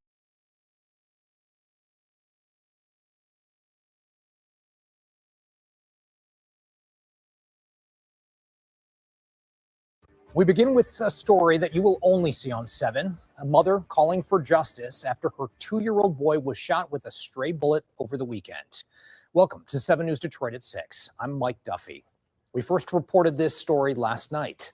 Well, that toddler is still in serious condition. 2 people have been detained. This shooting is the latest in a string of violence that has the city of Detroit taking action with a new curfew. We'll have more on that in just a moment. Tonight, the mother and aunt of the toddler who was shot are talking exclusively to our Darren Cunningham about the terrifying moments and what led up to the gunfire. I could have been planning a funeral today for my 2-year-old. As difficult as it is recapping what happened to her son Bryson Saturday night, Aisha Bell and Bryson's aunt Tiara Young are speaking with 7 News Detroit, hoping to spare another family from experiencing the same pain. We stood where a stray bullet struck Bryson as he watched fireworks that night. Bell says family members heard the shooting, but it wasn't initially clear Bryson had been hit. I checked his shirt. When I opened his shirt up, I seen a bullet hole through my baby chest. And I asked my niece, I said, did he fall on something? Did something hit his chest? Because there was so much blood pouring out. Some told me to look at the back of it. I pulled his shirt down in the back and there was a hole coming out of there too. And I screamed. Detroit police say a group of teenagers had gathered at the Village Park 1 block over. A fight led to a shootout. 22 shell casings were recovered. In one direction, 6 bullets pierced the home, and in another direction, a bullet hit Bryson. He is on a breathing machine where he's not breathing by himself. They sedated him because he's bleeding from his stomach. His right lung was hit, his rib, his collarbone. Injuries no one, let alone an innocent child, should have to endure. For me getting to the hospital and the nurses and them telling me out of the last 2 weeks, my baby was the only one that made it out of all the kids and everything that came, that's a blessing. One of my angels had to be holding on to my baby at that moment because this is crazy. I go from watching my baby smiling to him laying in the hospital bed and not even breathing by himself. That hurts. It's pain she hopes turns to purpose, since this latest incident involving her son is sparking Detroit Police Chief Todd Bettison to stiffen the punishment for parents whose children break curfew laws. I appreciate them so much. He came down to the hospital and he seen Bryson. We prayed over him. Bettison addressed news media Monday afternoon. Talk to the mother, know exactly what occurred. And what she told me was that the Detroit police had been there earlier and that they had moved juveniles along and pushed them along. The chief says the teens came back. Everybody know a big crowd is trouble. These kids, it's 11 o'clock at night. Where's the parents? But nowadays in this generation, the kids party with the parents too. It's going to be a long road to recovery, but we got this. Bryson is fine. He's fighting. He's a fighter. And I just need prayers. That's all I need right now is heavy prayers for my baby. DPD says 2 people have been detained for the shooting, considered persons of interest in this case. On the east side, Darren Cunningham, 7 News Detroit. Our hearts definitely go out to that family. Thank you so much, Darren. How do you sleep at night? On a mattress from Mattress Firm. So I sleep. At the July 4th sale, get a Sealy King bed for a queen price and a free adjustable base. KPRC 2 News at 6 begins with breaking news from Galena Park, where a child has been found dead inside a hot car. I want to thank you for joining us. I'm Keith Garvin. Daniela Guzman is off this evening.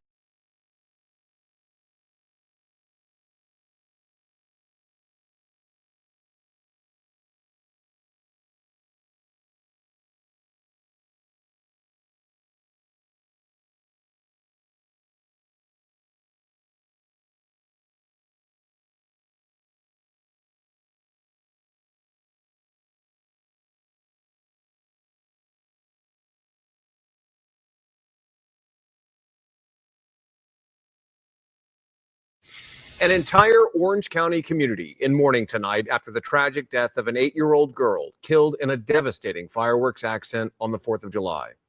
Jasmine Nguyen was attending a party in Winter Park with her mother and sister when she was struck by a large firework display that misfired. And the man responsible for igniting that illegal fireworks is under arrest on suspicion of involuntary manslaughter. Mary Beth McDade is live in Anaheim with more on this tragedy. MB? Yes, and Cher, we are told that this investigation is now in the hands of the district attorney's office for further investigation. Meantime, we're learning much more about little Jasmine. A family friend says in a GoFundMe post that her heart was as big as her smile.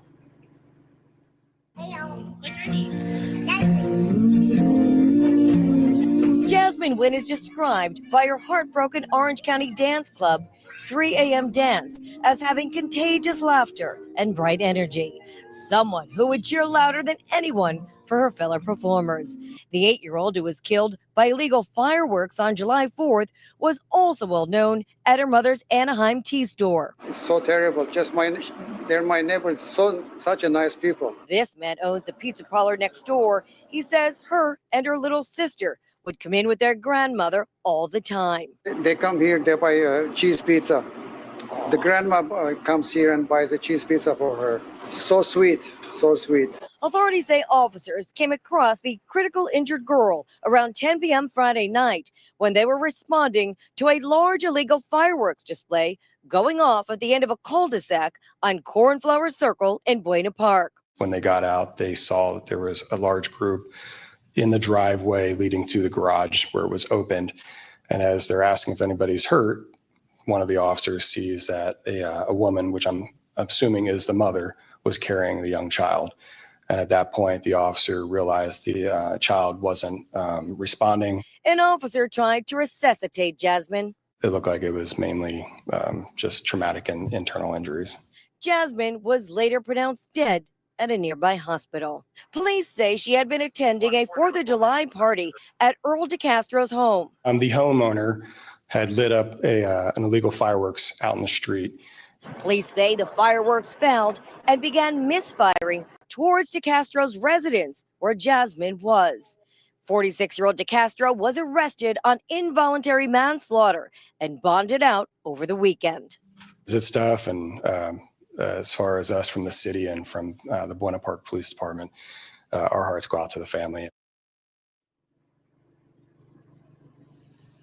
And a GoFundMe page has been set up to help out Jasmine's family. We are going to be posting a link to that on our website, KTLA.com.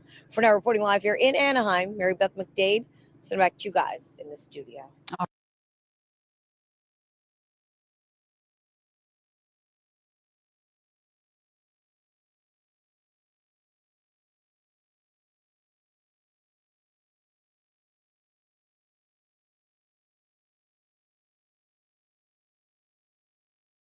thirsty, headaches, fatigue, irritability, you might be dehydrated.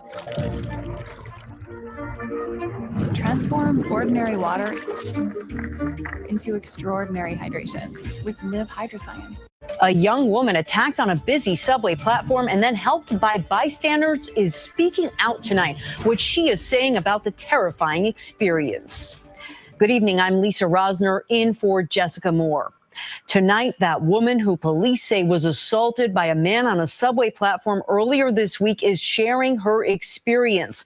Viral social media video shows the attack and then the moments when random strangers came to her aid. A warning to those at home, the video may be disturbing. Christy Kalisian has the story. I still haven't fully processed what happened to me. And there is a lot to process for this 20-year-old Brooklyn woman who didn't want to publicize her name. She tells us she was taking the Norwood Ave subway to her lifeguard job on Sunday when, and what was caught on this video taken by a witness that has since gotten at least 7 million views on TikTok, police say she was assaulted by a man seen in the video dressed in white or blurring the victim's face to protect her identity. Police say the suspect grabbed her. And you can hear her screaming for help. She says it started before she got to the platform. And he's putting his arms around me, and I'm pushing him off of me, and I'm like, I don't know you. Then when she sat at the platform to wait for her train, she says he reappeared. He's like, come on, let's go. And I'm like, I don't know you. He comes close to my face, and he's like, you don't know me. After a brief argument and telling him to get away, she says he grabbed her. When the train came, like I said, he got more aggressive, and that's when he like bear hugged me to the point where like my arms are restricted. The only thing he just kept saying was, you're mine now, you're mine now, you're coming with me, you're coming with me. And it was then that witnesses shown on video are holding the man down, even throwing punches. Police have identified him as 42-year-old Frederick Marshall of Queens, charged with 2 counts of third-degree criminal possession of a weapon, third-degree assault, and second-degree harassment. Police add that he had a knife and a blackjack on him. What was going through my head was like, I'm just not going to see my family again. That was it. I was just not going to see my family. That's why I called my mom. She tells us after she managed to get away from him, she made her way here to this MTA booth where an MTA worker helped her get in for safety and eventually moved her into this room until it was safe to get out and police arrived. The Brooklyn DA's office says Marshall has since been on supervised release and that his charges aren't bail eligible. It's unacceptable. Like, it's really insane to me on how they could just release somebody after they did that. About the guys that stepped in, I'm very, very, very thankful, because without them, I would not be home. The 20-year-old now says her job has been paying for Ubers to get to work and that she wants to see more of a police presence at subway stations. Now she's working on getting an order of protection from the Brooklyn DA's office. In Brooklyn, Christy Kalisian, CBS News, New York. Chicago area food banks, meanwhile, sounding the alarm over major cuts to the Supplemental Nutrition Assistance Program, also known as SNAP, included in President Trump's budget bill. Danielle Perry, Vice President of Policy and Advocacy for the Greater Chicago Food Depository, is joining me now live to talk a little bit more about this. Hello to you. Hi, how are you? Great to have you with us. You know, you're calling these cuts the most severe in history, and it means that the Greater Chicago Food Depository will likely, like many other agencies, will have to fill that void. So I'm wondering, how prepared are you to take that on right now? You know, actually, the Greater Chicago Food Depository and all of our partners, which is about 800 food pantries across the Cook County area,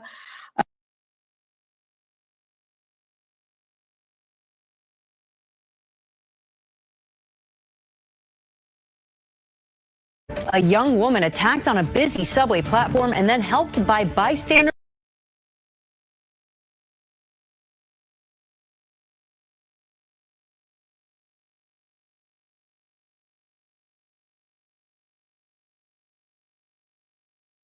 It ain't no way for me to have no sympathy for that.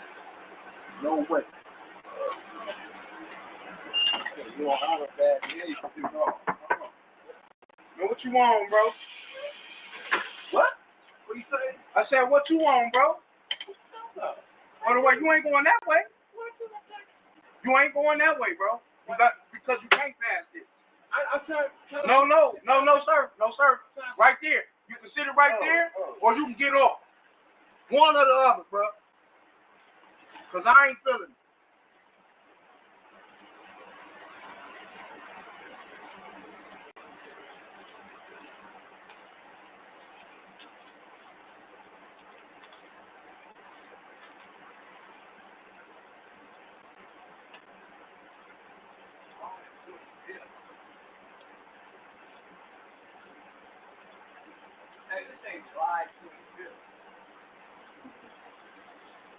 That's when it's done. Yeah, let's see, right?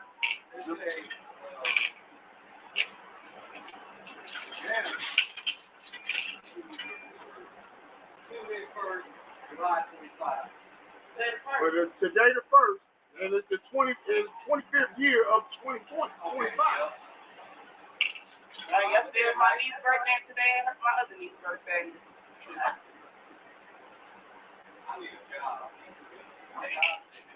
This nigga need a job too.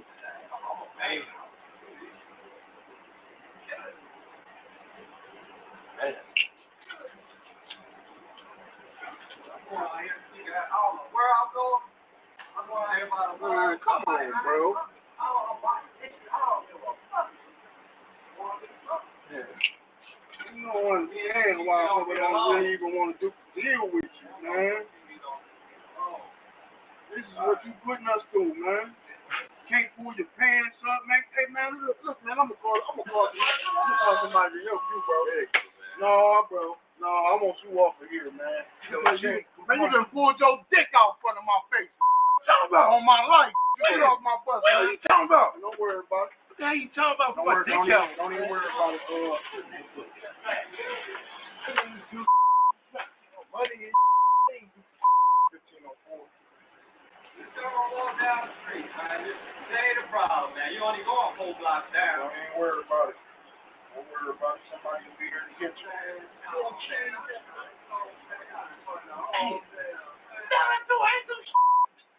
worry about it, man. Somebody will be here to get you.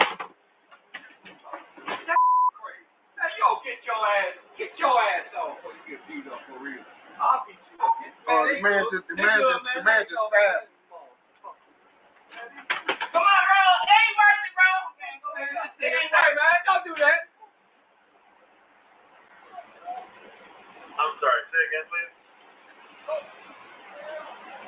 Come on, bro. It ain't worth it, bro.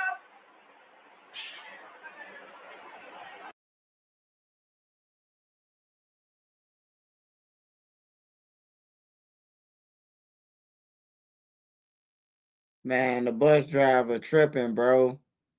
Like, bro, if a nigga like that if he can't pay, you see he homeless and shit, bro. Like, let him on the bus, bro. On everything. Tell him take it out your check. Yeah, the driver lame, man. I hate goof ass drivers like that, bro. Some people just ain't got it, bro. He ain't even in the right mind state to even be talking to dude. Dude ass, you could tell he off.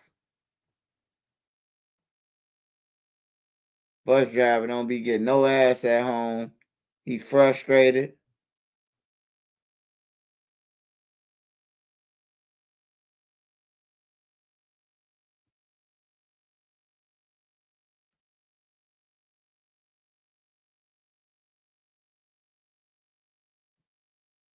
What? It is a shocking crime made even more shocking by who police say is behind it. Santa Fe police arrest a group of teens for beating up a pregnant woman. News 13's Annalisa Pardo talked with police about what happened. A trip to Burger King ending in violence and injury for Santa Fe family. Santa Fe police say on Wednesday morning, a group of 5 minors ages 12 to 16 came into the Burger King and started causing trouble, one even pulling down his pants. By initial appearances, looks like they were possibly under the influence of something. After a father asked him to stop, one of the minors threw a cup of ice at him. Police say the pregnant mother then said something to the teens when 3 of them started kicking and beating her up before taking off and possibly dumping a gun that was on them nearby. The youth is getting violent a lot younger now. Used to be, we used to see this maybe with older kids closer to 17, but now it's a lot younger. We're seeing a lot of juvenile crime, starting when they're 11, 12 years old. The pregnant mother was taken to the hospital with an eye injury, but the lasting impact could be worse. Maybe not the physical scars, but the emotional scars are probably pretty bad.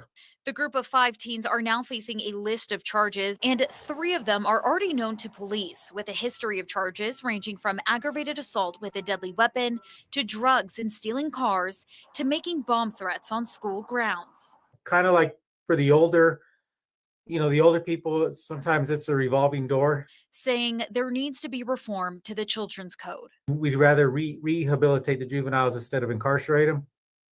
But in this case, it seems like some of our efforts were futile and they were not working. I would like to see that the consequences are something you don't want to have to face if you get in trouble. Hoping another family simply going out to eat won't have to. Now to a developing story in Yolo County. Fire officials say 7 people are still missing, and they have called in more resources to help at the site of the fireworks warehouse that exploded on Tuesday. Tonight, we are learning new details about the 3 brothers who are among the missing.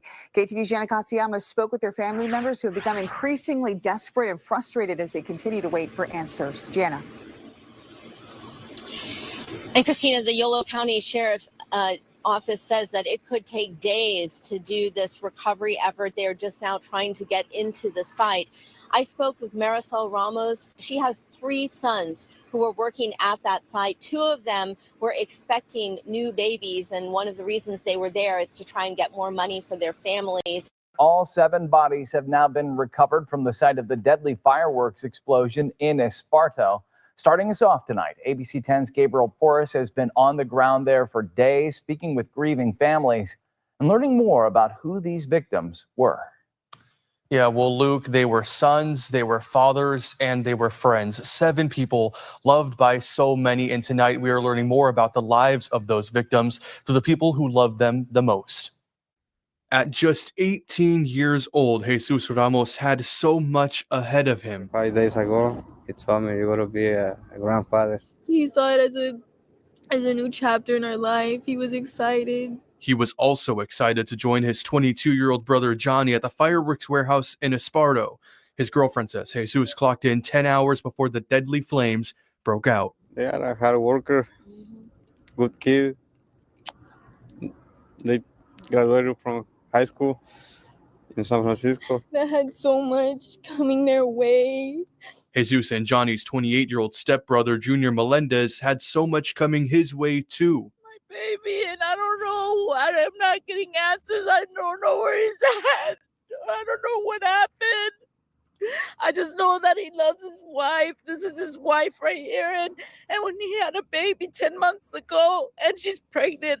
Jesus and Junior weren't the only fathers. According to his wife, 41-year-old Carlos Rodriguez was also a dad.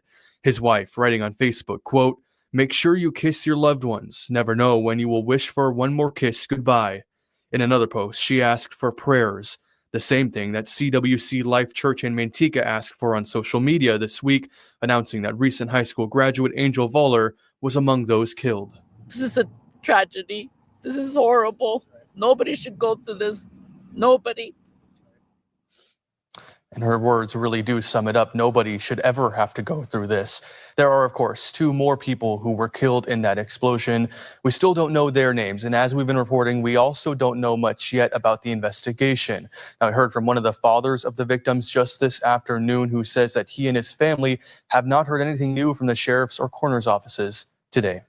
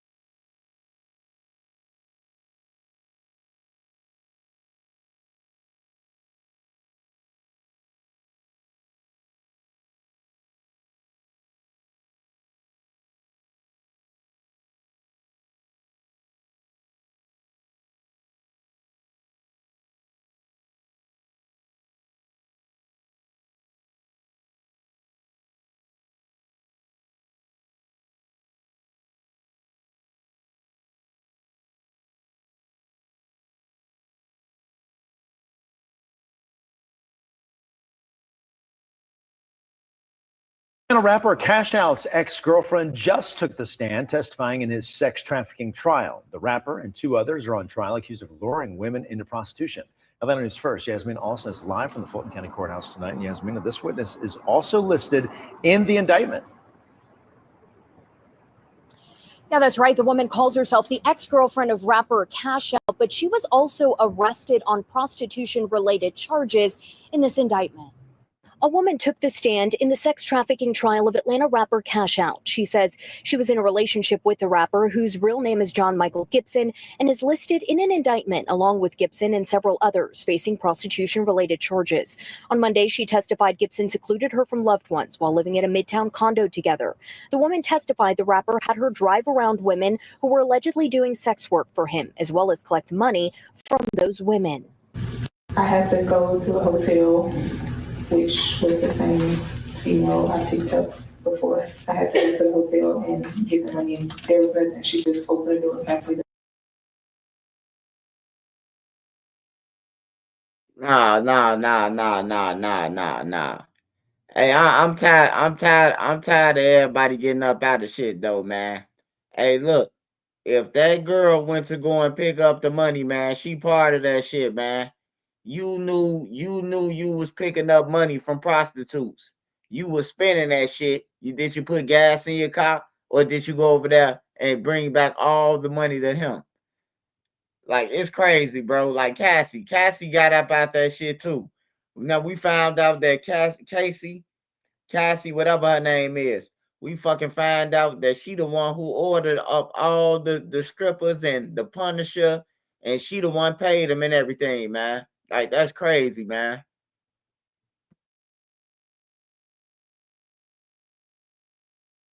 money, and I had to take it to him. He just said she had something for me, so I went and got it and took it to him. The woman also claimed Gibson used her photos and social media to recruit women plus clients for sex work. I was aware that my pictures were being used, and that was told to me by someone else that my pictures are being used. So I searched it myself, and I seen my pictures are being used. The woman told the jury she initially didn't know about Gibson's alleged dealings in prostitution. Now, the rapper's attorney denies the allegations and even argued the woman hopes prosecutors will grant her immunity for her testimony. Live at the Fulton County Courthouse, Yasmina Alston, Atlanta News First.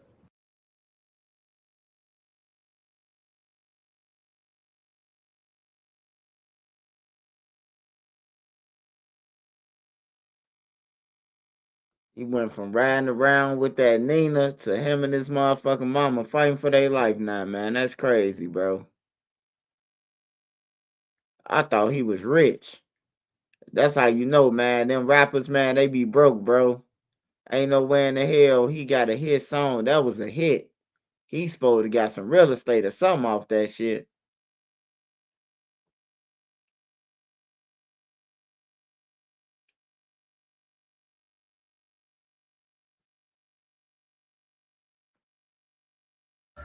A tragedy on the 4th of July, gunfire breaking out overnight at a short-term rental, killing a juvenile and injuring 5 other people in Columbus. We're told 250 people were there for a party. It's good to have you with us tonight at 11. I'm Colin.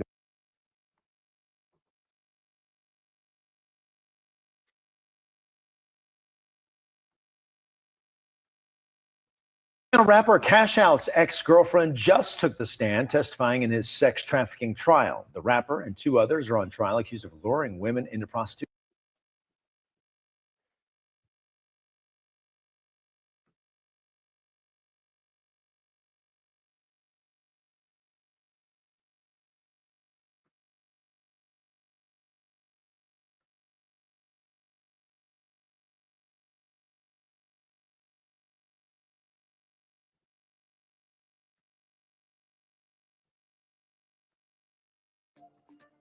Well, the death toll has risen to at least 104 in Texas, but emergency responders fear that number could continue to rise. With more rain on the way, rescue crews are racing against the clock to find people missing since the floods. Maribel Gonzalez reports tonight from Kerrville, Texas. The search and rescue efforts are now shifting towards search and recovery. We know more than 100 people have been reported dead, and dozens of others are still missing, including a group of 10 young girls who were at Camp Mystic, a camp that is located along the Guadalupe River, the same river that you see behind us, and that today, going into 4 days after this disaster, looks a lot different than it did even just a few days ago. As more time passes, hope turns to grief as families desperately search for loved ones who were lost in the floods. I had to swim through a window and then hold on to the meter box outside of the house. What started as rain early Friday morning quickly turned deadly in central Texas as the Guadalupe River rose more than 20 feet in less than 2 hours, bursting its bank, sending water and debris smashing into homes and tearing down trees. Federal and local agencies and volunteers are scouring areas by boat and air, looking for survivors. But with so much wreckage and more rain in the forecast, it's a challenging and dangerous task. As the water moves, the debris also, sometimes it falls into the water. You have to worry about these snapped trees falling on top of rescuers. More than 100 people have died and about 24 are still missing. These two brothers, Brock and Braden Davis, were attending camp in Hunt, one of the hardest hit areas when the floods struck. Our bed starting tipping over and we got to the top really quick. At the heart of this tragedy, Camp Mystic, a Christian girls' camp where more than 24 campers and counselors have been confirmed dead. The camp sits next to the Guadalupe River, making it hard for crews to rescue them. They were in need of airlift. There was no other way to get them out. Bridges were gone, roadways were gone, and the water was coming up too high for boat rescue. Now, those lingering storms here in central Texas are winding down for the night, and drier weather is expected to come through in the next coming days. That is good news to people here who are clinging to hope that they will be able to find those missing and reunite them with their loved ones. Reporting in Kerrville, Texas, I'm Maribel Gonzalez. And tonight, we know Georgia Representative Buddy Carter had 2 granddaughters at the camp. They were rescued by helicopter and were able to make it home safely. Unfortunately, though, their 9-year-old cousin, who was staying at a different cabin, did not survive. That's right. So Congressman Carter says that President Trump also spoke with the daughter-in-law's family to offer his condolences. The White House says that the president is planning to travel to Texas this week, possibly on Friday.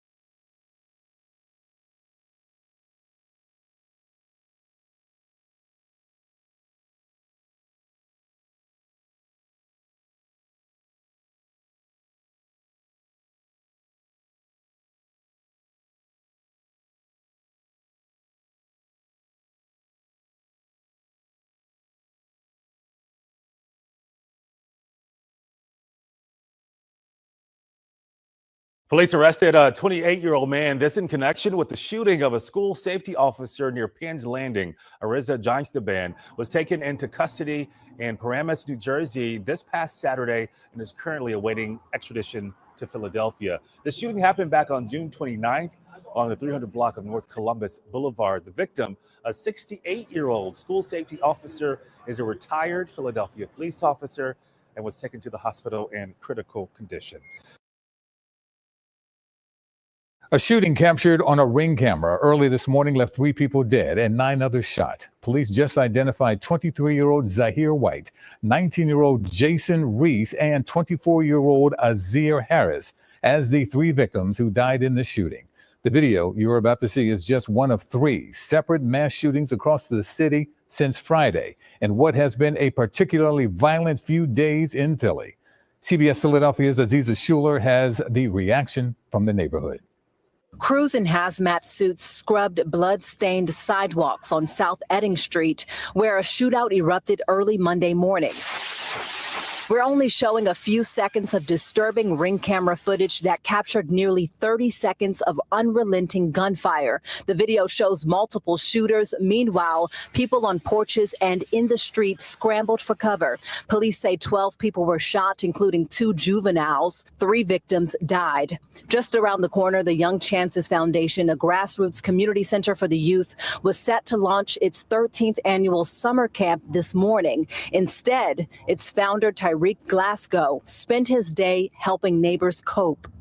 It hurt me this morning. I was frustrated. My tears don't come from the pain. It comes from letting these kids down. It's just sad that, this is sometimes the highlight of what they see when they waking up. Another community leader, Ricky Duncan of the NOMO Foundation, is also heartbroken. Someone with close family and friends. It hurts me to see the future of Philadelphia end soon and end early. Over the holiday weekend, 46 people in Philadelphia were shot. Still, police data indicates homicides and shootings are down 10% citywide. We will not go back to the times where we had 560 plus homicides. That is not happening. Commissioner Bethel says South Philadelphia has had the fewest shootings this year compared to other parts of the city, but the 2 mass shootings over the weekend made up half of South Philly's total gun violence for 2025. That's a wake-up call to let us know, although the numbers are down, we still got work to do. Police are searching for at least 3 suspects identified on surveillance video. Aziza Schuler, CBS News, Philadelphia. Despite the weekend shootings, the latest data indicates that there have been fewer murders in Philadelphia this year. As of yesterday, there have been 120 homicides in the city. That's down almost 10% from last year.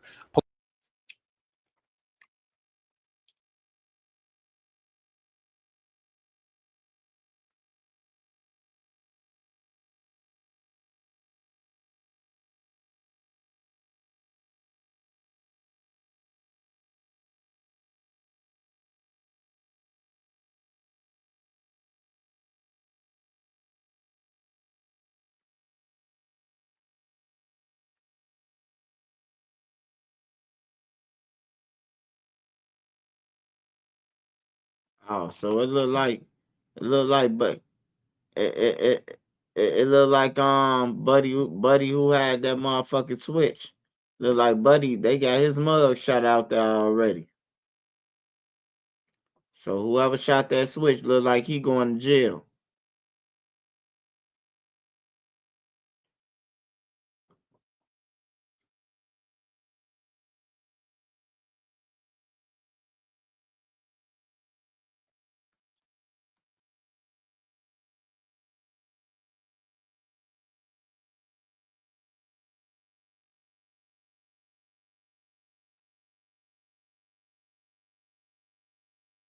Tonight at 11, a massive show of force. Federal agents on foot and horseback sweeping into LA's MacArthur Park. But all those heavily armed agents apparently taking no one in this sweep of the park in the heart of one of LA's most densely populated immigrant communities. So what was the purpose of this massive show of force?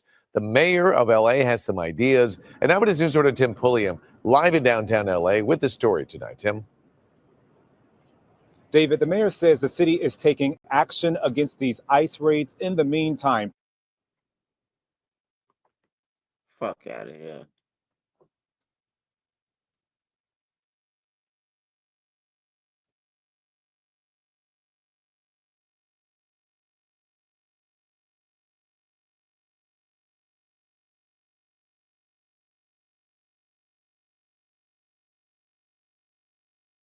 Hey man, if you illegal, just run, goddammit.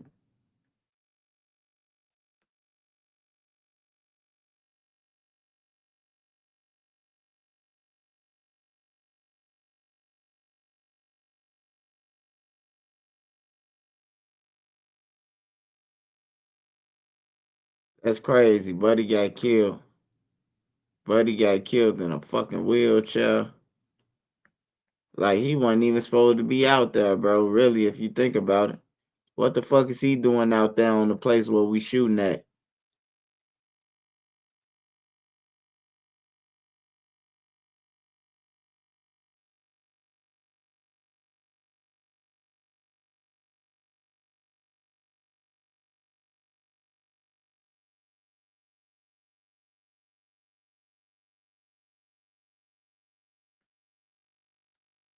Who the fuck is Diamond It's Moore? been almost a week since a 13-year-old girl was fatally shot and killed inside of her home while sleeping. Now, family and friends are seeking answers and justice. But tonight, a balloon release was done in memory of Diamond Moore. Fox 20 reporter Philip Green has more. Diamond, she was a wonderful, precious angel, a 13-year-old student that we had at South Lawn Middle School. From what I've heard, I know that Diamond, that she was more than just a student. Diamond, she was a classmate. Diamond, she was a friend. Diamond, she was the head of our cheerleading squad. I've heard too many cries. We will not stop. And we will not rest until we solve this case, until we solve every case we get. I promise I'll carry this. We will do everything we can do, and I will not rest. I only been to his house one time, came there, his wife. You realize we have video surveillance of your car coming and going. I have a camera of the Charger pulling up right here, camera looking at it the whole time. No, man, no. This is Javon Joseph, a man responsible for the tragic death of Makiva Jenkins. And very soon, detectives will realize that Javon wasn't the only killer. The person that killed your wife, killed Makiva, you had only met within the last 24 hours of her murder. You had everything to gain from this. And now, as this killer duo turns on each other, All I did was cut his hair. Yuri got a lawyer, he doing all this, he's trying to frame me. they will realize that their secret murder plot has gone up in flames. You didn't kill her, but you had her killed, and you had to know there's no way of getting away from this. Javon, you can't beat this. That was nothing for me to beat because I didn't do anything, bro. You got into some shit, bro. You're screwed.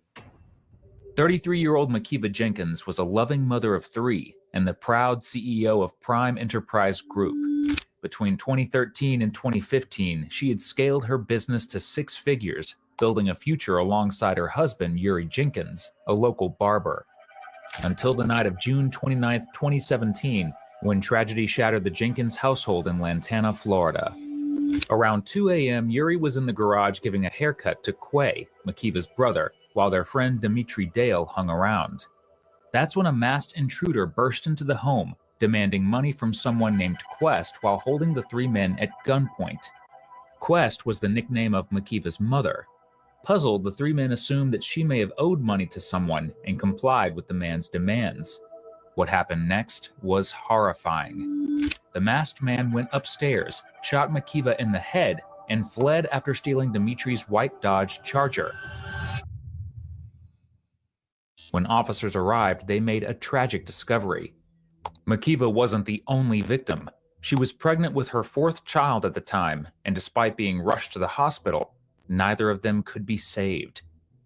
Investigators believe that the intruder's mention of Quest was nothing more than a distraction. Makiva's mother had no known enemies, no debt, and nothing to suggest that she would be the target of an assassination. So what exactly was at play here? The first person to be suspected was Yuri Jenkins because of his reaction to the murder of his wife, which was off, to say the least. I held her in my arms. She was alive.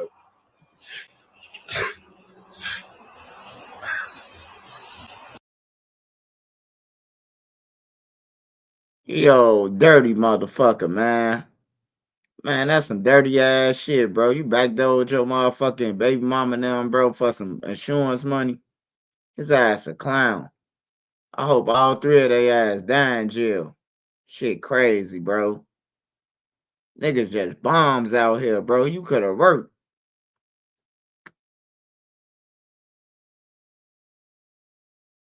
How are you?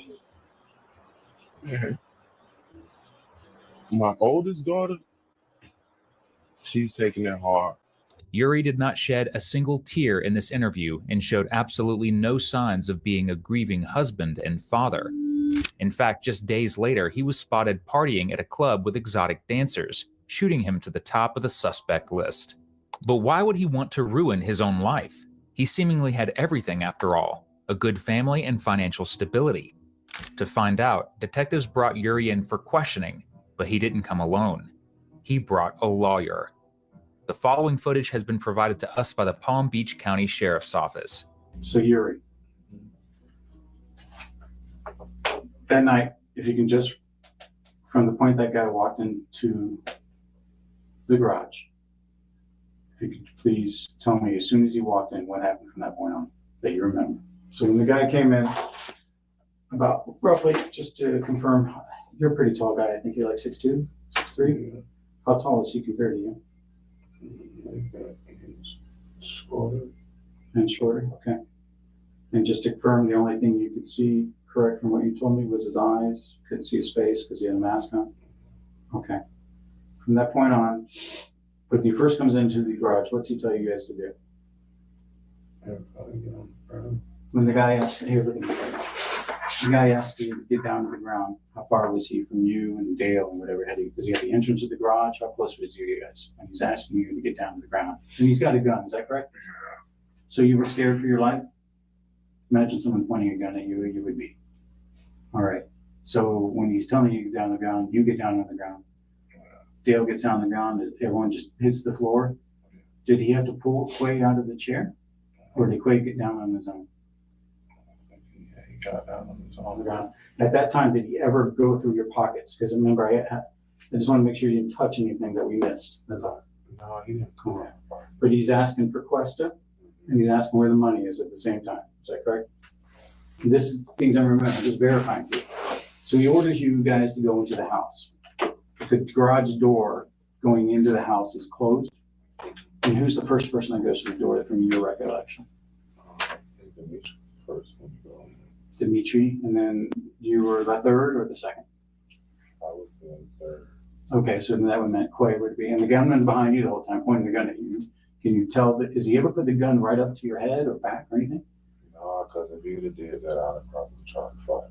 Before going any further, it's important to lay out what Quay and Dimitri told detectives. After entering the garage, the intruder held the three men at gunpoint and forced them into the house, then upstairs. One of Yuri's children was on that floor, and at one point, Dimitri asked if he could take him outside. The intruder agreed, letting Dimitri walk back down to the patio with the child. Shortly after, the man went to Makiva's room, shot her in the head, and fled in Dimitri's car. No belongings were stolen from the home, and all evidence pointed to Makiva being the target of an assassination. But Quay's version of events added something critical. There was a moment when the intruder escorted him downstairs too, leaving Yuri alone upstairs for some time. At that moment, Yuri had his phone with him, leaving detectives with one very important question, one that points all suspicion to Yuri Jenkins. Just to confirm one thing, when you and I were interviewing outside together, you had your phone on, the iPhone, which you graciously let us take and download and give you. And in the meantime, you had your wife's phone, just so you know that's about that. Since you had your phone on you during this duration, you're upstairs on that second floor landing. When Quay's downstairs with the gunman, just have to ask you, why didn't you call 911 at that time? Did I have my phone? I don't know. Okay. I didn't even remember I had my phone on. Quay told me when we got downstairs, like, man, you know the phone was on your hip. Okay. Just have to ask. It was the furthest thing from my mind. I didn't even know. Did Because I was holding them. All right, then, where you gonna go? When do you mean you were gonna go? I thought you were through. Well, I'm thinking of something else. Why are you trying to rush this along? Because I have another appointment, to be honest with you. Quay told detectives that while he was with Yuri upstairs, he urged him to do something and take control of the situation. But Yuri just sat there and completely ignored Quay. Is there anything about this whole incident that may give me a reason other than McQuesta But then, say if that has nothing to do with it, why else would anyone want to go into your house and kill your wife? Because it's clear that that's their whole intention was to just kill her. There's no other reason. With Yuri's lawyer present, detectives quickly hit a dead end, so they decide to pivot. Their next lead was to track down the getaway car, the white Dodge Charger.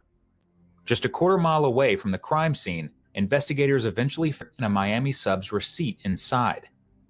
When detectives used the time on the receipt to access security cameras inside the Miami sub, they found Dimitri Dale eating with a man identified as Javon Joseph, an associate of both Dimitri and Yuri.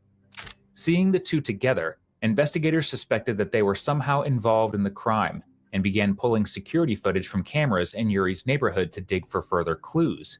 This was a turning point in the case. The footage showed Dimitri driving his Dodge Charger toward Yuri's home moments before the murder. Following closely behind was a Mazda 6. Both cars stopped a short distance away. Then Javon got out of the Mazda, climbed into Dimitri's car, and the Charger continued toward the house. Sometime later, Makiva was shot, and the Charger was seen speeding off.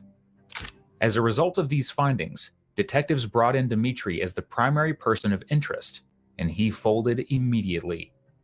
According to him, Yuri wanted to hire a hitman for his wife, and Dimitri knew just the right person, Javon, a man struggling for cash at the time. He eventually connected both men, and Yuri offered Javon $20,000 for the hit.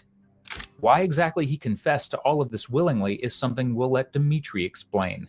Why did you cover for these guys so long? It took me 5 interviews to finally get you. Because I was going to say something in the very beginning, but I didn't, because at the end of the day, all odds were against me. At that home that day when you guys were there, it was everybody's family but mine. Yeah, but if you would have been straight with us, don't you realize they would have probably been arrested within a day? I know that, and a lot of people was mad at me. But I just be honest with you, I didn't want nothing to do with this, because at the end of the day, they both. Yuri don't know the ins and outs of my home, but Javon do. And at the end of the day, I just don't want nothing to do. I still really don't even want to be here. But at the end of the day, I have no other choice. I just want to get this out of my. I even went to North Carolina. They were talking about it in North Carolina. Asked me a whole bunch of questions. I said, let the law speak for me. That's all I can do. But at the end of the day, why it took so long, I don't know. At the end of the day, I'm not. I don't want to. I was trying to cover for them.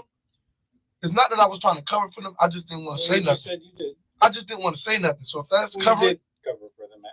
I did lie.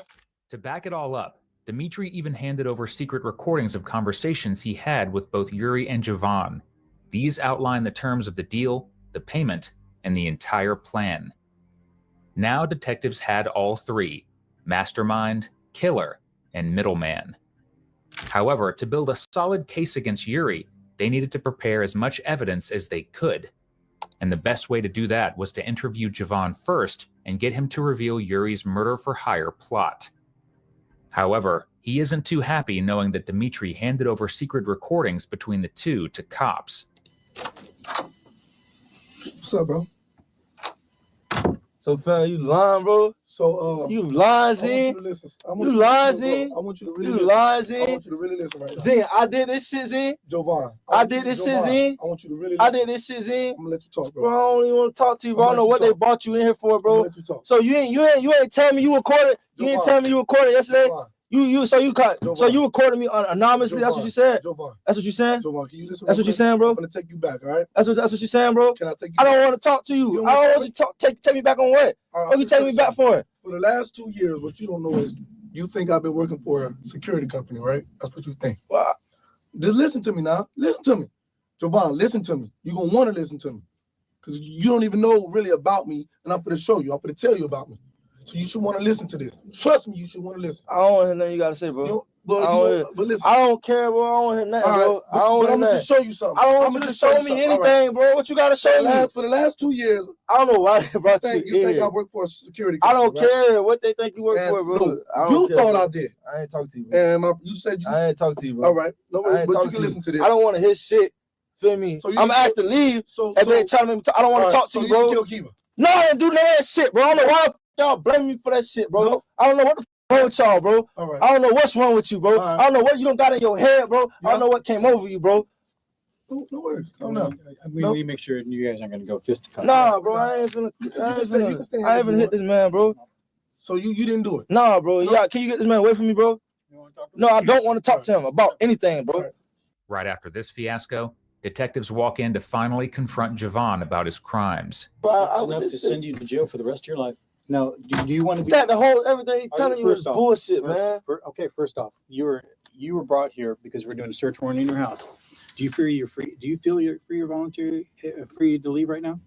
If you wanted to? No, I don't think so. Okay, I don't think you. I think that's right. So because of that, first off, I got some gun. You want a piece of gum? No, good, man. I got some gun because I'm drinking coffee. This is. I'm gonna lay you. Before you ask me the question, I'm gonna lay you the truth right now. Cause this kid, he lying, man. That shit. He called me to his house. I got on his phone and he told me, bro, you're lying on me. He trying to make me go to jail. But that shit. First of all, I never got any money. I never received any money from nobody, dog. I ain't received no money from nobody. He called me. He told me, bro, only way we can get out of this, bro, if you come and let me record you. So I'm like, well, what you mean? I was already looking at him funny, like, bro, what you mean if you let me record you? He's like, don't go talk all because my girlfriend called me, bro. She called my mom and told me that you called for me. Because you've already said that you don't feel like you're free to leave, and and you are, but I don't want you to think that I have to read your Miranda. You want to tell me the story after I read your Miranda? Yeah, go ahead, bro. All right. Have you ever been read the Miranda before? I mean, not really. Did you graduate high school? I've never met you. No, not yet. I'm gonna then, just because I don't know you that well, after I read each one, I'm gonna ask you if you understand. If you have a question, please tell me. All right, I'm just gonna read it. You after each thing, I'm just say, do you understand? Okay. It's not because I think you're stupid. I don't know you. Yeah, ain't no problem. I understand. I understand you good, man. While detectives read him his Miranda rights, it is important to note that detectives will constantly refer back to the secretly recorded conversations between Dimitri and Javon. These conversations confirm two things. First, the payment. Yuri had promised Javon $20,000 for the hit. And second, the plan, which was as follows. On the evening of June 28th, just hours before the shooting, Javon would come to Yuri under the pretense of being one of his clients looking for a haircut. In reality, it was to collect a $1,500 down payment, along with the revolver that would later be used in the murder. He would then come back later into the night with Dimitri to kill Makiva. This is the part that matters most. If detectives can get Javon to admit he was at the scene when Makiva was killed, that would go a long way in tightening the case around Yuri.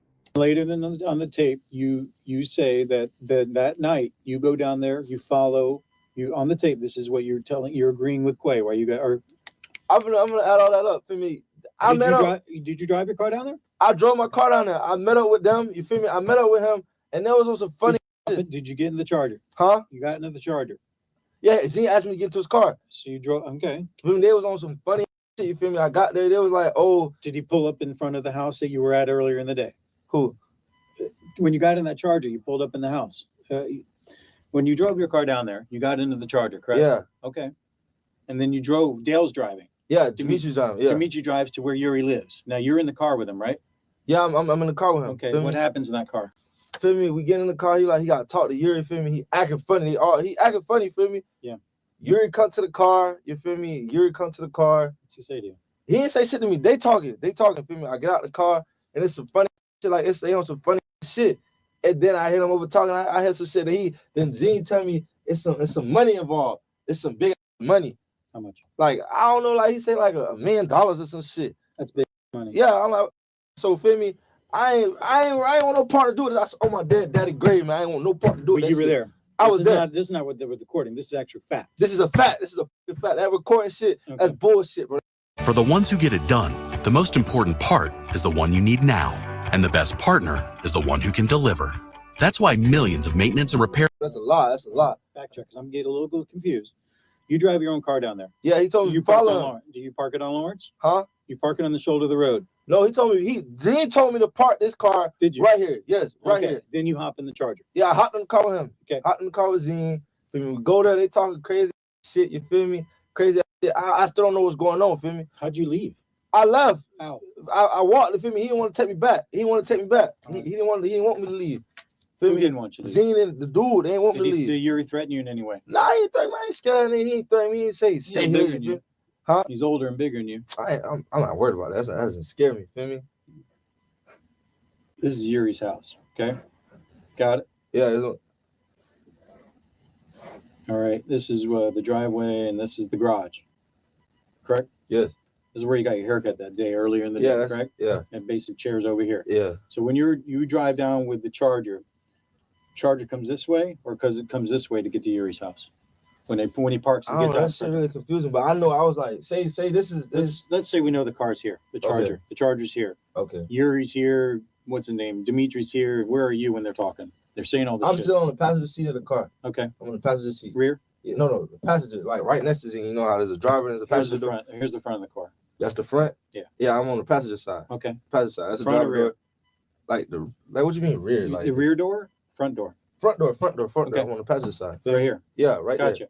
So they talking, feel me? Which I feel me. They talking, feel me? I'm on the phone with the girl, hanging out, tell them to call back. Okay. I see what they talking about. They on some weird shit. Feel me? I don't know what's going on. Feel I'm like, bro, look, I feel like I gotta go meet up with this chick. How did you leave?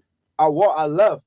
Which way do you go? Because there's a 8-foot fence this way. Where'd you go? I walked out of the complex. Which way? Like the way out the complex. Like I think it's like only one way out or two. Did you walk this way, away from them, or did you walk? No, I walked to them at first. I walked to them. You feel me? Try to see what it was. I'm like, bro, I gotta go meet up. He like, nah, I gotta. Which way did you leave? I left out this way, bro. I don't know. It's a one way. I think it's a one way out because I only been there like 3 times. Okay, well, hold on. Let me just show you. This is basically development in a nutshell. Okay, sorry, my drawing. I'm not an artist, but here's a road. This is how this development works. This is Lawrence Road. Here's that school. You know that school off of Lawrence? It's a high school. I don't know. No, your car's parked here, right, on Lawrence? You had to walk to your car. This is Yeah, where it parked. wasn't that far. It wasn't that far. Yeah. Well, this is the entrance to the development. You can only Yeah. get into this place one way. One way. And I know there was a security guard. You feel me? The security guard see me walk. You see me walk past him. Before or after? What? Like before? Like what? He said you saw the security guard when you left. Yeah, I seen him when I left. When I left, What I kind seen of car? him. Where was he? It was like he was parked in. He was Okay. parked in. Feel me? He was parked in asleep. Feel me? Looked like he was asleep. I What don't kind know. of car? It's like the little, like it was white. You feel me? It was white. I don't really remember much So about when it. Dimitri came in, tell me if this sounds about right. Dimitri drives in this way, parks like that. Yeah. All right. When you're done, which way do you leave out of this development? You can only go either this way or you can go this way to get out of this development. I didn't go the longest way because it wasn't that long. Right. It's only one way. So I which went way this did you way. go? I went that way. Walked to my car. Your car was this way. When you come out of the development, how did you get to your car? I walked to it. Did you turn left or right to get to your car? Hold on. When you come out of the development, you can only go right or left. Your Yeah, car, yeah, yeah. Was your car parked up here? I went left. Okay. I went left, went to my car. Went left, went to my car. Got in my car. And I went to go meet Talisha at the time. And that's when he calls me. He calls me. All right, go ahead. No, who calls you? Dimitri calls me. You feel me? He calls me like I was like say I got to the hospital around 2 something. Feel me? He called me. What time did you actually get there? Remember I asked you? Yeah, you asked me. Yeah, it was I like, went to the video. You weren't there until 3. At the hospital? Yeah. You said I said, where were you at 2? Because I said the murder was at 2. Because you didn't know when the murder was. You said you didn't know. So the murder happened around 2. Where were you at 2? You said you were at the hospital at 2. You couldn't have been because this murder happened. Well, I stopped home too. I went home. You went home first. I went home, feel me? And then what I did, I ain't showered, man. Went home. I don't know. I went home. It took you a while to get there, but you weren't there at 2. Couldn't have been. Yeah, I went there. I guess I went there too, but I know I was there, feel me? You didn't get there before 2. No, it wasn't that late, feel me? Because they won't even let But it business definitely hours. it wasn't at 2. You wouldn't have gotten there at 1:30 because we know when you were down. We know when this happened. This happened at 2:19 in the morning, and you were here just before it happened. Remember, you got in that car and you Yeah, walked out. but I know it wasn't around 3. Did you hear the gunshot? No, I ain't hear no gunshot. I ain't hear no gunshot. Feel me? So Did you go into that house at any time earlier in the day to use the bathroom or get some paper to wipe your face or anything like that when you got your haircut? yeah, I used the bathroom, feel me? Okay. We both used the bathroom. Did that's it. Yuri go in there, show you where it was? Yeah, he had to show me where it was. Okay, all Feel right. me? So I walked out, walked in my car, feel me? I went there. Talisha told me to come see at the When you hospital. got in your car, which way did you go? Did you go down towards Hyperlux or towards Lantana to go to 95? I think it was Lantana to get With- to yeah, to 95 because it was alright. like a little bridge. I don't know, bro. I ain't from around there, so I don't know the area like that. Feel me? But I know it's Lantana. It wasn't no Hyperlux. Yeah, it was Lantana. All right, so that is actually true. So everything that was on the recording, even Man, though it was look, said, but that's- this is actually fact. That's bullshit, bro. This man is lying. Let's put Javon's story into perspective. He claims he was driven to the house by Dimitri, which checks out. But after that, he has no explanation for how he got out of the neighborhood. There were cameras all over the surrounding streets, so if he walked off or took another car, it would have shown up. Instead, the only thing caught on camera was a Dodge Charger speeding away from the direction of Yuri's house. Now, as Javon realizes his story has completely fallen apart, he starts to lose it. But I don't have nothing to do with this shit, bro.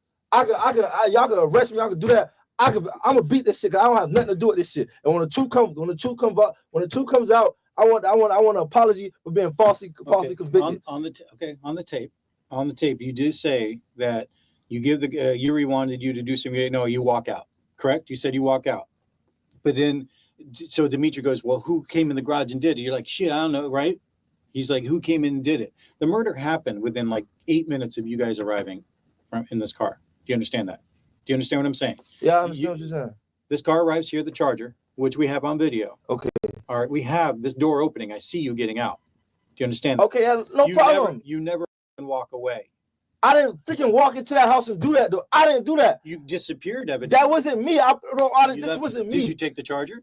No, I didn't take his freaking car. I didn't take his car. How did you leave out of this development? I left out, bro. Security. It was a security. I left out. I walked away. He left at 1. I already talked to him. He already left at 1. It was a security there, bro. We have security here. We have cameras here that see where that security guard. We see him leave well before this happened. You are never seen on foot walking out. You're never seen on foot walking. This wasn't me. This wasn't me. Where did you go? I left, bro. How? I left. How? I walked away. This wasn't me. You couldn't have. I didn't take his car. You didn't walk. How did you just poof? No, man, I didn't poof, bro. This shit, it looks crazy, bro. This shit looks crazy, bro. Javon, but this wasn't me, bro. Don't let Yuri get away with this, because you're the only one that's going to go down for this right now, unless you honest. Because Yuri's the one I told you we want. We want Yuri. There's too much. You can't get out of this. You've already told me. Bro. It is crazy. You got. You're 19 years old. You got into some shit. I didn't get into anything, bro. You're screwed. I didn't get into You're screwed because you didn't leave on foot. You left in that Charger. I didn't leave in that Charger, bro. Yeah, you didn't leave any other way, and you already put yourself there. How else did you get out of there? I didn't leave in that Charger. Javon, I'm being honest with you, bro. I'm telling you the truth. How else did you get out of there? I'm telling you the truth, How man. did you get out of there? Bro. Answer the question. How did I you walked out the shit, bro? No, you couldn't have. I have a camera of the Charger pulling up right here. Camera looking at it the whole time. You are never seen walking this way. So you're telling me I took this Charger? Yes. You can prove to me that I took this Charger and drove off with this Charger. Prove me that. Prove me that. Prove me that. One, I've got your buddy. You'd already. I'm telling you this video. I'm telling you this shit. I call my. You already admitted to being down there. Okay, I was down. I'm telling you the truth, though. When you get out of the car, you're wearing all black, aren't you? Black. No, I'm not wearing all black, man. When you got to the hospital, you're wearing black sweatpants, correct? Yeah, I'm wearing black sweatpants with a white tank top. Right. I have a white tank top on. When you were here, you were wearing black. Considering Javon admitted to wearing black trousers and a tank top that night, the black t-shirt found in the Charger was most likely also his. No, man. No. I'm not wearing all black. I always wear tank tops under my shirt. When I first came here, the first interview, what was I wearing? The same striped Adidas shirt with a tank top on. That's what I'm always wearing. That's what I'm always wearing. Javon, you can't explain how you got out of there. I didn't do this shit. That's all I know is I didn't do this shit. Okay, explain to me then. If you didn't walk here and you didn't leave in the Charger, how did you leave? I told you, bro. I walked. You didn't. I walked. Nothing beats video surveillance. You can't beat that. There's no way you could have. You did not walk out of there. Javon, there's no beating it. This is going to go to grand jury. So get ahead of this. You're going to let Yuri just walk away? Should Yuri walk away for wanting his wife killed? You're not the one that wanted his wife killed. He did. But Yuri's going to get away with this. And them, they finna live their life for. I'm getting blamed for some shit. No one's blaming you. You were there. Oh my God. I was there. I admit that I was there. Yes, I was there, bro. The brother can ID you. How can he? He knew it was you. He told me that from the get-go, he thought it was a guy that came earlier that played basketball. That's his problem. That's his fault. He could guess it was a cat with a hat. You can't tell me that's me. Actually, he can. One of the most compelling parts of Quay's statement was that he recognized the killer's voice. And that makes sense because if Javon was at the house the day before, Quay would have remembered what he sounded like. In fact, Quay even tried to bring it up with both Yuri and Dimitri, not knowing that they were the very people responsible for what happened. So the statements of the only credible witness point towards one man and one man only, Javon. And this detective sums it up with a question that he probably could have phrased better. What's he have to gain by fingering you? Why? And we are the evidence. You've already admitted to being there. Yeah, I was there, bro. I was there. I ain't Within lying 8 minutes of the murder, but you have no way of getting out. We don't see you leaving. Okay, that don't mean I did it, bro. So that's not my problem. So who did it then? I don't know who did it. It's probably him or Yuri, but I don't know who We know it's not them because the brother was there when the sister was killed, and both of them we know they didn't pull the trigger. Do you understand what I'm saying? There's no possible way it could have been Yuri or Dimitri. Dimitri was downstairs. The brother even says it wasn't Dimitri and it wasn't Yuri. And the brother's not going to lie. The brother lost his sister. Okay? The brother has nothing to gain from this. The brother has nothing. So he's just a scapegoat. He's just out. You're not a scapegoat. No, he's our witness. Wow, bro. So he's your witness that says, I did it. He's your witness that says, he says the guy that did it. He says me. He says me. He believes it's you. Yes. He believes it's me. Yes, that because did it. You were there earlier that day. Same statute, same voice, and yes, he said it was you. He even said to Yuri that he thought it was you when this was happening on the landing, and Yuri admitted. Even Yuri said, "He can admit all he wants to." They have the biggest most to gain in this. But why would they say it's you when they could just say they don't know who it is? This is your friend. This is your friend. Yes, this is somebody your friend. Yes I or no? don't know, bro. I'm shocked. I'm shocked, bro. I don't Before know. this happened, is Dimitri your friend? Would you consider him your friend? Yeah, we was cool. Why would you go on tape yesterday, supposedly go on tape and do this for him unless he's your friend? I try to help him get out the situation, bro. You can get yourself out, right? No, I don't. I'm really not worried about it. It really is for him, bro. It's for him. You did that. He for was him. worrying me. I really didn't care about the So situation. I wasn't worried about it. Why would he? He's trying to get out. He's trying to get himself clear. All they could have said is, we don't know who that guy is. Dimitri could have said, I never knew who it is, but he says it's you that did it. That he drove down with you drove down with him, got in the back seat of that car, all in black. You spoke to Yuri. They went in the house, and a few minutes later, I spoke to Yuri. When I spoke to Yuri, remember, you already said you did when you got there. You said Yuri and Dimitri were talking. He said that's when you and Yuri were talking. You understand what I'm saying? Me and who? You and Yuri. When you get down there in the Charger that night. No, bro. You can tell me all the shit you want. I know you don't gotta believe me. I don't care if you don't believe me right now, but in my heart, I know the truth. You could don't believe me, y'all can book me right now, but I know in my heart. You don't want to admit to doing it because you know you're gonna go away for life. Admit to doing what, bro? Makiva. I didn't kill this lady. I didn't do this shit. Okay. This shit not me. This shit, what the I look like killing some lady. For what? For some money? I don't give a fuck. You gonna offer me all the money in the world. I'm not gonna go kill some lady with children. For the next several minutes, Javon completely loses it, spiraling into a swearing frenzy that we wouldn't be able to show without this video getting taken down. With Javon that worked up, getting anything useful out of him becomes impossible. So detectives give it a few days before bringing him back in for another round. This is a very unfortunate time in your life, but you also don't want to be the only one taking the fall. Taking the fall for what, bro? Like, I still don't understand. Like, what don't you understand? I didn't do this shit, bro. Okay. The evidence is so overwhelming. That's fine. This is your option right now. Did you and Yuri ever talk? Did he ever proposition you? No, Yuri never propositioned any money, nothing. I never spoke to his man. I don't barely know this man. But you went to his house. I went to his house. For several hours. Yeah, with Dimitri. With Demetrius. Did Dimitri Dale offer you something and said that you would get taken care of later? No, none of them ever offered me. I don't even have them. My mom's getting kicked out of her house. We don't even have the money to freaking move. We don't even have money to move, bro. Nonetheless, were you ever promised anything by Yuri or Dimitri? They never promised me any money, no type of money. Why did you go as far as you did? As far as I did with what? Yeah. Because that's my home. I'm trying to look out for him. Feel me? That's my homeboy. Feel me? I do things for people I know. Feel me? That's my homie. It's not a good enough excuse because first off, let me lay, you know everything. I don't need to lay everything out, but I will. Okay. You and Dimitri Dale went down and spoke to Yuri either the day before. Not, you weren't down there on the 27th because I have your cell phone records. And the only time your phone hit off the tower down there, just so you know, let me get this right here. This development right here, basically under this little thing here, this is where the victim lived, where Yuri Jenkins lived. All right. Your phone only pings off this tower, which means when you're using it, it uses the tower down here only on the 28th. The day before when you went down there and shot basketball, got your haircut, and also on the 29th in the morning at 2:08 in the morning. Those are the only time your phone is ever down here. The only time you're ever pinging off the tower that is in close proximity to where Yuri lived with Makiva is the day you went down there and shot basketball. The day you told me you went down there with Dimitri. You're down there for like many hours. It shows your last tower hit was like almost like 8:30. When we played basketball? When you went down there that day. That's the only time it shows. And then on the morning, on the 29th, when at 2:08 in the morning, 9 minutes before the 911 call came out, okay? That's the only time your phone's down there. I don't show you down there on the 27th like you said you went down there with Dimitri. Right. So you're down there that day. When you're down there that day, is there any talk of you coming back later that night? With who? Me and With you and Yuri? No. All right. What about, and then why? Okay, so you left there, it was after dark when you left. I think it was around 9:30 at night. Who? That day was at his house? That day you were playing No, basketball and it getting a haircut. wasn't. Hell no, it wasn't that late. It was like 6, 7. I ain't staying there that long. Your phone records show that you were down there pretty late. At his house? I did not. I know for a fact I didn't leave his You don't house. give your phone to anyone else, do you? No, I didn't give my phone to no one else. All right, be that as it may. So you're down there. You're down there for several hours, right? Now you go home.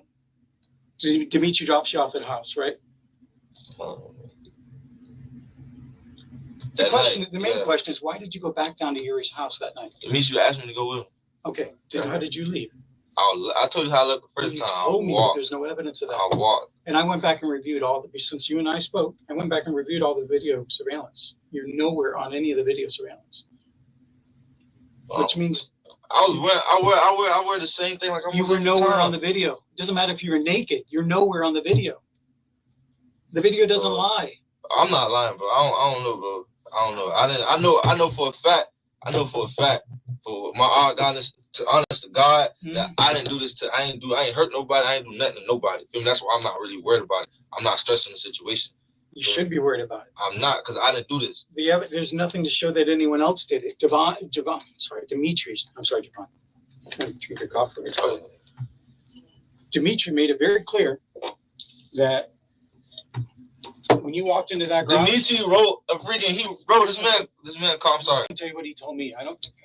Then you can talk. But Dimitri made it very clear that when you walked into that garage with a mask on, he's saying you had a mask on and you were wearing all black and had the revolver. That he knew it was you the whole time. And also what makes us believe that it was you, not only is because Dimitri's statement, is that the shooter allowed Dimitri Dale to go downstairs with the kid. He didn't harm anyone else. He let Yuri stand by himself up on the second floor landing, which is such an amateur move. So that just means it's somebody they knew. It's somebody they knew that wasn't going to hurt them. The only person that was going to get hurt was Makiba. So that just means it's me. No, that not just that alone. That and everything together, Javon. Everything together like what? Because what you're saying really doesn't make sense. Okay, what one man said. You went down there. You drove your car. You parked it on Lawrence Road. And you say you did that because Dimitri asked you to. Then you get in the car and then you say you're there. You see Yuri. And then you leave. But there's no evidence of you leaving. Look closely enough and you'll see Javon's only 2 brain cells fighting for third place as his story crumbles. Now, in a last-ditch effort to shift the blame to Dimitri, he will reveal something that these detectives never saw coming. Listen, bro, don't you guys have the piece of paper that Dimitri wrote down? No such piece of paper, not at all. He wrote it down like I thought you guys grabbed it. You didn't get that from in my dresser? He wrote this shit. If we didn't take it from your dresser, it means it's still there. Where is it? It's in my room. Then why didn't you bring it to me when you went back home? I told you that the day when y'all bust my house. I told you that. You didn't take it, so where is it now? I don't have it. We didn't take it. Well, it's probably still there for me. He wrote that shit. You've been in your house. You've been in your house since we went and did that search warrant. So why didn't you find that note and come to me with it? You know it's there, evidently. I thought you guys had it because it was like under the dresser. It's like under. Under what? Under my dresser, you have to move the dresser. So I would think as soon as you left that interview with me and you said that there was this note, you would have gone back to see if we had taken it. You didn't look. No, I ain't look. I just. This is supposedly what you're saying is Dimitri wrote all this down. But he wrote this down, bro. He called me, bro. All this shit, he wrote it down. When the note eventually surfaced, it was obvious who wrote it, and it wasn't Dimitri. In true criminal mastermind fashion, Javon had jotted down every detail of the hit, including conversations between the 3 men and the terms of the payment. So hold on, can I ask you a question, bro? So I'm gonna go to jail. I'm going to jail, You're bro. being booked into the county jail. I don't even have an adult record, bro. I don't even freaking have an adult You're record, an adult bro. now. It's first-degree murder. What the? Bro, this shit crazy. So now I'm gonna go to jail for some shit I ain't even do, bro. This sealed the deal for Javon, as he was booked into jail after this interview. But for Yuri, his partner in crime, it was only the beginning. Detectives already had plenty of evidence to confront him with, thanks to Javon's train wreck of an interrogation. But before calling Yuri in, they found one phone call that overshadowed everything else they had. I understand you have some questions. About the beneficiary information. And you were the spouse, sir? Yes, ma'am. I'm actually seeing on the application here that you were not listed as beneficiary. Oh, wow. Is it the kid? No, and unfortunately, I can't disclose that. That's considered confidential, and I can only speak to the beneficiary on file. Okay, I gotta figure out who was. Oh, wow. Hey, she didn't change it in time. This is a call that Yuri made to Makiva's insurance agency just days after her death. At the time, she had a policy worth nearly $500,000, one that Yuri was clearly eyeing. So was this just about greed, or was there something bigger at play? To find out, he was immediately arrested and brought in for an interview, one that will spiral into complete disaster for him. Hey, Yuri. How you doing, Mr. Ball? I'm all right. How's your experience there? They treat you okay? Yeah, you got some nice officers, man. We try to treat people with respect. There's no point in not doing that. That's good, man. That's good. I'm just going to go ahead and start with this. I'm not going to anyone go forward if possible. But since you're in custody, you know you're under arrest, right? Mm-hmm. Okay. I'm required to warn you if you make any statement. You have the following constitutional rights.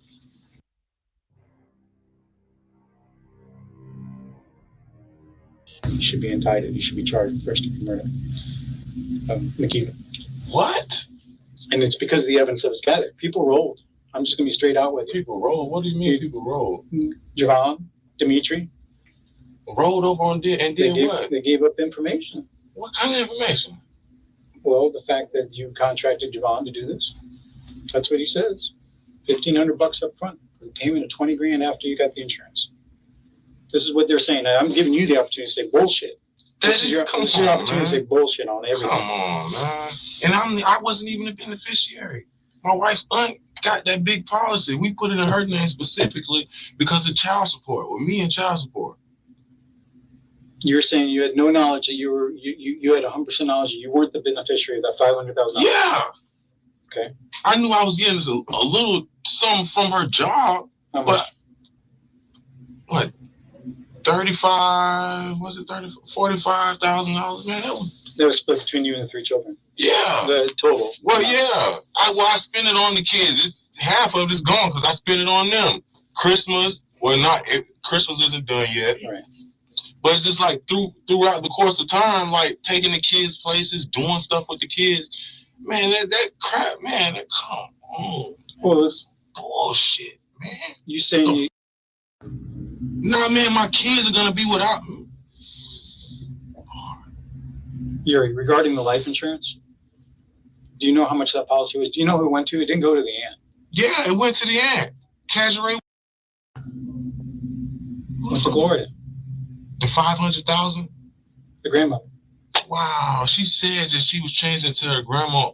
Man, I don't be paying. I never paid attention when my wife was telling me that type of stuff. She said she was what? I never paid it. She said that she was gonna either do it for her aunt or for her grandma, but you know, guys don't pay attention to that type of stuff, man. Well, you're okay. Regarding, I just gotta ask. Well, I mean, I'm glad it went to her instead of the aunt. Well, you know, the grandmother's gonna. Yeah, right, because I talked to the grandma. I mean, you know, man, we talked. So, you know, it's just, oh man, I'm so happy that it went to her. Even a child could do a better job acting than Yuri can. And it's only going to get worse from here on out, as he oh so devastatingly learns who the killer was. You know we arrested Javon, right? For murdering your wife? Yeah, I saw that on the news. But I wasn't sure because remember last time me and you talked about it. You just said, you had suspicions about him or whatever. Yeah. So and I want to know what you thought about it. Yeah, and I was like, I didn't know. But once he was arrested, I mean, what were your thoughts? Was it that guy? Did you believe it was him once he was arrested? You saw his booking photo, I'm sure. Yeah, I saw it. It was the same guy that was there earlier that day? Right. Definitely. Definitely. But I was like, man, was it really him? So if it was him, when Dimitri came and sat on my couch, it's just like, that day just started coming back to me. Right? He came and sat on my couch. I'm like, man, damn. Why did you come back? Dimitri? Yeah. Didn't you guys have plans? Yeah, we had plans, but it started getting late. You know what I mean? So I'm like, I didn't think he was gonna come back. We got the video of the Charger arriving, the video of Dale getting out, and we got the video of Quay showing up afterwards. Okay. So that's how we got the timeline. That's how Javon was actually figured out as being the shooter because he got out of that Charger. What you say? Mm-hmm. You don't remember that? Wow. You don't believe that, or what? Oh my God. Dale drove him there.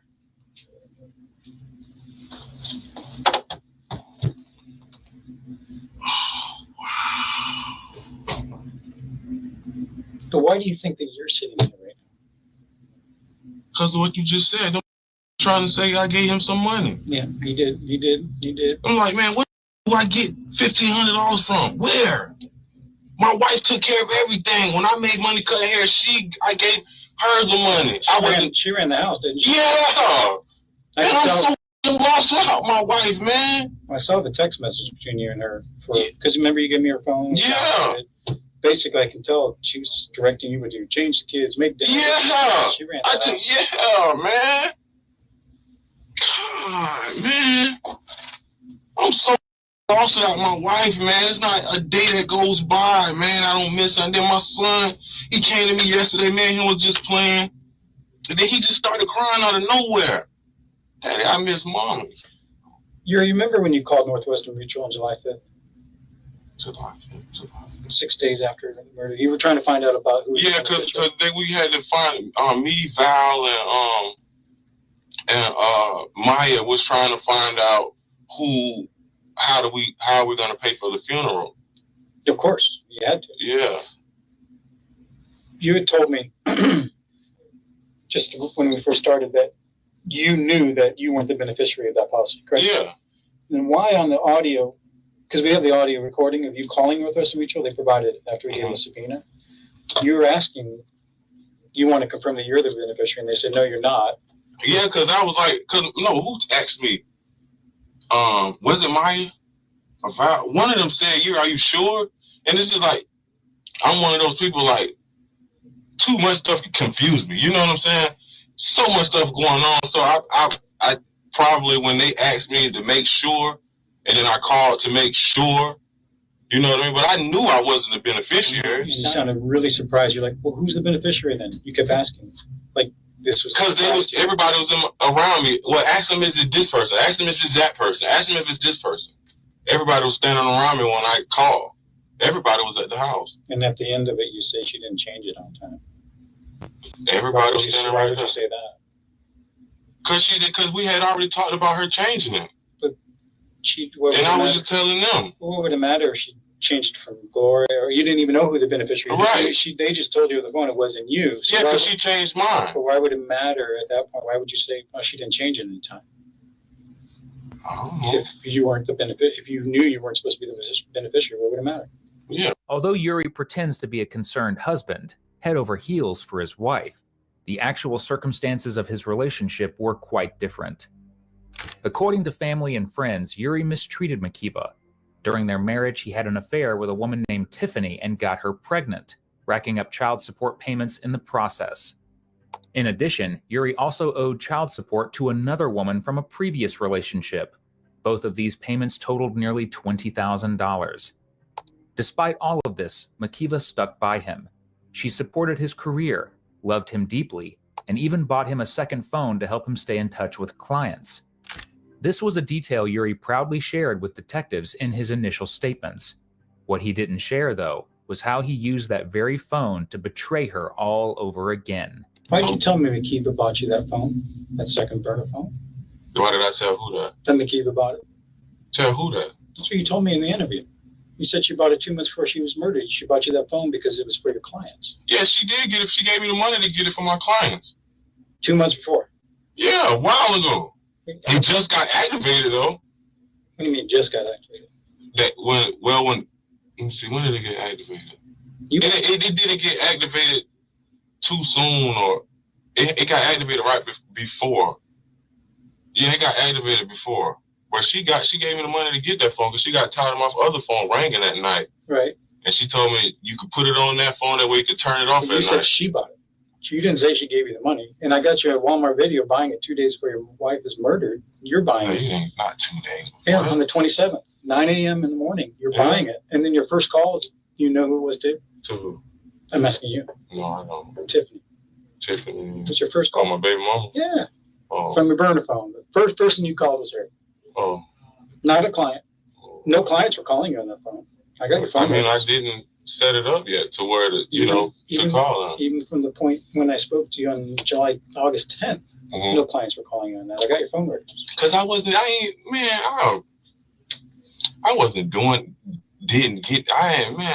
of that. You remember when moving people over to that's, man. Remember when I first came to the scene? And first thing you guys had already told the deputies what happened.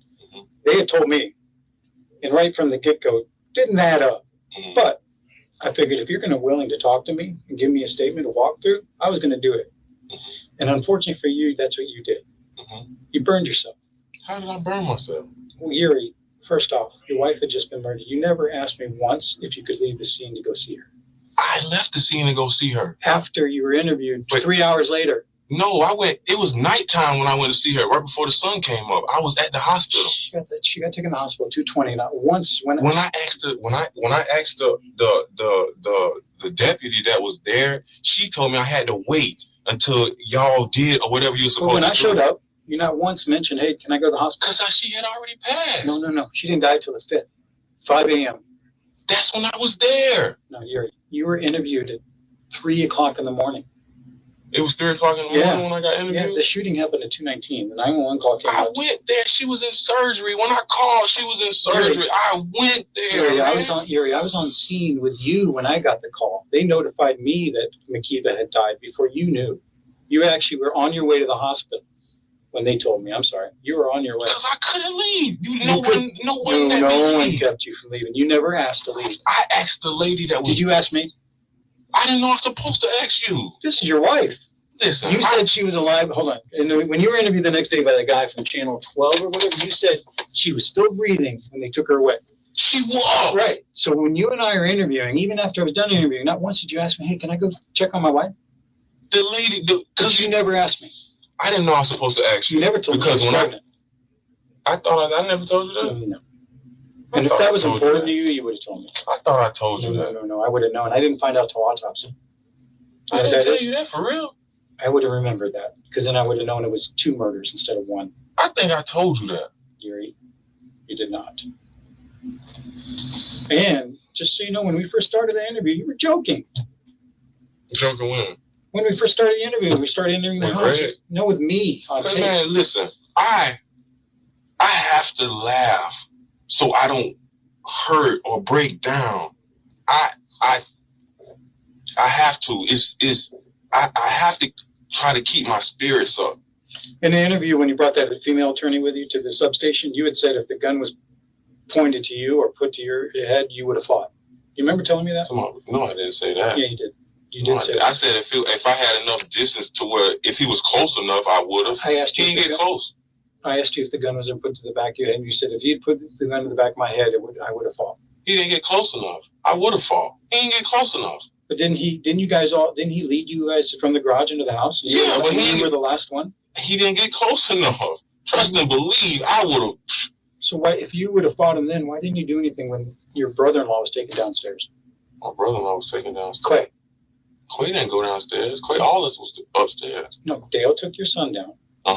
And then Quay was led downstairs to get the keys. And you were left alone. I even asked you about that. Talking about with my wife? Upstairs. Yes, you were on the 2nd floor landing. You didn't do anything.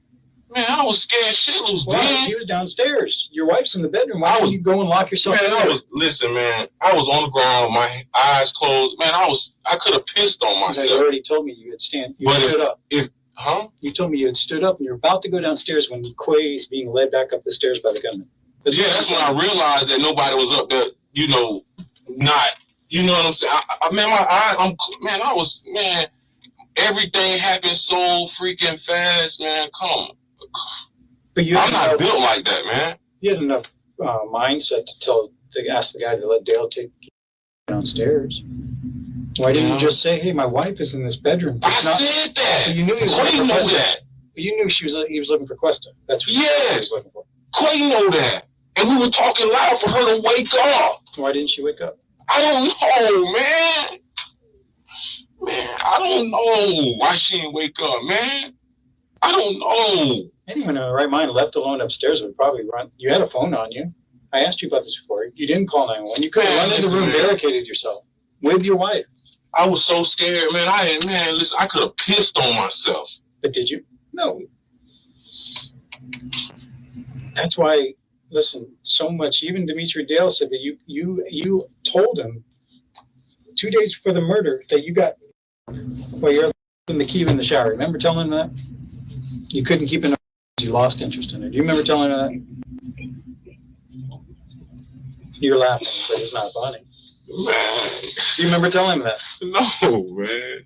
When Makiva was murdered, her entire family took to TV and the media to ask the community for help in finding her killer. Throughout all of this, only one individual was missing, Yuri, who was at the club with exotic dancers trying to keep his spirits high. And the club wasn't the only place he stopped by.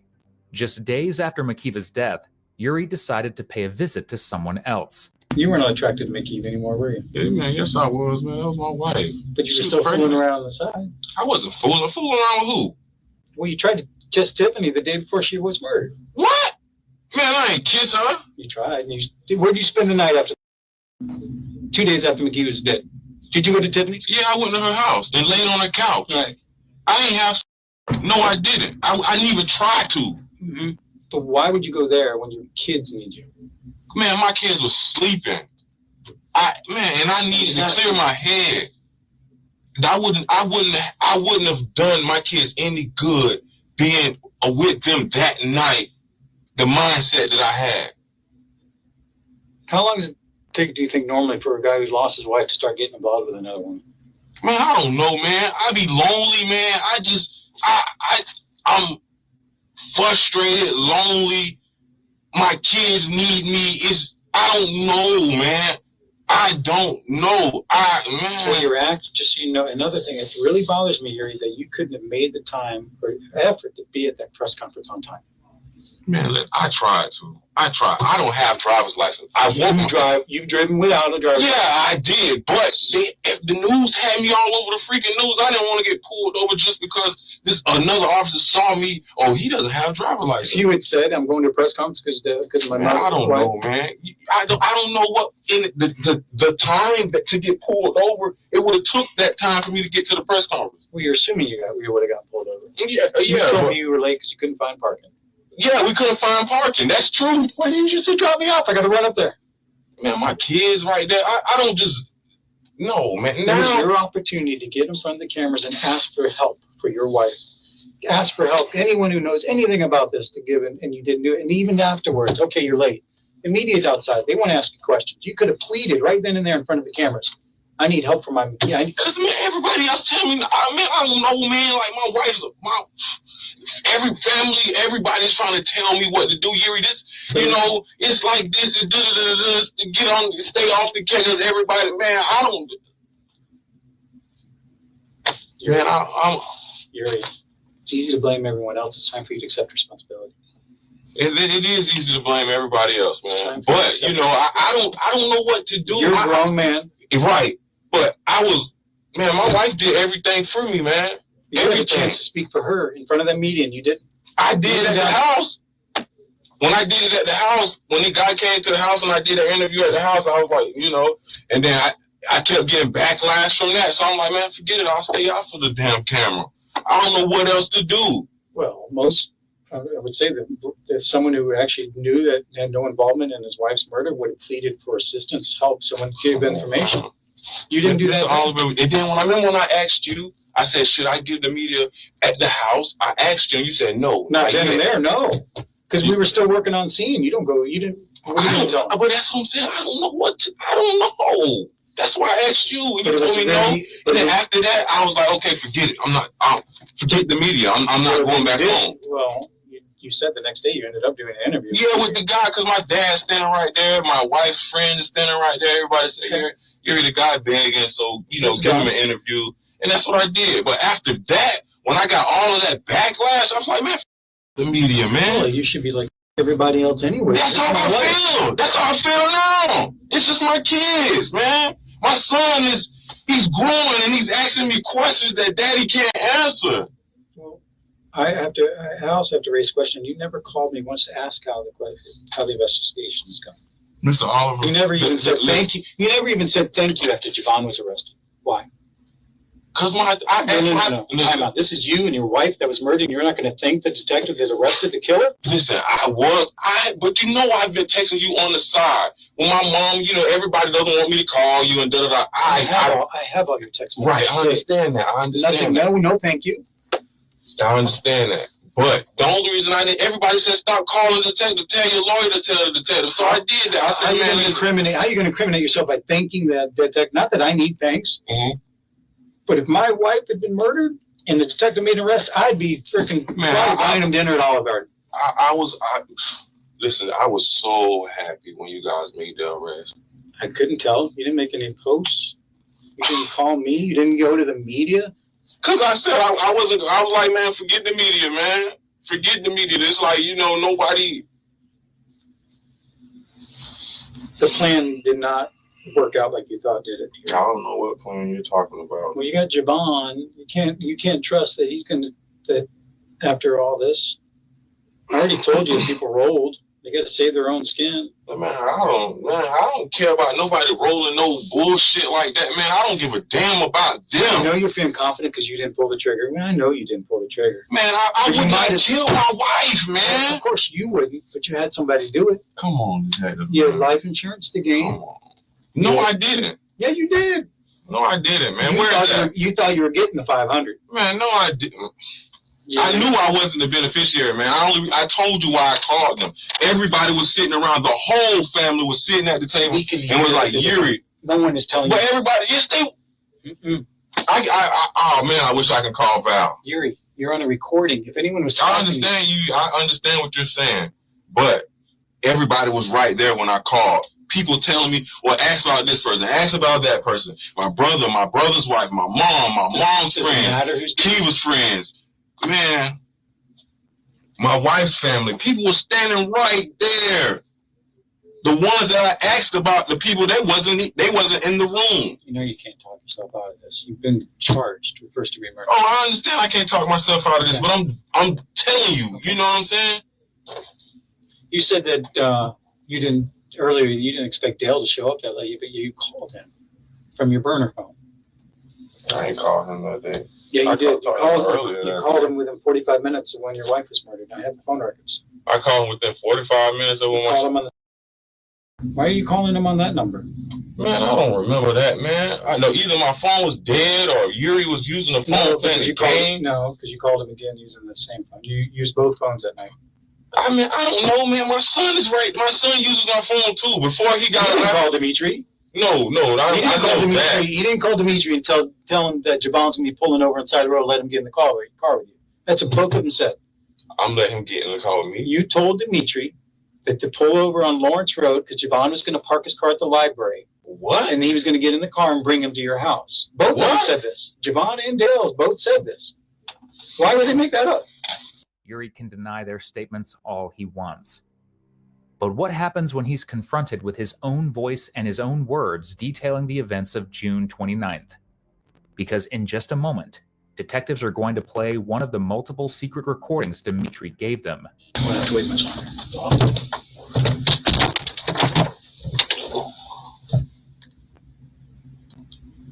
Now, this is one of 4 recordings, and I can't go in.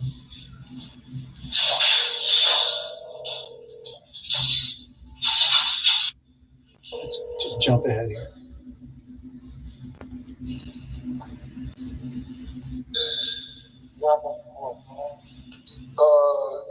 Talk to Do you recognize Dimitri's voice? You say you're just gonna go to sleep? Is that you? I'm at my house, but I had to talk to you on my mom's phone because you know my phone tapped. Right. Hold on, let me open the garage real quick.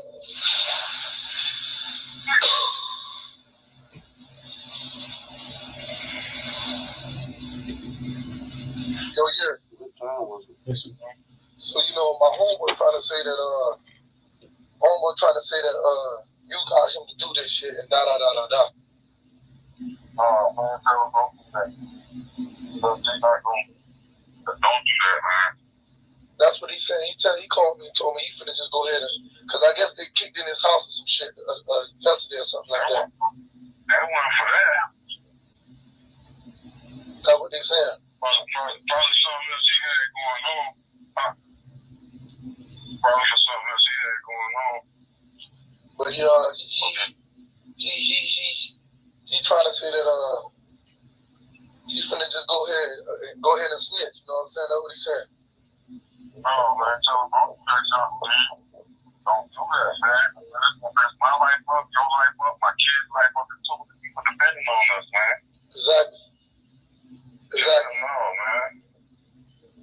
They just mentioned me. I called my attorney and told him that. You really tripping right now. At the end of the day, yeah. Keep listening. At the end of the day, I don't know, man. Man, tell him that, man. No, man. Listen, man. Gonna mess my life up, man. I can't know, man. Don't do that. He gonna mess yours up too. Man, people just trying to scare him up, man. I'm not really concerned about my life, bro. You know what I'm saying? I'm not worried about that because at the end of the day, I know that he did this shit. You know what I'm saying? So,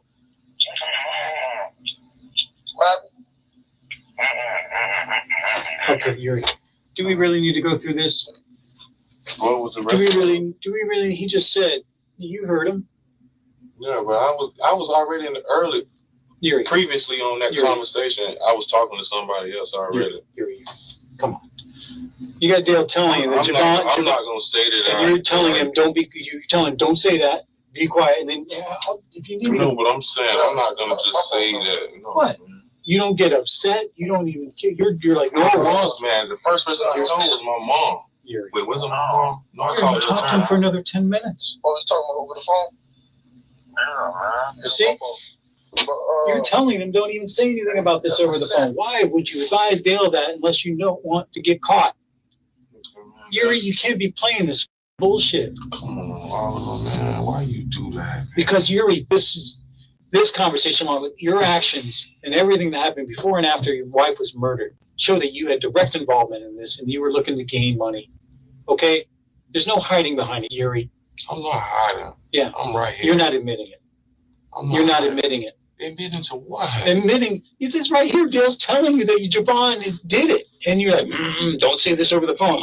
He's telling you that Javon killed your wife and you're telling him, don't say this over the phone because you don't want to get jammed up. And you even say here, I don't want to go to jail. I don't. For something I know I didn't do. You didn't kill her, but you had her killed. Come on. There's a big difference. It's so easy for you. You can easily sit right there and say, yeah, I didn't kill her because you know you didn't pull the trigger, Yuri. But you just as much killed her by having Javon kill her. I'm not going to say that. Well, of course, you got to. Listen, I totally understand your position. Last thing you want to do, Yuri, is because you don't want to be in life behind. You're going to hope that this goes before a jury and then they're going to feel sorry for you and not believe that you had involvement. And if you want to hear another one of those recordings, here it is. But first, some context. In this one, Yuri circles back to an earlier interview where detectives had asked him to identify Javon. Don't get me wrong, you feel me? They asked me about him. I said I ain't know the dude. All I did was cut his hair. You never asked me, hey, how's the investigation going? Who do you think did it? And even just now, when I tell you Javon, you never asked me, what did he say? Why did he do it? You never asked me. Because you were just telling me that I did it. You just said that. Javon, even before I accused you of doing it and saying that, well, you knew you did it. You were being charged for doing it as soon as you sat down. I told you. Yeah, you told me that part. There's no mystery. But that's what I'm saying. Why would we get a warrant for you if we didn't think you had something to do with it? Okay. That's no mystery. And all I did was say Javon admitted to it, and you're not asking me, well, why did he do it then? Or what did he say? Because you know why. Because I don't know why. I was waiting on you to tell me. You said... You do not show the expressions or the demeanor of a man who loved his wife and was upset she was killed. Man, from the point she was killed on. All right, man. You did okay. Just because I don't cry and hoot and holler in front of people, man, that's not me. course not. You tried to cry in the camera when you were being interviewed by the reporter. You tried to. You tried. You could see, but no tears. I didn't try to. Man, it was hot as heck outside, man. Probably. You Man, were doing the whole sniffling thing. Man, cause I been crying previously the night before. Man, it's like I'm so tired. You know what I'm saying? Javon's already rolled. Dimitri's giving the whole story up. Dimitri's the witness. Dimitri's now in North Carolina in jail, so you can't. No one can touch him. Wow, that's crazy. So this is crazy. All I want to know: do you regret involving these two in this? I'm not going to sit here and talk to you all night long because, I've basically explained this case. Not every detail. I can't tell you everything. Your attorney's going to get all the evidence eventually, but he's going to tell you. I'm not joking. I think it's terrible what you did. Makiva was a good woman. She was a good woman. She didn't deserve to be shot while she's laying in bed. She didn't deserve to be shot at all. Yes, you did. Why'd you do it? Man, keep asking me why did I do it? Yeah, why? Well, I know why. Was it the money, or did you just wanted freedom? Which was it, Yuri? I mean, I'd tell you, $500,000, I could do it, plus another 180. Split that 4 ways, so you're looking at $560,000 plus that $10,000 annuity with Mutual of America or something like that. That's for the kids. No, that's a lot of money. You can go a long ways with $500,000 if you spend it wisely. 500 plus. Would you say your greed got to you, or is it just your wanting to be with another woman? Why did you ask Dimitri to get somebody to do it for you? There's had to be a reason. You were because you couldn't get excited for it anymore. We know that. True? Couldn't keep it for your wife, could you? That's not true. Couldn't keep a shower for her. That's not true. You know it's true, and you know why Dale made that shit up. That's not true, man. What? You weren't too excited about having another baby. That's not true at all either. Well, sure it is. You barely spend time with the other kids you have.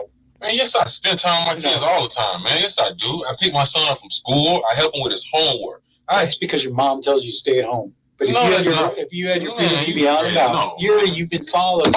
What does that mean? We know you haven't been spending much time at home. Come on, man. We know from the point you sat down there, you have not emphatically screamed. If I was being framed for murder, man, what did I do when I first got home? You told me I yelled. But what am I gonna scream for, man? Come on, man. You yelled when I told you when someone rolled over on you. That's when you got upset. No, that's not when I got upset. When was it? What did I say that got you? I don't know what, man. That's what see, this reverse psychology shit. No, I'm no psychologist, dude. I know you're not, but they train you guys to do that. No one trained me to do this. Yeah, man. All right. I just wing it. Seriously, I just wing it. I go out and do my investigation. When it comes to talking to somebody, I don't rely on any training they gave me. It's all about just talking to you, Yuri. I just know the case very well. I know what you did and what you didn't from the point before what McKee was killed and after McKee was killed. I know Javon Joseph. I know Dimitri Dale. I know what the evidence speaks. I know what the video surveillance shows. I know what I hear, which I played for you. I didn't have to do that, but I didn't want you to think I was lying to you. I really am. Sometimes I do lie to guys in the room. I didn't have to lie about anything here. And he was able to prove it. You probably thought I was lying about that, didn't you? No, I don't know. You kind of thought I was lying about that, making it up. I bet you were surprised as hell. It's like when I came out. Oh, I'll get it. Because I'll be honest with you, I lie once in a while. I'm not lying about anything. I truly believe you were behind this. And it's not because... Why? Why? Why do you kind of explained it. To be honest, that little recording, that 5 minutes I played you, 15 minutes, that enough. It was like, shit. That's a guilty man right there. Doesn't want anything to be said over the phone because he thinks his phone's being tapped. Or Dale even said at the beginning of the conversation he thinks his phone's being tapped. But you knew when I took your phone, you thought when I gave it back to you, you probably thought it was tapped. You told people that. They told me. Yeah, people told me that your phone tapped. Yeah. All right. You believed them? I don't know. Whatever. I ain't nothing to hide. Well, you didn't want the truth to come out, evidently. That's what you're telling Dimitri right there. Am I wrong? Well, what was it? What were you trying to tell him? Explain to me, what were you trying to tell him there when you're telling him not over the phone? Not over the phone. What are you trying to tell him? Explain that to me. I don't know what the hell I was thinking of. I don't know. All right. I don't want to disrespect you, and you've been very respectful, and I credit you for that. Just during this whole interview, I appreciate it. I know you're facing a long road, bro. I wouldn't want to be in your shoes, but I would never do anything to be in your shoes like this. Ultimately, all the puzzle pieces began falling into place after this interview. For Yuri, he no longer desired Makiva. The only reason he stayed with her was because of her success and the insurance policy. That $500,000 payout meant he could hire a hitman, clear his child support payments, and live out his happily ever after with one of his side partners. Eventually, in May 2022, 5 years after the crime, Yuri Jenkins was convicted of first-degree murder and sentenced to life in prison without the possibility of parole. Javon and Dimitri both cut plea deals in exchange for their cooperation against Yuri. Javon was sentenced to 15 years in prison for second-degree murder, while Dimitri, who acted as the middleman, was convicted of manslaughter and sentenced to 45 days in jail, along with 15 years of probation.